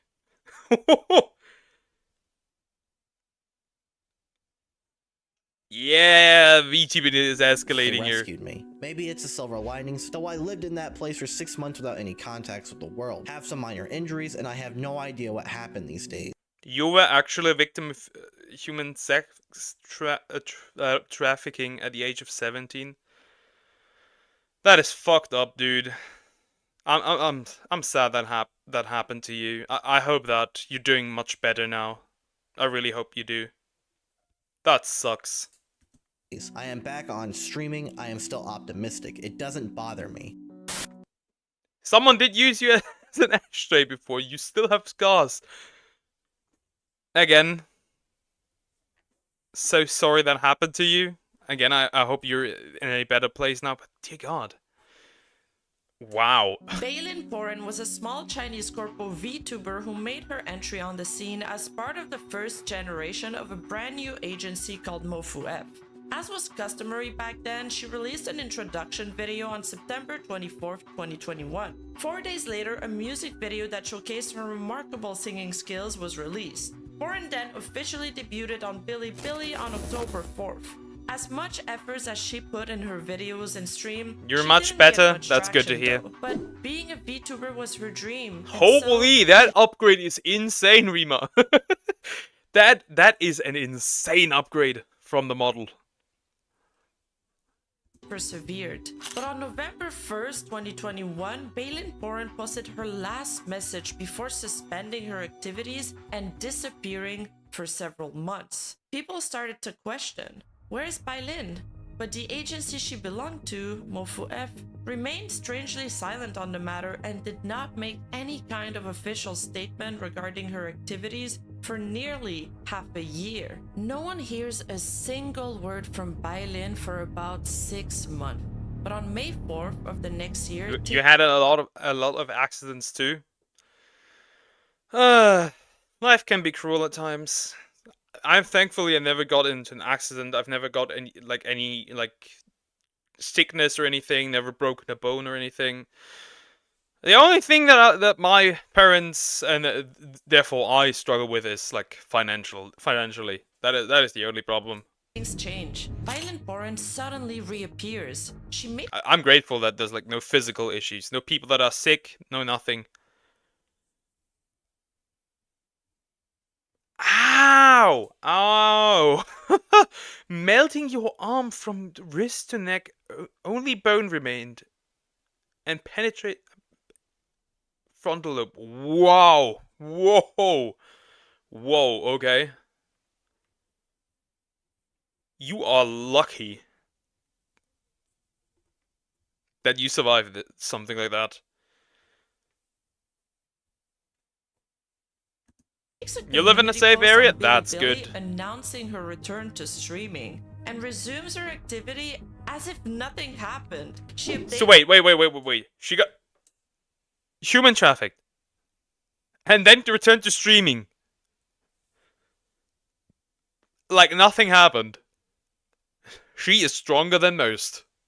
Her Bilibili feed and conducts live streams on Bilibili for about 3 days, but of course, the questions didn't die down. Her fans kept on pressing her for answers until she realized she wouldn't be able to ignore this any longer. And so on May 21st of 2022 at 5:05 p.m., she decided to drop a video where she explains where she's been this whole time.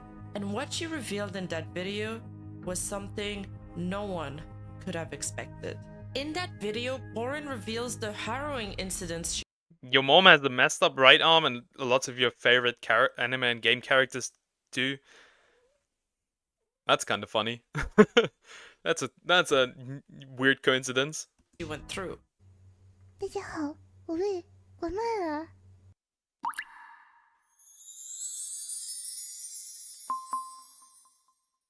And then she tearfully explains how she got kidnapped and ruthlessly suffered abuse after being sold to a middle-aged woman, a woman whom she refers to as Auntie, who forced her to do some manual work and used her to put out cigarettes on her arm.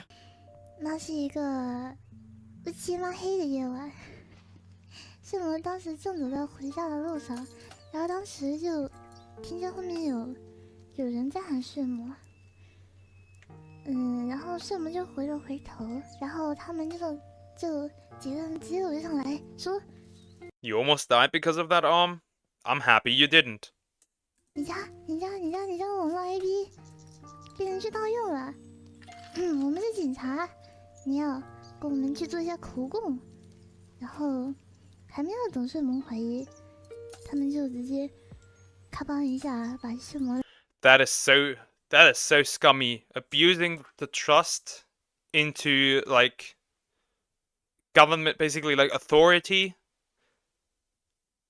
to traffic a woman. That is insane. 拉进了面包车，然后睡魔当时还是有手机的，然后睡魔当时也没有怀疑，因为是警察也不太好怀疑嘛。然后 It's crazy how chill she just explains that. That is really crazy. 然后就被拉进面包车，然后当时睡魔还发信息给朋友说：“我现在在警车上，回去再给你祝生日祝福。”然后，这就是圣罗的最后临 It's 别 fully 之言了。 functional. You just can't sweat or grow hair, 一个从来都不找 and you see the can see the scars. 在那里被卖给了一个中年的阿姨，然后那个阿姨天天使唤圣罗，然后 Really? 做的不好就要打骂呀，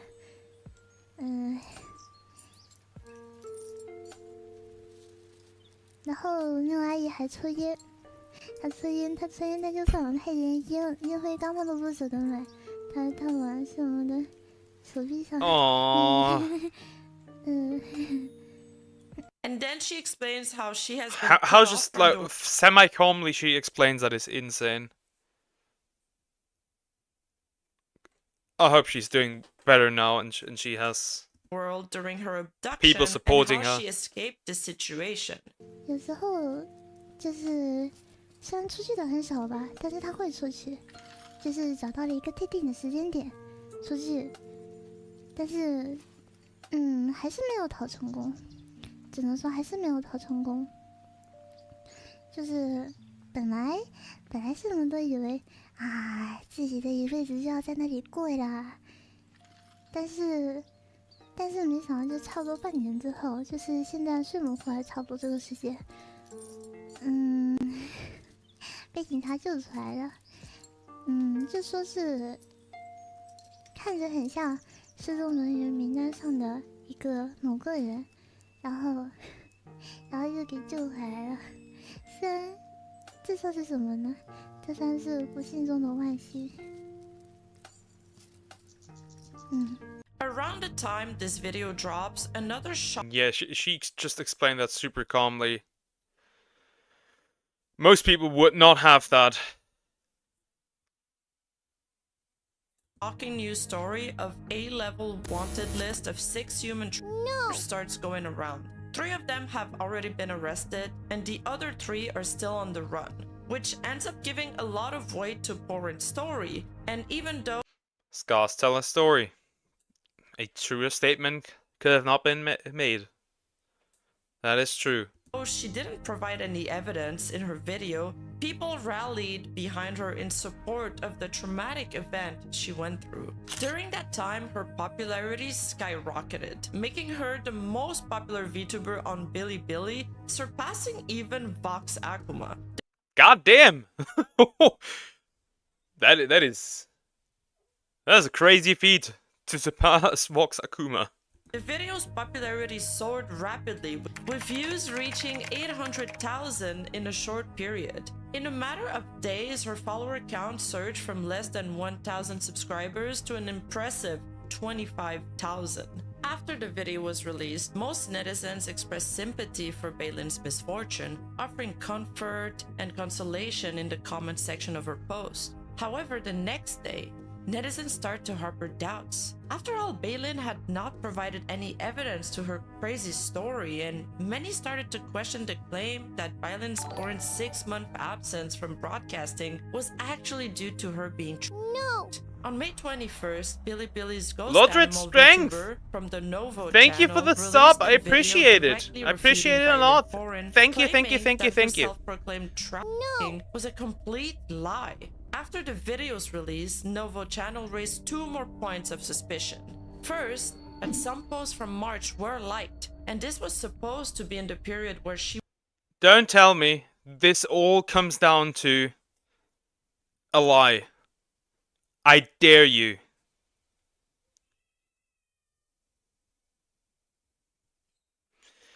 Yeah, I know, but the problem is, like, if you don't censor it, I know, I hate that that is a YouTube problem.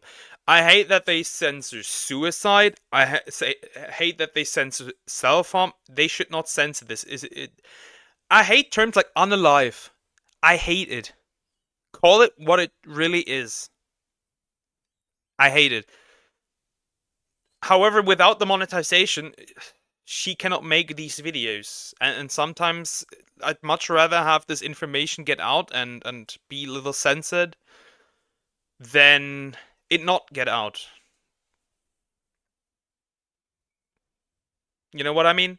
she was kidnapped, but this could also be due to them being pinned posts. Secondly, how could someone who claimed to have been cut off from the outside world for half a year be so familiar with the winter flower meme, which only became popular in February and March of this year? And so for context, the winter flower meme that popped off in February to March is from a song that became highly popular. And Bailin had came back and made a joke referring to that tweet on her very first return stream. So if Bailin truly did not have access to the internet, how did she know about that meme? Please don't let this be a story where she lied about this. You don't lie about this. That is disgusting if it is the case. Please don't. Following this, Novo channel was criticized and reported by Bailin's fans and some passerby. This video sparked a massive internet conflict and divided the fanbase between the skeptics and the believers. The ones who mistrusted her were victim blaming after this girl had went to very traumatic events, and the believers were easily convinced individuals who blindly believed anything. Soon after though, the Novo channel claimed that the video was deleted by Bilibili, and the channel— I know it means the same, but like, the censorship around it is just weird. If I remember correctly, Shondo like got also banned on Twitch for what was it? For talking about it. She was a little drunk, I think, and she talked about like self-harm and stuff, and Twitch banned her for that. They unbanned her because the pressure was too high, and Twitch is not that guy. Twitch is not him. Twitch folded after a day. Goes completely silent. However, the automatic reply message left on their Bilibili account was thought-provoking. I cannot provide screenshots of the chat history at this time. If necessary, please try contacting me again. Yeah, it's kind of nitpicky. Like, I don't know, maybe...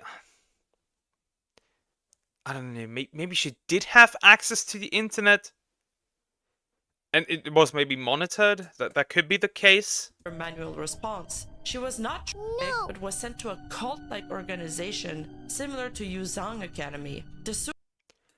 Cannot send pictures of the chat history if you need any help manually. She was not trafficked, but was sent to an organization similar to Yuzhang Academy. The wonderful experience in the video was fake, but being isolated from the world for 6 months was real. Okay, that is weird. Suicide attempt shown in the video is staged, but it is true that she was completely isolated from the outside world for 6 months. The blurry QQ chat records are authentic. The timestamps embedded in QQ chat history cannot be fabricated with Photoshop. My questioning of her story is valid, but her actual experience is indeed distressing, and she should not be subjected to further pressure. Please remain calm and objective and wait for the release of a new video with further information. Now, I don't think this has anything to do with the youth and being too sensitive. Sure, like, are Zoomers more sensitive than, like, millennials and, like, the previous generation? Sure. I would agree with that. But this is a an ad issue and sponsorship issue. Because the people that show their ads on YouTube, they don't like that. Maybe someone sent her that meme while she was away. That could be the case. Either side should be driven by a self-righteous sense of justice. There's a lot to unpack here, but basically Yuzhang Academy is a Chinese school that faced allegations of using cruel and inhumane methods to cure internet addiction in teenagers. Wow, this got real quick. Yeah, it would kind of make sense why she wouldn't say that. It makes sense why because she, you know, criticizing China is not a good idea. Students that went there have reported being beaten with iron rulers, whipped with steel cables, and locked naked in windowless cells for extended periods. The camp charges a hefty fee and targets parents desperate to address their children's internet addiction. The academy was shut down in 2017 after several— Yeah, right, she allegedly had no access to the internet, or a phone in this case. True. Yeah. Reports of abuse and detention, and the perpetrators got sentenced for a meager 2 years in prison with a 5-year ban from the education sector. So what the Novo channel If you did something like that in any other country in the West, you'd be gone forever.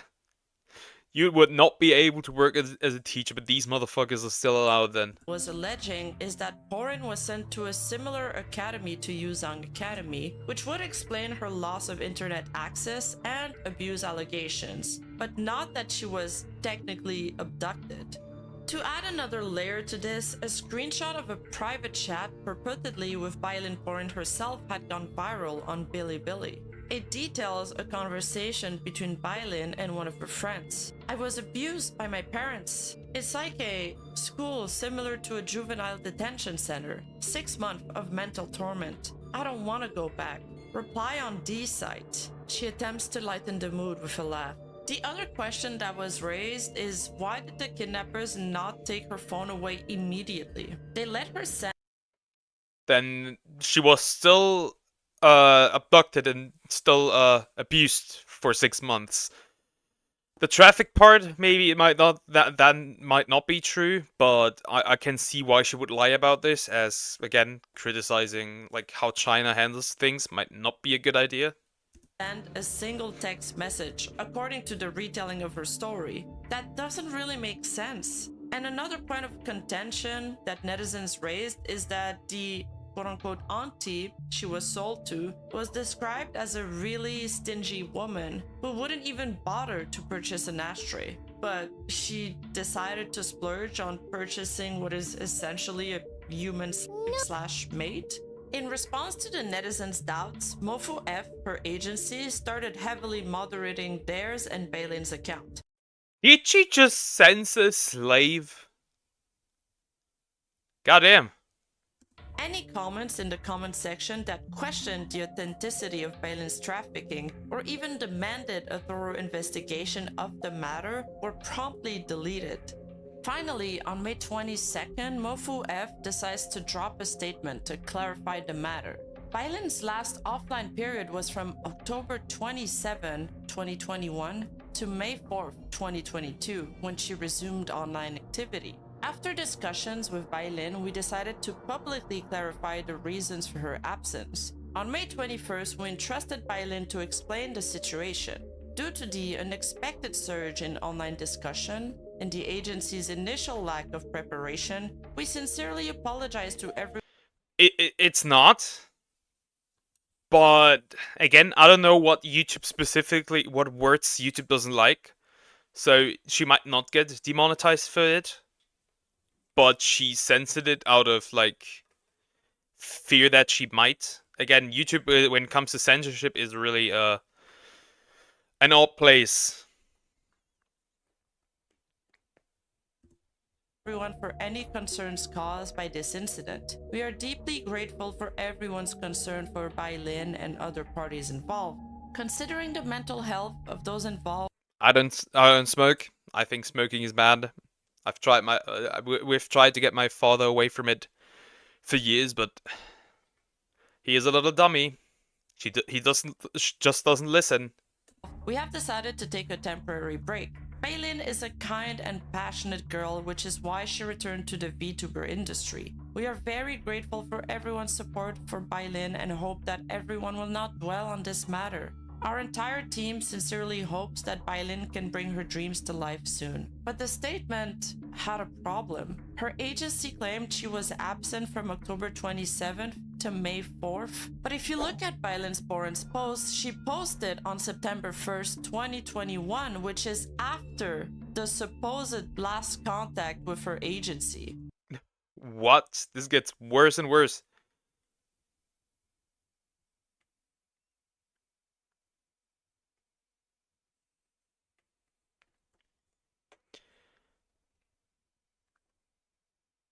You have to follow this instruction course. Like you're learning Godot. It's 11-hour course. You're 5 hours in. Smoking isn't that bad. Well, smoking is bad. there is no like you are feeding your body poison. There's no argument There is no positive effect on smoking. I will stand by this. I refuse. Smoking is bad, and you won't change that. I've lived with smokers all my life. It just costs unnecessary money. It causes health issues. I will stand by this. Yeah, you heard it from Pila.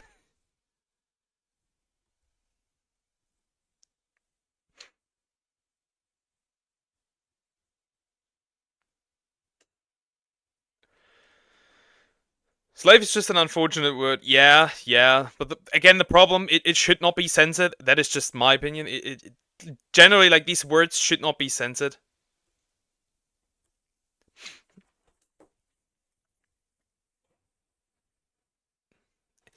If it's bad, it's bad. You can disagree with me. I'm fine with that. I don't care that much. To me, I think just it's bad. Just like vapes. You smoke German cigarettes. They're too good. Yeah, it won't kill you directly, but if it does, like, this could have been prevented. You know what I mean? Like, I don't want anybody dying out there because they smoke. I don't want anybody dying out there because they drink. You get what I'm saying? I'm trying to protect lives, basically. I don't want people dying.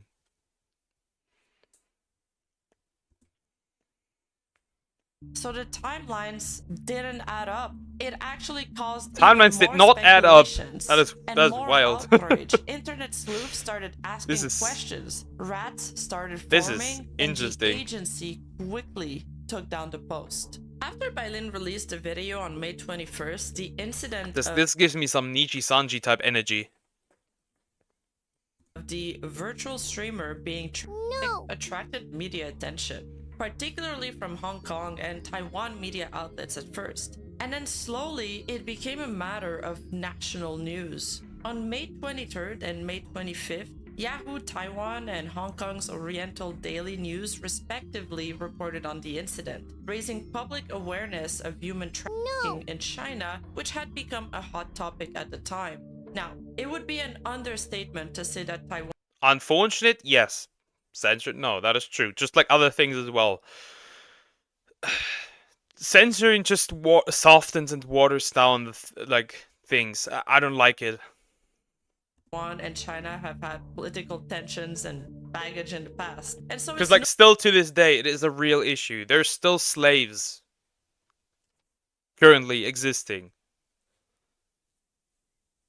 No surprise to find these articles written from a highly critical lens. Specifically, this event took place at a critical juncture amidst the ongoing discussions about kidnapping hysteria in China.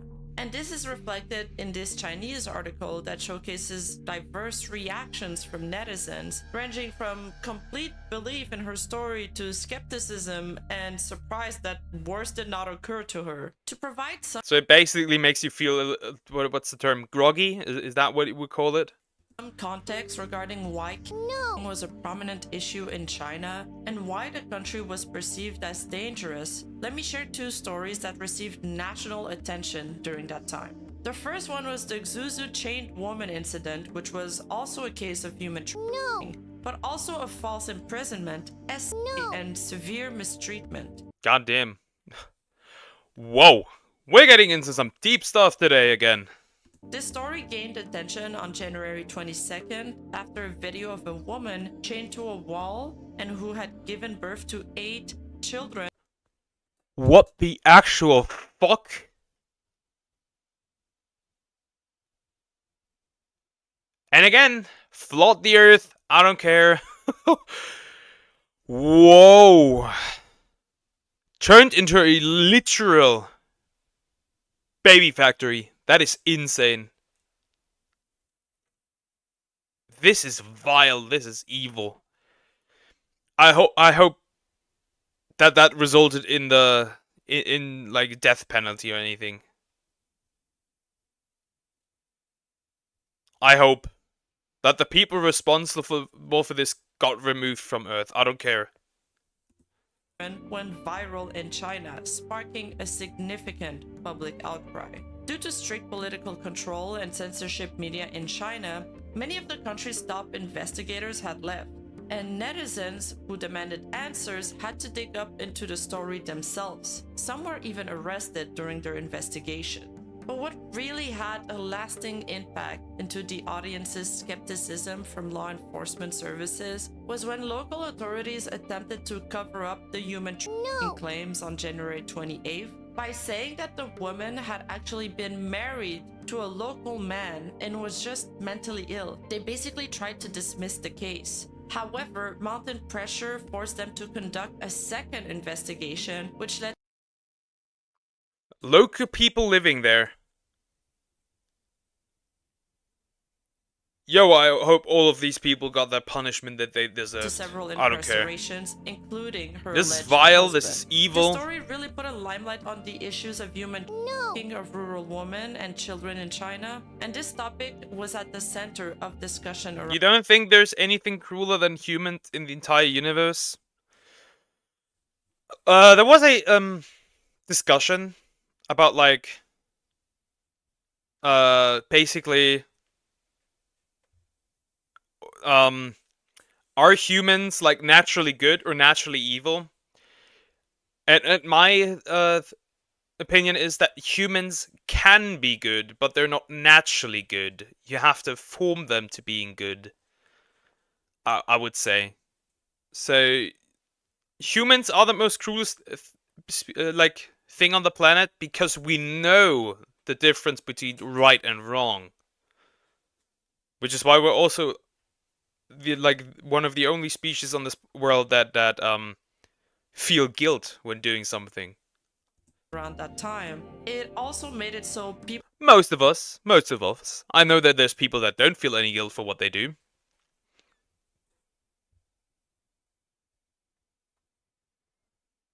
When you were in China, you got your ass slapped by a Chinese man. That sounds funnier than it probably is.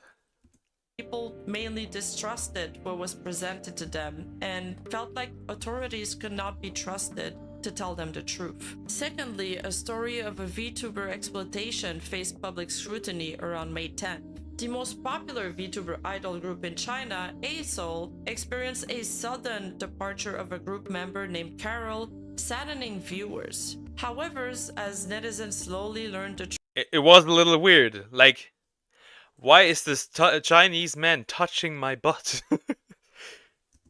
this sadness turned into widespread outrage as they learned more about the whole story. So there was another Carol one. Started to post on his personal account about workplace abuse and bullying from management. They allegedly weren't even paid 1% of their revenue, but hey, that reminds me of Nichi Sanji. They don't like to pay their employees and VTubers too. That reminds me of them. 0.5% of their subscription base. God damn. Insane. If you guys want to know more about the story, let me know in the comments below, and I will probably release a video about it in the next few weeks. Anyway, the whole point of all of this is to showcase that I cannot answer that as well. It might be culturally specific. I don't think so though. He was probably just in a good mood. It just sounds like something they would do. VTubers very rarely made the news in China, but the combination of the ASOL scandal and the chained woman human trafficking cover-up controversy made it so Bailin's story was propelled to the forefront of national news. If I ever get the chance to join a VTuber agency, I will not do that. I refuse.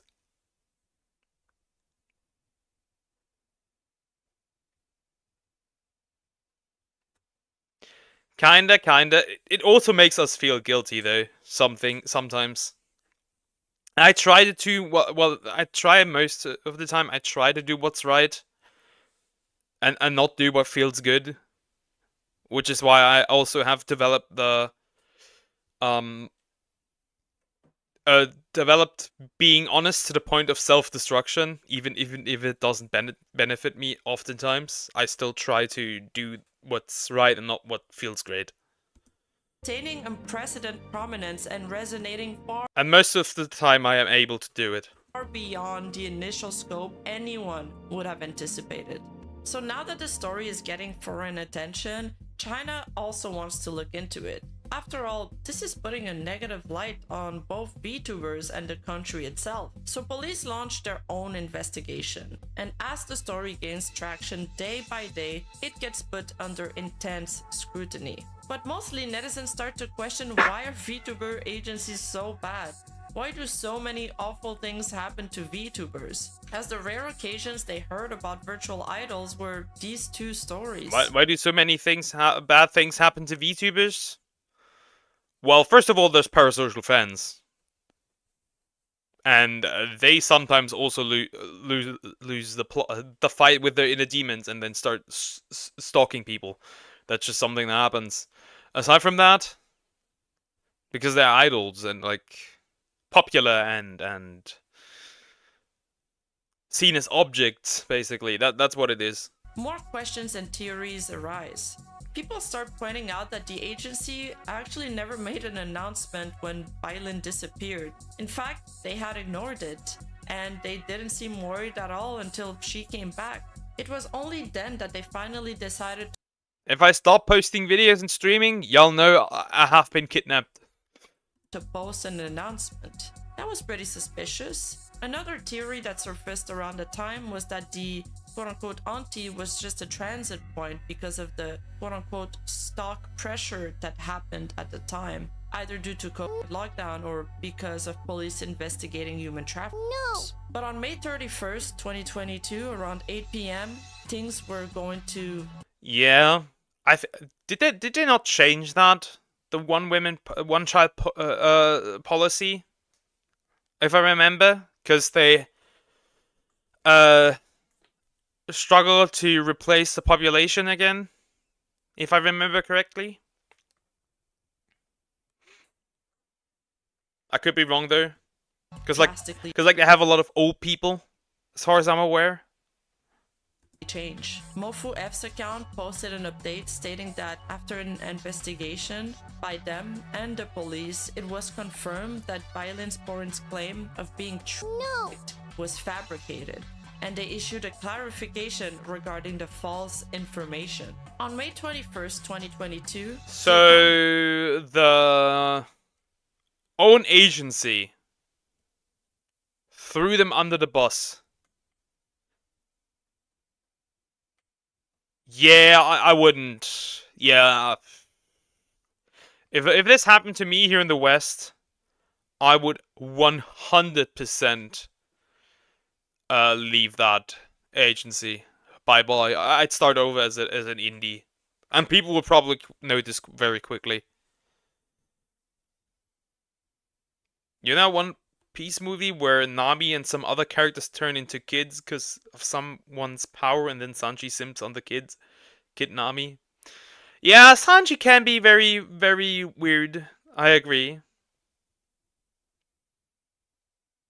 You think, but there's still some echo. Yeah, of course. That won't change that much, because, like, if this just got changed recently, I don't think that changed as much. Yeah, Sanji is generally very weird at times, but we often have that with, like, anime characters. Bailin Foreign released a video titled "About My Disappearance for Half." It's just Japanese culture. It can be weird at times, especially for example, around the lolly stuff. Now, I don't go after people that like are lollicons and consume lolly stuff. I don't really care. I do think it's weird at times, but I don't care that much. It's just fictional characters. If you do it to a real kid, I'ma come after you. There's no one stopping me. A year and being tracked. No! After police verification, the content of the video is untrue. This has occupied public resources and brought negative social impact. We sincerely apologize. Damn, her social credit score must be in the negatives now. That same day, a popular Bilibili police influencer by the name of Jiangning's Granny, who usually weighs in on different topics involving police investigations, as he's also part of the Nanjing police, posted on Weibo as an insider, revealing more info on the investigation. He reposted the update, confirming the police investigation was indeed true, and added, "No need to overthink this, you don't have to worry about whether it's true or not. The police investigated immediately and even provided assistance. It was quite a hassle, involving many different locations. In the end, there was no such case. As for other matters, let's leave it at that. Tomorrow is Children's Day. Everyone enjoy the holiday, and let's end this here." At the end of the statement, when users commented, "Will there be any arrests? Shall we expect any official announcement?" Jianing Granny's reply was mysterious. He said, "Please really consider what my last sentence means." He was indeed hinting that Porin was a minor. That's She was a minor? She was a minor? That makes shit even worse. Yeah, IRL PDF files need to be removed immediately. Immediately. Just immediately. Go, leave, bye-bye, I don't care. Lolly can be underage, but it also can be not underage. It sometimes... It depends. Because sometimes it's also like, just like the body type. It's like the... Generally, people are divided on it. Is it the body type? Is it like the behavior? Is it age? Nobody knows at this point. To me, it's the body type. To others, it might something else. That's just me. statement attracted more than 3,000 comments in just one day. This also explains why he couldn't comment further on the case and why he didn't say anything about Balin facing charges. It also kind of corroborates the whole juvenile school theory. Speculations swirled even further with these new revelations. In China, you are allowed to hire minors to work in VTubing agency as long as they're 16 years old. But in Porin's introduction video, she introduces herself as a 15-year-old character. Was she really 15? Uh-oh. Why is everything I watch involving minors? What is going on? Why? Leave the kids alone. Or just canonically 15? We don't really know. But if that was the case, people now wondered if it was actually the agency who had hidden her away for half a year until she did turn 16, so she could resume her broadcasting activities. Balin's Porin's Billy... You know what's funny? The people that call Lollicon's PDF files and then get outed as PDF files themselves. That is funny. There is somebody who LARPs as God on Twitter. Yeah. Guess what the Lollicons did? The Lollicons exposed him as an actual PDF file. And nobody else. They cooked the God LARPer. It is insane. Billy account was then permanently banned by Bilibili, and Porin's video... The age of consent here in Germany is 14. However, there are regulations. I think that parents have to be okay with it, and most parents won't be. Let's be real. And if there is intimacy, it cannot... If there's anything shady, and it's like, what is the word? If it's like kind of... I wouldn't say forced. What's the word I'm looking for? It is... Let me think about it. If it's... acting out in as a like pressured, if it's pressured, you're gone. You're gone. Let's just say that you're gone. But yeah, generally it's 14. Though you're probably get your ass beat if you're out with a 14-year-old as an adult. Me personally, I would never date a 14-year-old. I just date 4 years younger than me at most. I'm 23, so everything is an adult, and it goes down like up each year. So once I'm 24, the youngest I will date is 20, and so far and so on. I have a strict rule when it comes to that. The 4-year rule. Video detailing her being published on May 21st was promptly deleted. And that was the fall of the first domino, setting off a chain reaction that would bring the end of porn's rise in popularity. On June 1st, 2022, Bilibili's official account issued a notice informing the public of Bailin's misconduct in fabricating her experience to gain traffic. They also announced the launch of a platform-wide investigation into MCNs, which is... It'd be insane if she was telling the truth and like the entirety of China just went against her. That'd be insane. Agencies are constituted of. And with a statement that rang so strangely similar as her agency's corrective statement, with words such as disrupting the normal order of the... You're 30 and the youngest you would go is 25. Understandable. You don't want like a gap that's like... I can understand that. There are multiple reasons. Like, to me personally, I wouldn't go like too young, because I already struggle with like people my age to like find common ground. So it's difficult. Community and negative social impact, they strongly condemned her actions. Recently, the UP Porin fabricated a story about being trapped in a video, which caused widespread concern among users and a great deal of social discussion. On May 31st, her affiliated MCN agency confirmed through other channels that the UP had... Yo guys, age of consent is 16. Yeah, it's difficult like to say what is okay and what is not okay. Personally, you shouldn't go for minors. That's just my opinion.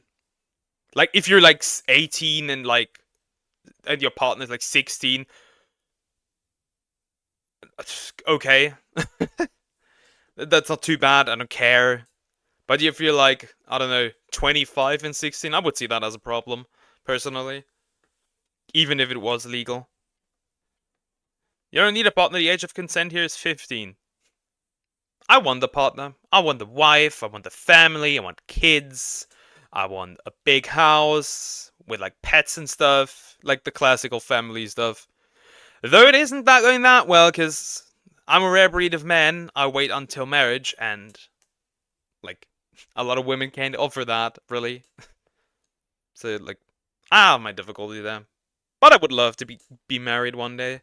Fabricated the story and used deceptive methods to gain traffic, violating the basic principle of authenticity for UPs, disrupting the normal order of the community, and causing serious negative social impact. According to community rules, we have permanently banned her. But if you're over 18, still largely considered judgmental. Into MCN Here as well. Issues of false content. Once any violations are found, we will take actions and impose corresponding penalties. Furthermore, the community will continue to crack down on... You're a bisexual trans girl? Okay. Yeah. Yeah. No problem with that. Let's continue. Content, including fabricating all stories, is good. Spreading rumors, and malicious hype. We will gather and investigate related content and permanently ban accounts that create and spread unverifiable information. The community will also participate in and support relevant investigations by law enforcement agencies to help maintain order and healthy environment within the community. Following the incident, apart from the announcement issued on May 31st, her agency remained silent. The planned recruitment of new virtual livers has been halted. Among its VTubers, beside Balin Porin, who was now permanently banned, and Sakura Kano, who had previously announced a long-term hiatus due to internal disagreements. The live streaming activities of the other 2 VTubers within the agencies have also been completely suspended. Yeah, you can work at Ubisoft. Good luck. Good luck with that. Without any notice. Western content creators who had been following the story also reported on the matter, but of course, after the recent events that had transpired in China, they showed a little bit more skepticism towards the CCP reports. Yeah, understandable. You just can't trust the Chinese. That's just the way it is, and kind of like, would she lie about this? Because, like, she wouldn't gain anything out of this. Like, telling it would also not really harness any success, because, like, we see now that she got punished. Like, it says, hey, it's true. She got punished for it. You're bisexual, non-trans yourself. I'm a heterosexual white man. I'm the enemy of everything that is DEI. And I'm a gamer. I have a lot of red flags.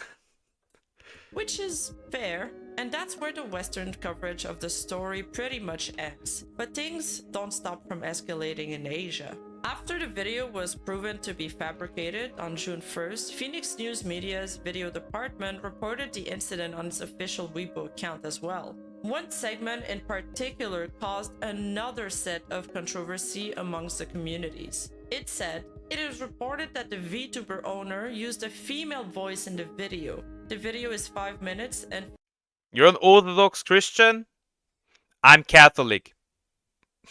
Based. 53 seconds long. Because of the wording of the article claiming she was using a female voice, this caused a whole new set of allegations against Sporin. Through a game of telephone, multiple news articles also started reporting on this topic, and the story focus changed. Now, it was not only that she faked her kidnapping, but she also faked being a woman. Her Shit just got worse. Shit just got worse. Wild. that this entire story is just like so muddy and so yep.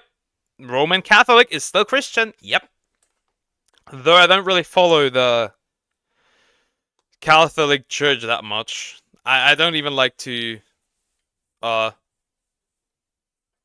use the word Christian. I much rather prefer the word prefer to say that I'm a follower of Christ. That is, I feel much more comfortable with that. Just me though. aunties went even harder at her. They wanted to... This entire situation is so muddy because it comes out of China that nobody knows what is actually going on. Nobody knows. This is just chaos. It is muddy. This feels like the Tiger situation all over again. See her punished. This article states, "The kind of man pretending to be a woman drama is undoubtedly more interesting than a scam related to human." No! As a result, another group of netizens were attracted to pay attention to this matter. After that, there was also a debate on gender issues in the comment section of Weibo, which is common. Eventually, an article sets the record straight. According to Weibo users, Sporin is indeed a woman. Even the so-called voice changer is just a common way for VTubers to make their voice sounds more appealing during live broadcast. Similar. Is it still a... Is it still... Wait. I misclicked. Is it still a thing in Catholicism that non-baptized babies go to hell? I do not know. I really don't follow, like, the Catholic Church. I just follow the Bible and Jesus. And according to the Bible, you don't need to be baptized to necessarily like to like not go to not go to heaven. You can still go to heaven.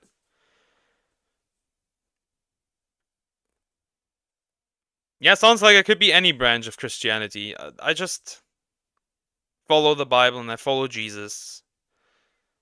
That is literally it. Like that is all. You guys have a Catholic church. You go to occasionally listen to the organ. We only have like Catholic churches here around. There's no really like Orthodox churches. There's like one evangelic church in like 20 kilometers away from here. There aren't that many either here. Turning on the beauty filter when taking photos. Throughout this whole saga, Warren's gender had changed several times from female. Also in Germany, not that many people go to church. It's mostly older people, like 50 and older. To be fair, a lot of young people don't go to church. To male, and then from male back to female. This one incident had given rise to countless opposing views. And Wait. From Porin's claim that she was public authorities' intervention to refute the rumor. Porin's gender changed from female to male and then from male back to female. Just one incident gave rise to countless opposing views and conflicts. What is going on? What the fuck is going on? Conflicts between different camps. As the story was initially centered around human trafficking, the narrative unexpectedly transformed into a tale of deception, gossip, and lies. Something that brought a whole new wave of onlookers to join the discussion, for better or for worse. Amidst the backlash of people calling out for Balin to get punished for fabricating lies, a lawyer speaks out on the matter and told reporters that since the account fabricated false content, violated the platform regulations, and more, the platform should strengthen the management and maintain the atmosphere and environment of the platform. Also, in the case of spreading rumors intentionally disturbing public order. Yeah, nobody knows what's going on at this point anymore. Nobody knows what's going on. Imagine if the entirety of China against you. That is wild. The public security organs may impose Nobody knows what's going on here. A detention of 5 days or more than 10 days, and may also impose a fine of up to 500 yuan. If the circumstances are less serious, the perpetrator shall be sentenced to less than 5 days of detention or a fine up to 500 yuan. By the end of this whole controversy, there was more support to have foreign ban than concern towards kidnapping attempts. To give you a scope of the amplitude of this, as of July 10th, 2022, the related hashtag UP disappears for half a year and reveals being tracked and abused had 8.36 million views, and the hashtag Bilibili permanently bans UP for fabricating experience had 10.56 million views. People and priorities. In the end, Warren's claims caused some serious damage. Basically, like, the entirety of China is your enemy. The question is, like, again, nobody knows what's really going on, and if this is true, and she said that, like, what she said is true, then this is kinda scary. This is kinda, ugh. According to this article on 1818.3, her lies caused the arrest of her agency owner. After she was released, she lied to the head of the society and said she was abducted. The identity information she provided was also false. She provided an identity of a college student, but in fact, she was underage. In 2001, the head of the association $71? Okay. was persuaded to help produce and release the video of the wow. Because the video received so many views, someone called the police, causing the group leader and the person in charge of making the video to be arrested. The society leader is still in custody. There is a lot, and I say a lot, of censored words in this. Police also asked the society leader to take down the video today. My friend deleted it. The family of the head of the association is also looking for a new lawyer to prepare for a lawsuit. This matter has already happened. Serious consequences have occurred. It is really hard to see many people blaming the community for being irresponsible. The club tried to contact her during the half year she was out of touch, but they couldn't get through, so they thought she was dead. The police are still handling this matter, and the final result will definitely be reported by the police. Yes, but since it is not an important case, it may take quite some time. But today, Boren and I think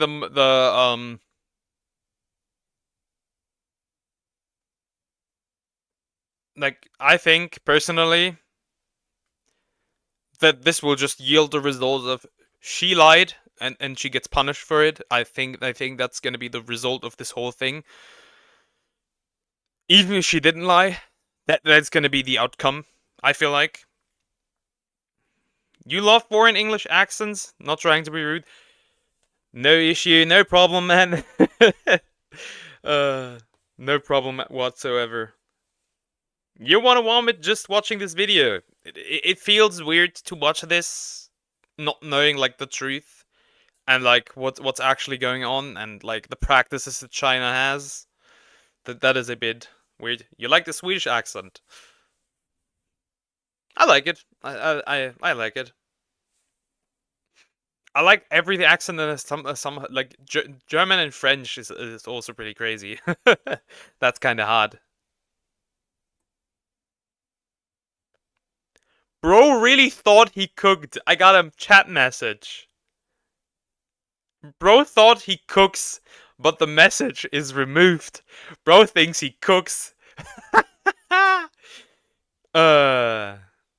Sorry, big G ball, big balls. You're not winning. Suck my dick. I'm gonna remove you from the channel.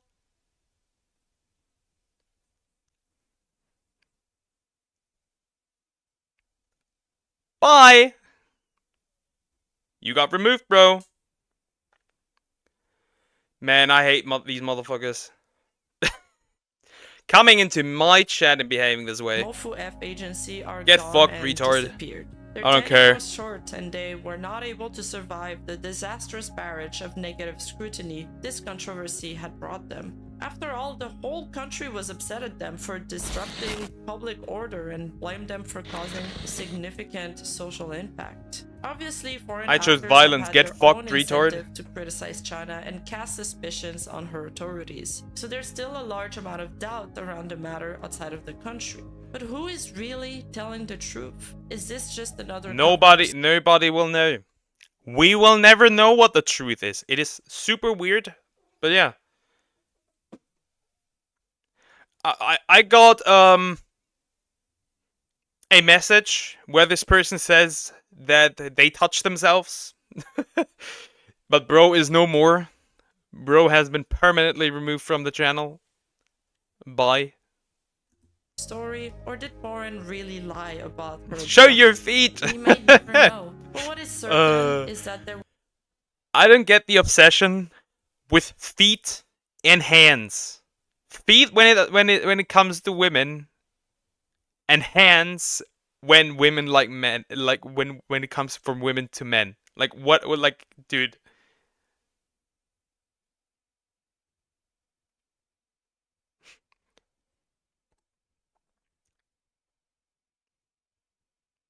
He gave you mod just for that, and you kept his chat clean for over a year. There were several Yeah, details true. in her story that did I not mean, add up. it's She wild. did it It's for just views. wild. It was It's just the biggest growth she's ever had after all in her career. But it also got Why the be opposite disrespectful? result with getting her channel terminated. Her account is now suspended, but weirdly enough, it's Yeah, it goes for a lot of the news from China. True. True. still there, available to be viewed, like a snapshot, stuck in time. In the end, this is just the story of another girl who was thrusted into the spotlight and just as quickly, immediately forgotten. If you enjoyed this video, He's a don't super forget nice to give guy. a like, Okay. a comment, and subscribe. And make sure to head on to umarket.com. Hey. No ad for your degenerate merchandise. I'm good. Yeah, it's just like, man, if you come into this chat, everyone is welcome. Just don't be a dick. That's literally it. Just don't be a dick. Okay, so I'm gonna jump into one last video. We're gonna do one last reaction for today. I'm gonna do some more react stuff tomorrow, but I think we'll just first gonna play Pokemon and stuff. And yeah, we're gonna... No, it's alive.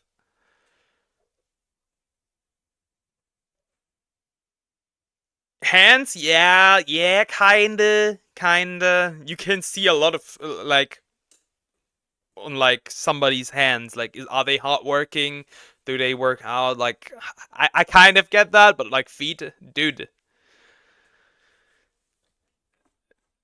If you wanna sniff cheese, just go into like, just open the fridge, man.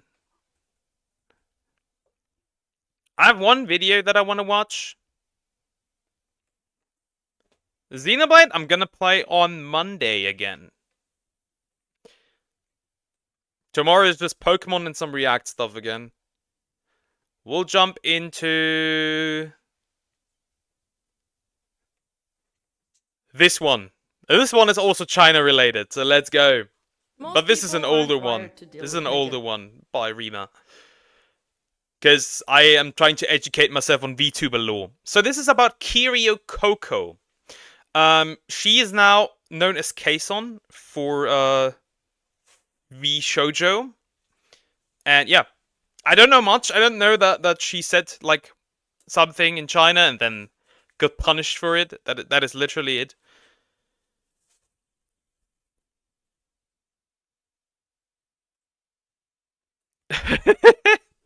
Like, you know, like there's cheese and like bad smelling cheese. Like, it's just like a joke here in Germany. Cheese feed, basically. So yeah, let's get into the video.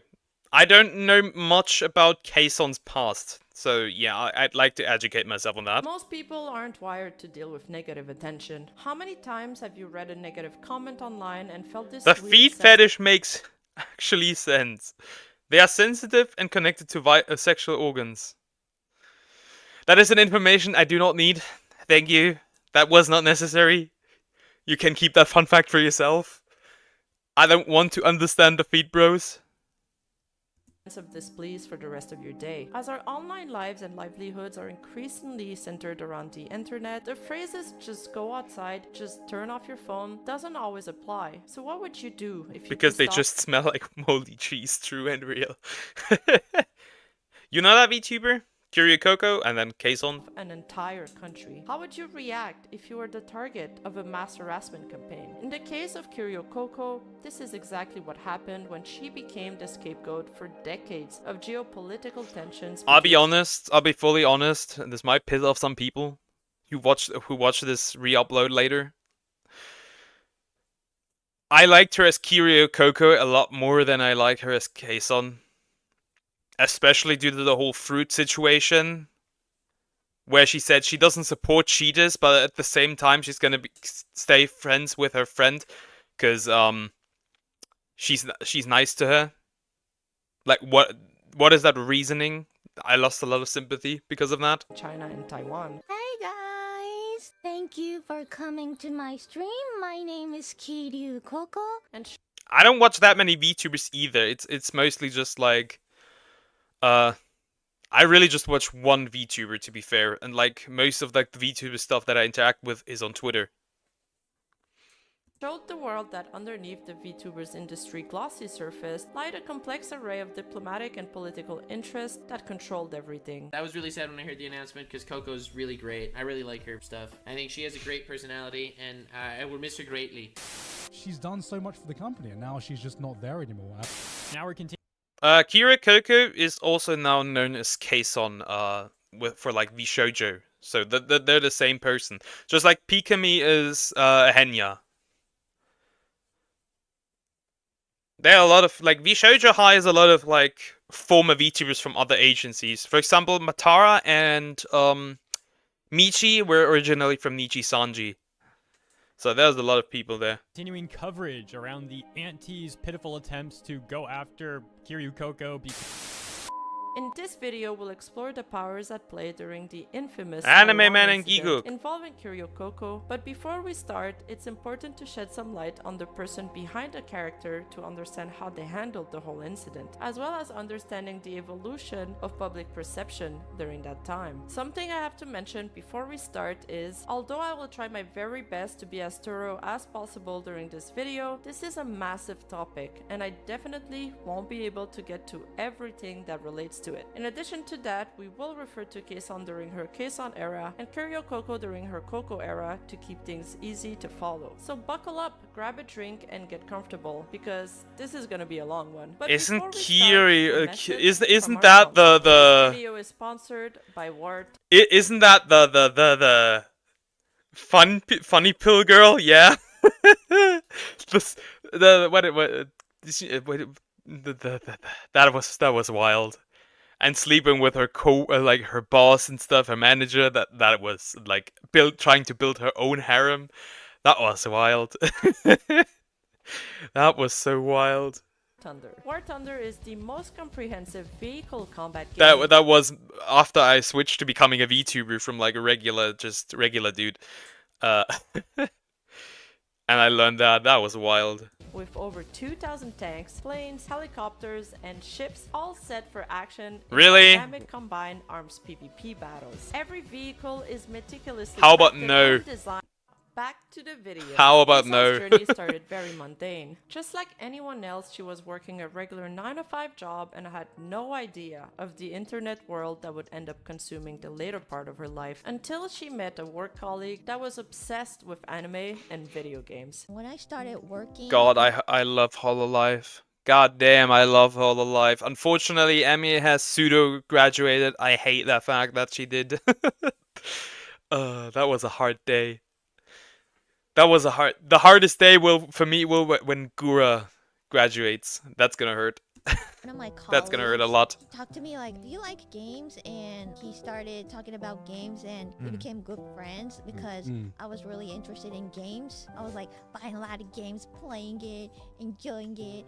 And my colleague was like, there are like streamers playing games online. I got interested in it and I started watching it. As the story goes, this colleague eventually asked her to stream video games with her, and even though they never ended up collabing, it was the spark that ignited a lifelong burning interest for the internet world in Kayson's heart. So in 2017, Kayson eventually started to make her own online content. And then he said like, I want to stream like them. How about we do it together? We ended up never doing it together because, I don't know, he just disappeared. He quit job. I want to still do it with you, but he just disappeared. Bro disappeared. And I started making the Let's Play.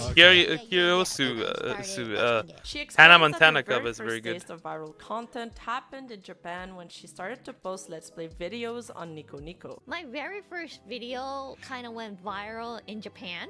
What kind of video? Cool. Gaming? Yeah, it was a game called Siren, and it was so satisfying to have comments. I felt so being good. appreciated by other people, is it? Yeah. Which was a nice surprise and I agree. I love when people are here in chat and send messages and interact, and I can interact with them. I can understand that. Though it is still very new to me, because I did not expect to find people that even want to watch my stuff.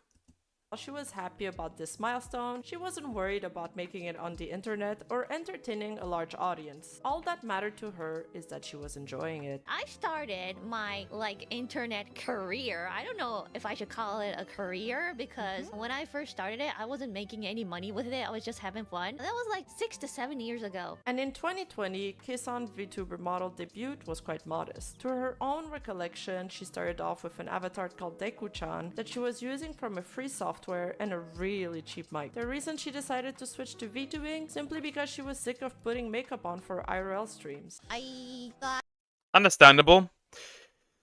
It's also like difficult when you start out originally because VTubing can be very costly, so I understand why she would start out with a, what's the word? Just like a pre-made model. A lot of people do that, and I think that it's good to do that. You get a lot of free stuff from like Booth and stuff, and you can still create your own model. Like, it's a 3D one then in this case, just like mine, a Vroid. But it's better than nothing, and you can start on pretty cheap stuff if you look for refurbished stuff. Like, my mic is new, my laptop is new, that is all new. So, but you can use refurbished stuff. There's a lot of good, like, crazy stuff out there if you were looking for that. But like, let's do the VTuber stuff because I'm tired of putting makeup on myself. And Based, also the same reason as mine. During that time, Kayson experimented with her content. First by streaming faceless content and then swapping to a VTuber model. And even back then, in 2016, she was already pushing boundaries of streaming as she frequently streamed in English and in Japanese. Something that was quite rare at the time, but also something that would come to play a big role in her future success. Coco never actually planned to become a VTuber with Hololive. See, her plan was simply to get a part-time job so she could continue VTubing and doing what she loved on the side. It just so happened that Hololive was then looking for a manager, so she applied for a job there. Coincidentally, the 4th generation auditions were happening at that time and she got recommended to join. So Kiryu Coco officially debuted as part of the 4th generation. Crazy. She went basically like going from a manager type of thing to like instantly starting at like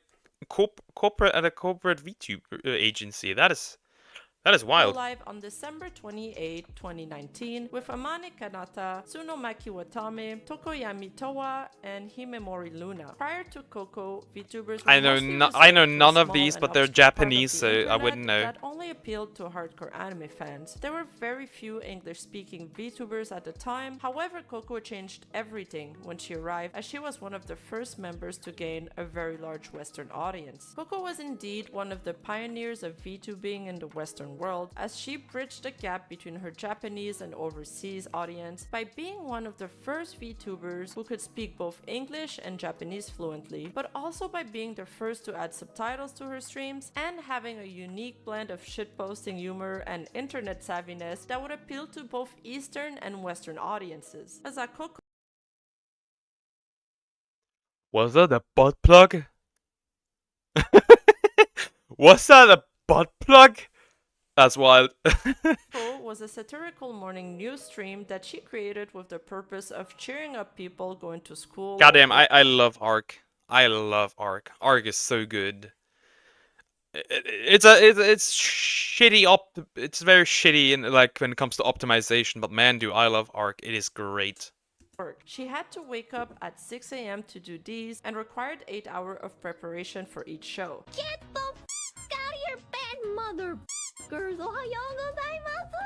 Many of Hololife's funniest and most iconic moments of that time happened during this show. For example, her iconic opening greeting. Good morning, motherfuckers. Or like really, that's literally every time she opens. The opening of the show is just "Good morning, motherfuckers." That is wild. Watame's infamous apology. To give a little context, Watame had been having internet connection problems as she disconnected over 60 times in one stream. And just as at that point, I would have stopped after 4 times. I would have stopped after 4 times, I'll be real. Coco was presenting her apology on her talk show, it happened again in an either extremely good or extremely bad timing. And Coco, with her hilarious reaction, just turned a potential disaster into an iconic moment. この間の雑談配信で回線員すごい弱々なところを見せてしまったんだけど、それについて一言言います。わためは悪く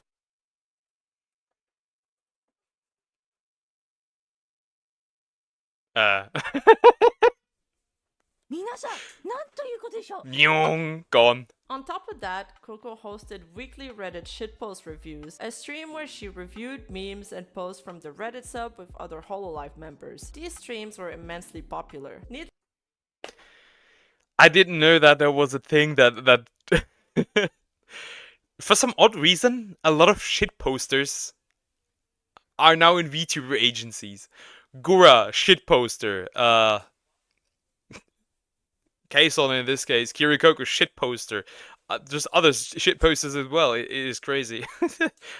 This to say, shit Coco posting does give quickly you became insane fans' power. favorite as she smashed through various Goddamn. milestones, earning 1 million subs in a little bit over a year into her tenure, and finally becoming the top super chatted YouTuber of all time. Not of VTubers, not just of streamers, out of everyone. The fans just loved her energy and her humor, and they often showered her with super chats every time she went live. One super chat train in particular lasted over 14 minutes long. Coco was also a pivotal influence into creating HoloMyth, the first HoloLive branch dedicated for English speakers. So she basically is like the Hololive EN mama. Is that what it is? Basically. First, by proving to HoloLive that there was interest in the West for VTubers, and secondly, That is by wild. directly promoting their branch. First, by announcing them. デビューさせると言っているようですね。こんなアイドルはどうですか？ストリートからスターへ、金髪で、ツインテールで、爆乳の大胆女子とか、なんともうデビューをするための。What the fuck is that? What the fuck is that ugly model? Luring brats with a womanly charm. Her adult appeal is irresistible. The replacement for all women. 3D even before her debut. Oh my, this is just shit posting. And secondly, by creating this beautiful masterpiece that would Good, inspire good fans morning, all over the world to motherfuckers. audition for HoloMyth. Hey, this is Code from Hollow Life USA. I have an important announcement, so shut the up and listen. What are you looking at? The following advertisements is intended for EN VTubers applicants only. It's V! HoloLive audition! We're giving you avatars! It's V! We're giving you support! It's HoloLive audition! It's a V chance for you, friend!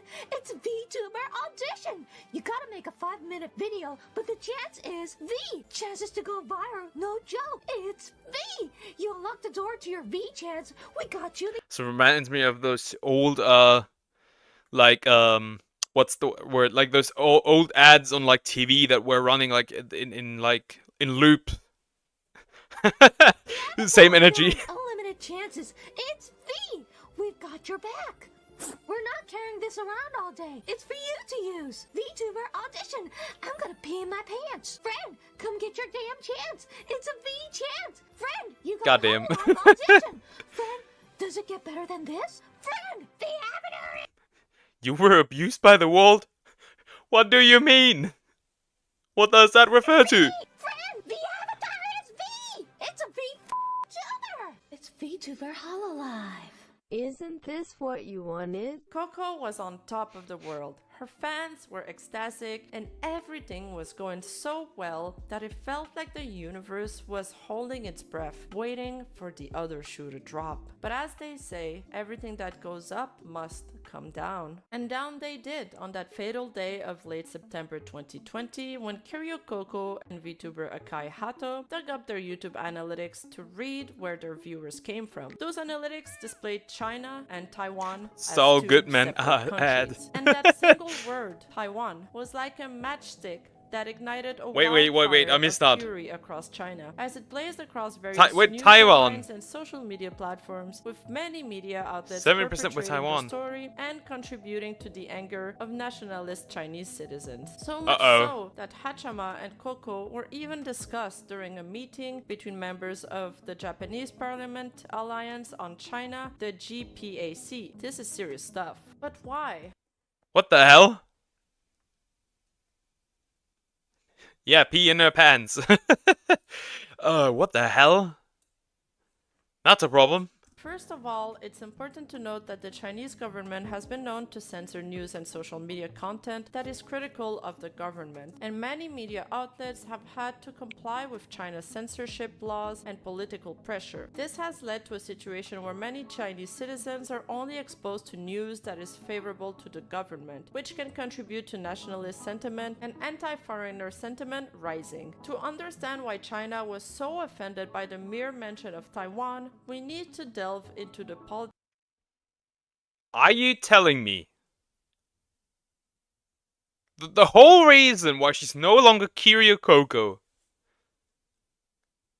It's because of a single word. You gotta be fucking kidding me. Politics and history at play here, which dates back several decades. Whoa, not that far.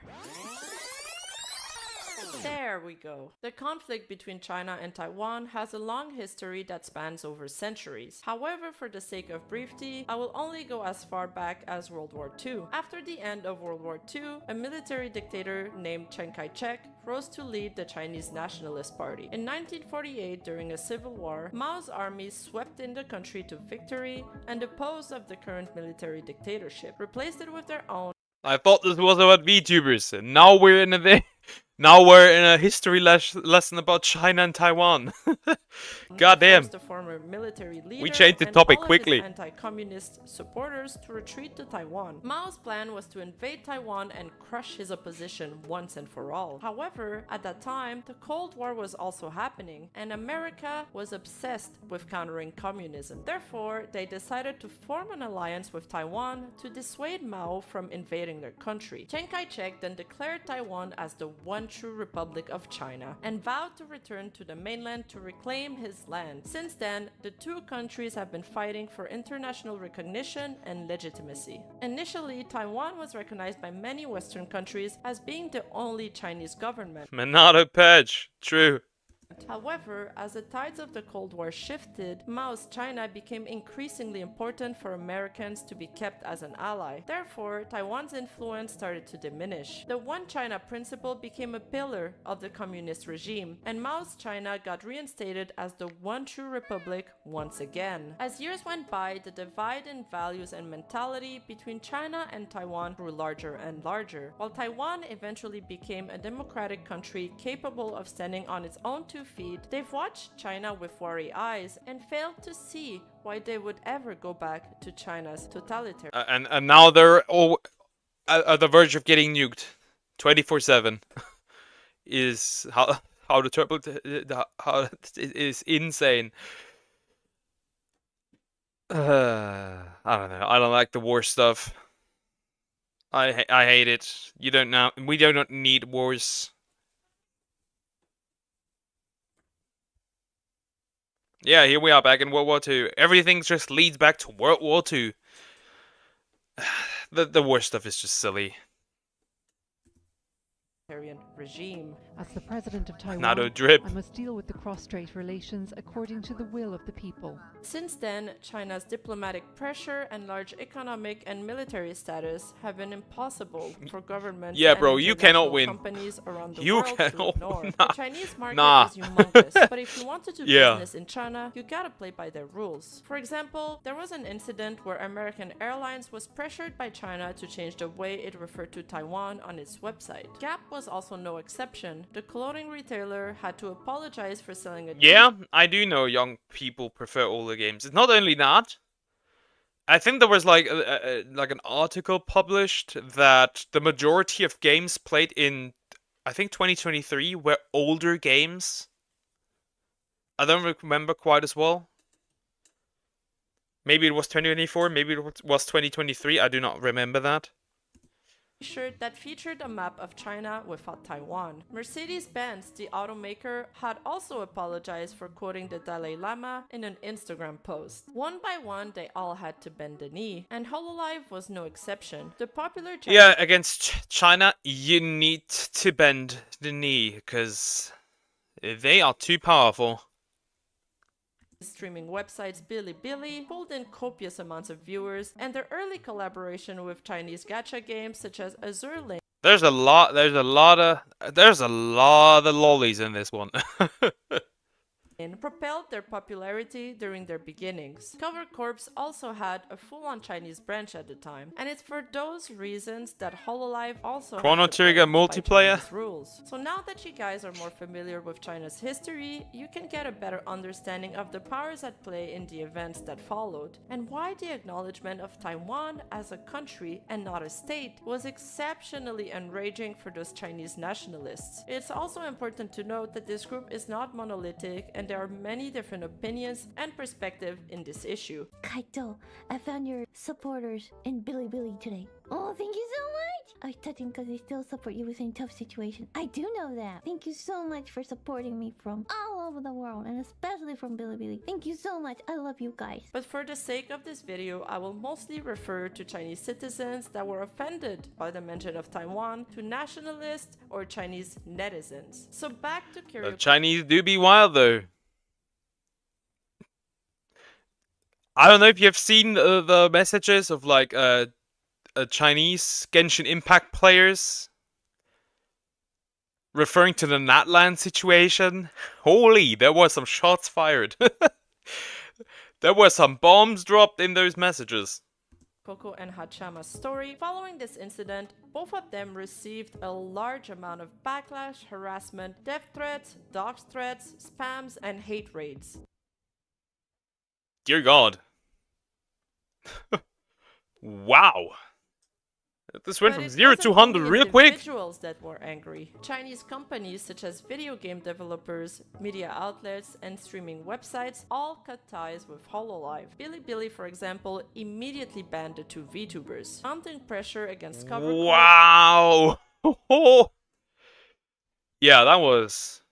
like I said, this went from 0 to 100 real quick. 2 days later, an apology was released, along with an announcement promptly suspending for 3 weeks Hato and Coco. Whether in an attempt to appease the angry fans or to protect the talent, it is unclear. But what is clear is that the letters themselves... Like, I've seen an article that was referring to gamers currently continuing to play older games. Like, for example, games like... I mean, yeah... Would you consider Fortnite that old? I don't know. But for example, Fortnite is still one of the peak played games for some reason. And people don't move from that. It's actually kind of crazy how strong it's still going. And like... just like, I think most people play games from like 2010 to like maybe 2016 is my guess. Ended up causing even more backlash. I do not know though. Basically everybody. On one hand, what old is considered? Because they wanted harsher sanctions for the two VTubers, and on the other hand, the rest of the world was angry at HoloLive for essentially selling out Taiwan.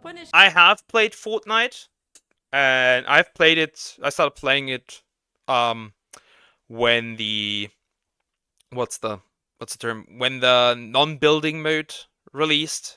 And it is pretty fun. I have to admit, I was always a little against Fortnite because I thought it was cringe and stuff. But like, it is actually fun in comparison to a lot of other games that I played, especially without the building. Their livers who had done nothing wrong and bending the knee to Which is China. what I think also saved the game. Additionally, fans noticed discrepancies in the joint English, Japanese, and Chinese versions of the letters. While the former stated that they were suspended for showing erroneous YouTube analytics and inappropriate remarks, the latter said Cover Corp firmly supports the One China principle. To which Cover Corp was later forced to address and apologized with the following statement. We apologize for the confusion resulting from our recent official statement. There were discrepancies between the... No, I don't remember that video. I don't know that. I don't know. I have no idea. I have no idea of like NES, N64, GameCube, whatever, PlayStation, the original PlayStation, the original Xbox. I have no idea. Those which were Sega stuff. And global audience. Due to the above circumstance and because our service policies, guidelines, and modes of communication differ depending on the countries and territories to which we provide our service, we decided to adapt the contents of our statement and the matter of its release accordingly. However, this led to differing statements being released. We would once more like to deeply apologize for the confusion this has caused. Additionally, the CEO of... So they basically weren't even like able to be consistent with it. Great. No wonder this ended up a fuck up. Yago took to Twitter to apologize for the incident and announced that he would take a pay cut in the hopes of letting the dust settle. When Coco finally came back from her suspension, she had a glorious and unapologetic stream where her fans celebrated. You're friends with multiple Sega developers? You mentioned something like that. Her and donated You mentioned something like that to show their before. support. Which is pretty cool, actually. ただいま言わせてください皆さんホロライブ所属4期生キルココただいま戻りました I love all the fans all over the world, no matter if they hate me or not. Everybody seemed to have fun, and she ended her stream with a cheeky message to her haters. Fuck you, and never come back. Thank you guys. Based.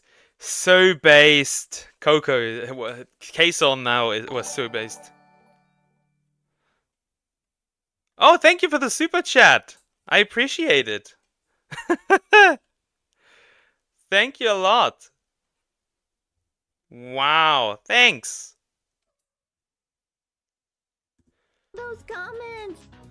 Love ya. On the other hand, Hachama took a different approach. She returned with a tearful apology and seemed eager to avoid drama from now on. なんか、まあ、はーちゃまはまだまだ未熟なところもあるし、なんかね、人生経験のがもう全然なくて、なんかいろいろ突っ走っちゃうこともあるけど、まあ、今回の失敗もちゃんと糧にして。 For Coco, she had won a battle, but not the war. This enraged the aunties as they doubled down their efforts to bring her down. They felt like Hachamas had accidentally mentioned Taiwan, that it was an honest mistake. But in the case of Coco, she had deliberately said it. One of the first shots was fired by a large clips channel. Dude, it's just so retarded that it is because of one word, one singular word.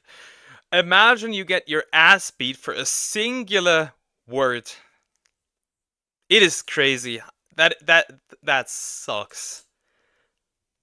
Like being forced into graduations because of a single word.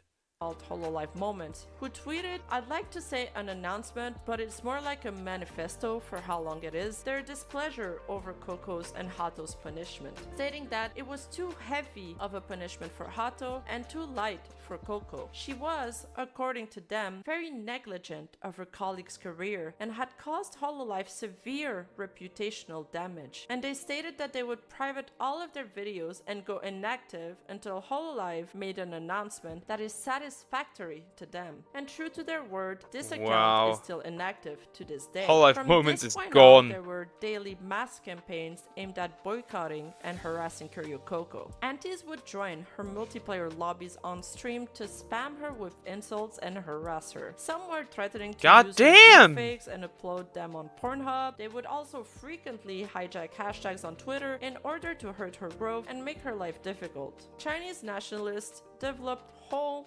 master plans and found creative ways to continuously harass Coco. One of their inventions because of a singular word. Because of a singular word.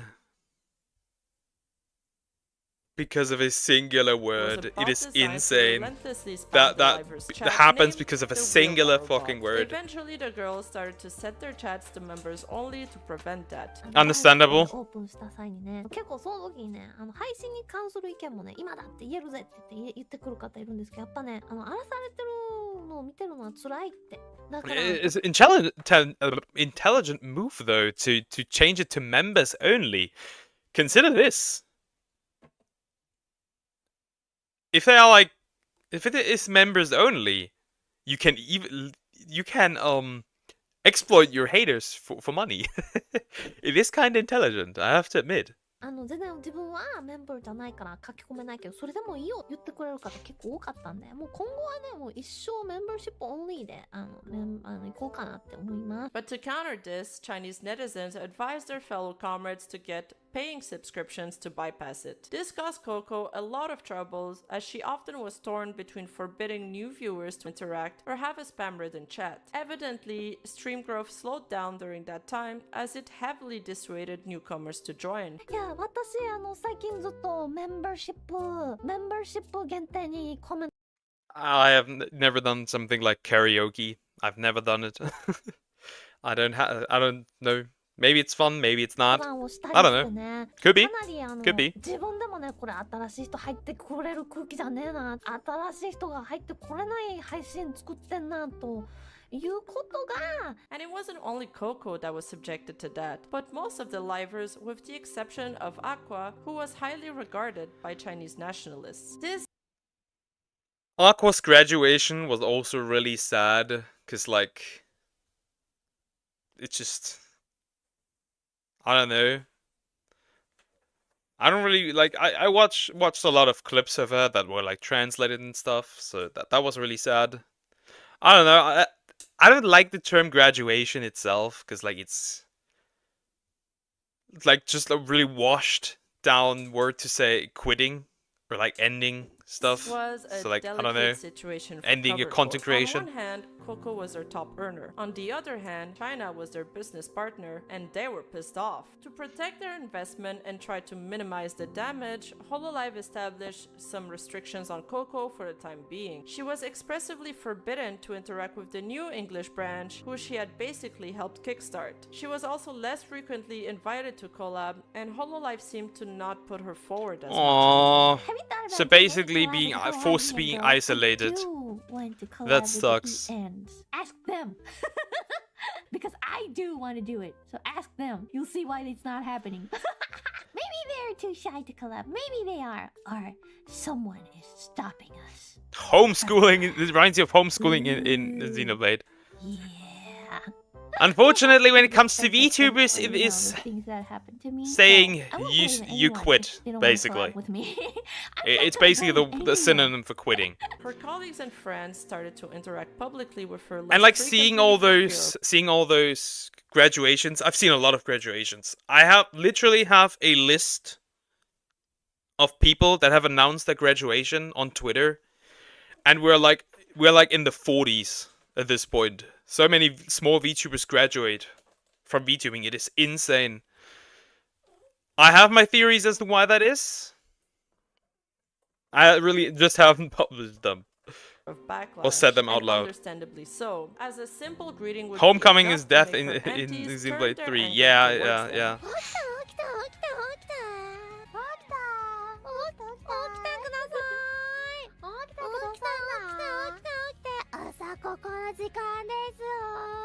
She wasn't cahoots with Shark Girl yet. You mean Gura? Yeah. If you mean Gura, then... 君今モデレーターになったよ今。Apex と別のところで戦ってる。Working in Japan is generally terrible, I would say, because the Japanese work ethic is really hard. It is really hard. It's work. This was the case of Fubuki, who became one of their prime targets after she greeted Coco. And it also happened to Aqua, who, even though was their favorite, ended up receiving their wrath after she displeased them. Biohazard. Jesus Christ. And they have had wow. a priorities list made out of who to harass in order for each event. This is some elite hater. This is some elite hater level. Oh my. This is a different kind of hate. Imagine if so much energy was put into solving world problems instead. We would literally solve world hunger. After months of constant pressure, Coco finally that is a different kind of energy. True. Fuck.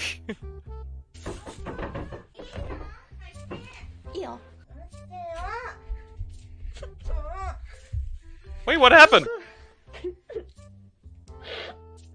Let me go back. I didn't quite understand that. What happened? Hunger. After months of constant what pressure, happened? Coco finally broke down on stream. Okay. Aww.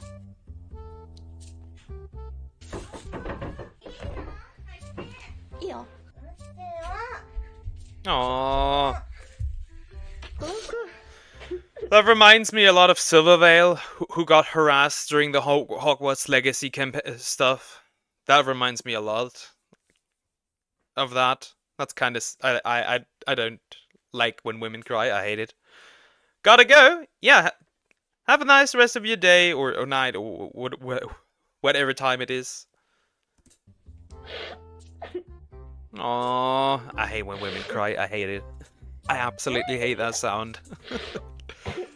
She then decided to take a voluntary secondary break. During that break, she tried to stream on her alt channel, where she got harassed as well. Meanwhile, her international fans Another continued membership! to show her Thank you support. so They much! showered Thank her you, with thank you, thank encouraging you! messages in her Thank offline you! chat during her break. We also saw some counter groups start to form during that time to help fight back against Coco's harassment. Accounts like Hololive Save were created to help combat against anti-spreading of misinformation online, as they were extremely frequent at the time, and smear campaigns against Hololive. Eventually, they even figured out how to create a Google add-on to hide all of the spams from the chat to get a clean experience. They would report malicious accounts daily, and eventually, little by little, the numbers of antis started to dwindle down. Good, So for this good, that was segment, good. I had But like, originally why planned to did she dedicate graduate an entire anyways? section to delve into Did the she intricate do another details mistake or surrounding like? the shutdown of Hololive CN branch and the dramatic events that unfolded in the midst. However, my video is already the longest one So Hololive CN got also shut down. That's kind of wild. ever made, so I've decided to save this in-depth exploration for my next video. Instead, I'll provide you with a brief summary of the events here. In an unexpected series of developments, Hololive's Chinese branch was shaken to its core. These events included the disbandment of the branch, the graduation of VTubers, and Hololive's abrupt withdrawal from any affiliation with the Chinese Communist Party, the CCP, and China. Damn. So they basically said, "Fuck China." Oh, was that a good decision? Did that lead to Kirikoku being removed? Wanted to graduate their Chinese branch, but were debating So she had to whether become or not Kason? to allow the VTubers to retain their avatars and potentially allow them to transfer to another company. But then came the truly jaw-dropping revelation. Behind the scenes, some CN VTubers, mainly Artia and Rosalind, who had maintained a facade of being apolitical and innocent, were discovered to be covertly encouraging harassment towards not only foreign fans but also towards Kiryu-Coco. There were Again, some ultimate hater type of thing. This is so disgusting. I hate this. actively involved in I hate supporting this. the CCP and harboring nationalist views. For a significant period, Hololive CN and Chinese netizens, with the exceptions of the VTubers, Thank you for the gifts of and Coco, have membership! been operating a dual game, concealing their true intentions Thank you! and laughing at the ignorance of international fans who Thank you, remained in the dark thank about you. most of the CN VTubers not only being nationalists, but also displaying mean-spirited and even racist attitudes towards foreigners. This revelation The CN branch is kinda a hater. Those are haters on a resulted different in level. a deep division within the community and fueled anti-Chinese sentiments among fans even further. As this chapter unfolded, Hololive found itself at a crucial juncture. They had to make a choice, and they recognized that they were no longer heavily reliant on the Chinese market. With a thriving Western market and the immense success Yeah, of so they HoloLens, it basically became said evident that after Hololive EN, the first generation. So like, I mean, Pecora is right now the most super chatted, I think, if I remember correctly. Their primary sources of revenue lay within their Japanese and American markets. Even more remarkably, Hololive exhibited incredible foresight by departing from China before a new legislative law concerning streaming took effect several months later, thus avoiding potential complications. Well played, Hololive. In the end, Hololive reached the resolute conclusion that the potential drawbacks and uncertainties associated with their presence in China far outweighed any potential benefits. This revelation, combined with the discovery of the traumatic events, led to their strategic decision to bid a swift and unapologetic farewell. Yeah, then that makes the most sense to leave Hololive CN behind. That makes sense. To the Chinese market. Before it escalates even more? Sure. Leave their avatars and graduated them promptly. With the agitators gone and the numbers of antis becoming smaller and smaller, the dust had finally started to settle. But out of the blue, after 8 months, Curio Coco decided to announce her graduation. The news was received online with immense sadness. I mean, she's back as Kason, so it isn't that bad. Just like Pikami is back as Henya. これはもうダメだな私はって思ったことのまあきっかけの一つ。 But that still sucked, though. Back then, that still sucked. But Coco was determined to make the most of her last few days at Hololive and spend them just as she had lived her life so far, with unabashed happiness and joy. Hololive lifted all restrictions on Coco to the days leading to her graduation. Man, one day I also want to get a live 2D model. One day I'll make it possible. She got to collab with whoever she wanted. She released a new song, she had a 3D concert, and many paid tribute to her during that time. From fans to colleagues, Coco was celebrated and her face even plastered on bus and posters all over Japan and Taiwan. ココの卒業の話を聞いたとき、驚きすぎて言葉が出てこなかったです。考えれば考えるほどやっぱり泣けたし、想像ができなかったかなって。しかもそして今でもできてないちょっと。わかる。本当に明日からいないの？ないな。ないかもね。なるけど4期生が4人という形になってもいつまでも4期生は5人で4期生としてとは Another woman crying. I hate it. The funny part is, however, that even though like she's now back as Kason, it is kind of interesting how the antis have not found her being Kason. It is interesting. 頑張っていこうと But I guess See, Hololive owed a lot. being a hater for that long doesn't really pay that well. I guess it doesn't pay that pay out. She finally retired from Hololive on July 1st, 2021, with a record-breaking graduation ceremony, and left behind a legacy of innovation and inspiration. Thank you for the many membership. VTubers and fans around the world. 個人的には、寂しくて泣いちゃうって感じですか？そうですね、やっぱり。What the hell is going on today? Wow. Shit is wild. Oh, Pecora crying. I liked Pecora's like playthrough of like Dragon Ball Z Kakarot. That was great. I loved watching that.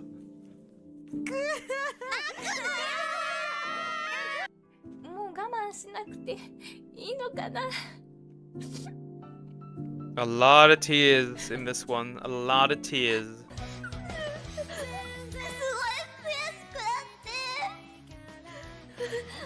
A lot of tears. 不注意でさ、アメメテクスなんて載せなければ何もなかったのにってずっと思ってて、でも言えなくて、なんでさ、There's a lot of tears in this. Stop crying. Oh, this is super sweet and super sad. Now, things may seem pretty bleak here, but don't worry guys, the story's got a good ending. Coco eventually returned as Kason in VTuber Heaven, otherwise named as VShoujo. As she enjoyed increased freedom there, Now, I have my fair share of problems with VShoujo and some VShoujo members, I have to admit that. But again, I'm pretty happy that Henya and Kason found their way back into the scene, so I'm happy at least for them. Even though I don't really like some of the other members. From a live stream she was supposed to attend because of Chinese backlash. The company essentially threw Kason under the bus as they apologized to China. But Kason was never this rated before. And she wasn't about to start now. I want to be a worldwide delinquent.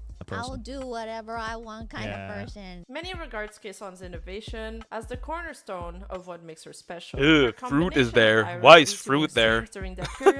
I'll be honest, I don't like fruit. Normal VTubing even further. While these innovations were indeed impressive, what's even more remarkable about Kaeson is her positive outlook and mental fortitude that enabled her to emerge from a situation that would have devastated most people, all while retaining her faith in humanity and, most importantly, her capacity to love them. I am joining this biggest party here. Hello, VTuber!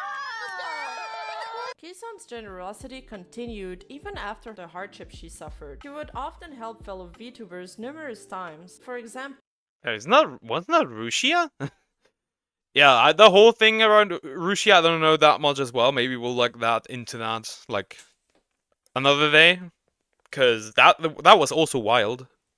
She helped De La Tuya with her charity stream when she didn't even know her. And another notable example of this is when she saw an indie VTuber named Asakura Konoha post about her computer breaking down due to an earthquake. And Kaeson, despite not even knowing her, promptly sent her a new computer. Oh, that is sweet. That is really sweet. Love that. That is so sweet. That is really sweet.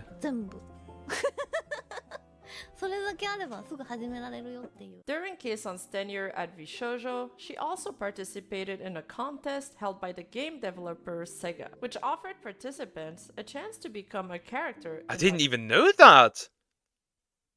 Like a Dragon 8. Kaeson is known for being a huge fan of the Yakuza series and anything related to it, so she jumped at the opportunity. Over 1,000 people auditioned for this, and Kaeson was selected as one of the 5 finalists for the part that was being broadcasted on TV. Despite being competitors, Kaeson also made a true friend along the way with the fellow cosplayer Kaname Ai. Their friendship is a testament to the power of camaraderie, as they cheered each other on all the way to the final round of the contest. It was really wholesome to see their friendship blossom during the contest, and you can see so many clips of them showing their crazy antics online. Despite her passion for the series, Kaeson faced criticism from haters who criticized her looks. Pretty Japanese women.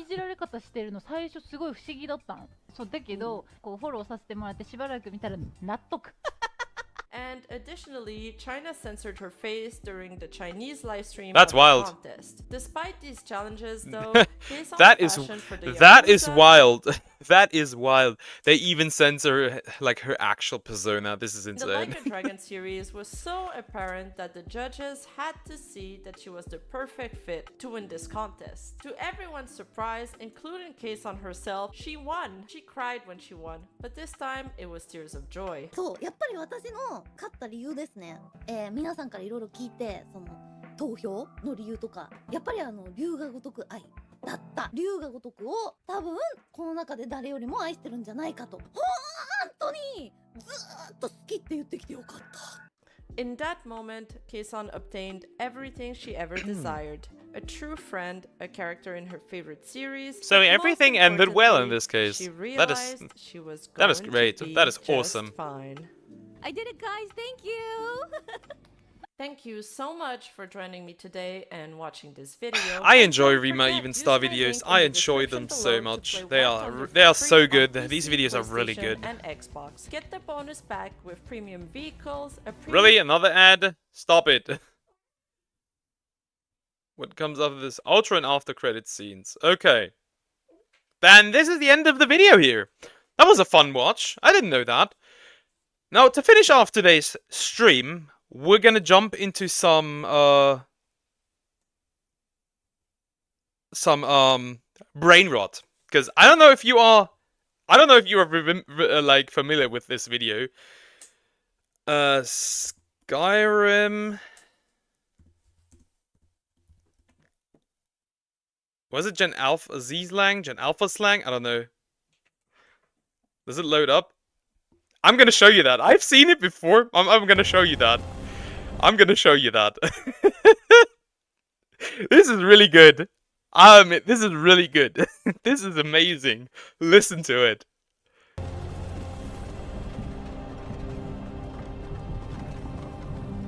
Hey, you. You're finally woke. You were trying to hop the border, right?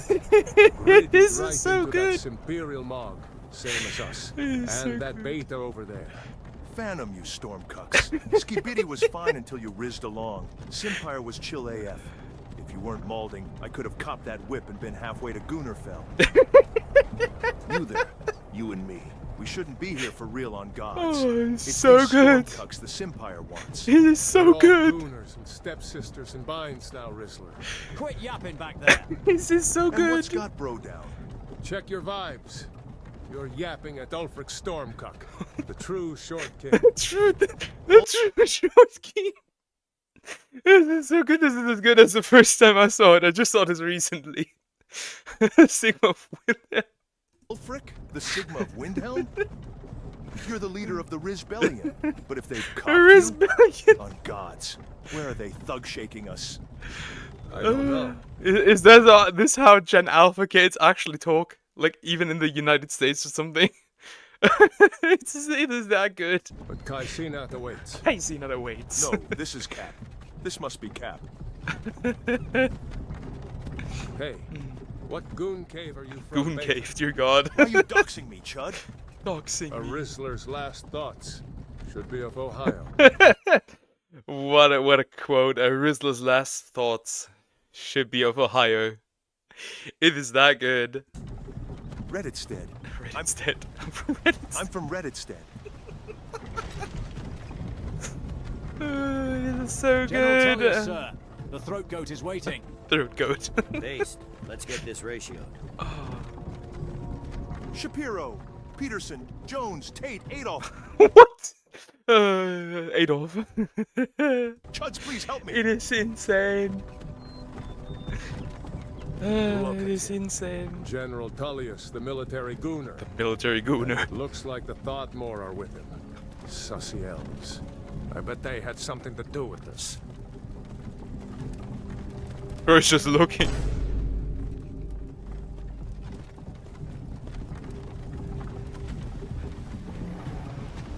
This is bussin'. I used to rizz up a gat from here. Wonder if Vlog is still making that grimace shake with prime berries, Max.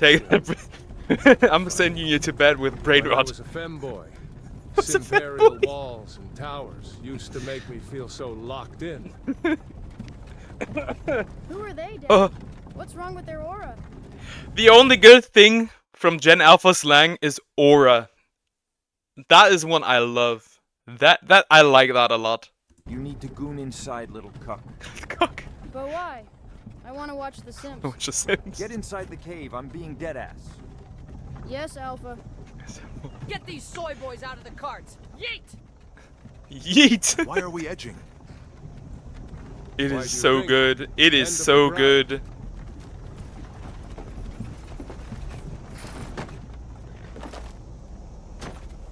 Let's go. Shouldn't keep the chance waiting for us. No, stop! We're not betas. Beat your death with some aura, beta. You've got to. Sorry, I didn't pay attention to the messages. Hello, Arya Umiko. I do react to video chats, though this is like to video chat suggestions, if like there were any. However, this is gonna be the last video for today. So yeah, it's not pre-recorded. It is not pre-recorded. All is well. Tell them we weren't sussy. You weren't sussy. This is Cap. But this is so good. Shill your OnlyFans. Shill your One at a OnlyFans. time. It is. I've seen it before, but it hits Empire loves just their as hard phantom the second list. time. Ulfric Stormcuck, Sigma of Windhelm. Sigma of It's Windhelm. been goated for real, Sigma Ulfric. We're gonna react tomorrow, though. After I played a little bit of Pokemon, because I have to continue that. Brokir of Redditstead. Okay. No, I'm not sturdy. You can't do this for real.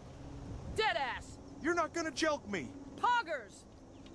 Tell me what video it is, Anyone else feel like and I'll put it into You the there. Pull up. into my reaction list. If you want to. Who am you? Who am you? And then it's just the Giga Chad. Chad Elf. Also known as the Bastemer in their home clique of Jog. Chat elves are noted for their Riz and BDE. They are naturally resistant to bigotry and can call upon their gym bros to surround themselves in love and support. Hey, it's CJ Mattis. Check out some...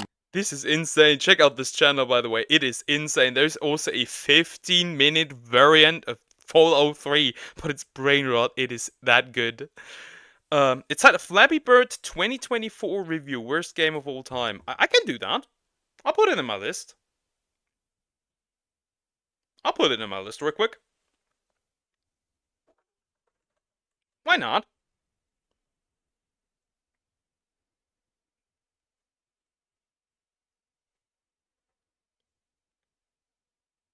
Look at that. You sneaky! You are sneaky! You are sneaky, Arya. You are very sneaky. This is one of your videos. This is one of your videos. You are a You are sneaky. Sure, I'll put it in my list. Why not? I hope it's good, though. I hope it's good. You are sneaky. Sure, I'll react to it tomorrow. Why not? Yeah, Sean, I'll see you tomorrow. See everyone tomorrow. Man, today was amazing. Today was a great stream. Love it. Thank you for everyone who first of all became a member and like supports me financially. That this is gonna go into the channel funds, I would say. And yeah, I appreciate everybody who chimed in, everybody who said hello and supports me. Without you guys, this wouldn't be just half as fun. Today was an amazing stream. Let's make tomorrow even better, I would say. Let's see. But yeah. Thank you guys a lot, and I appreciate it.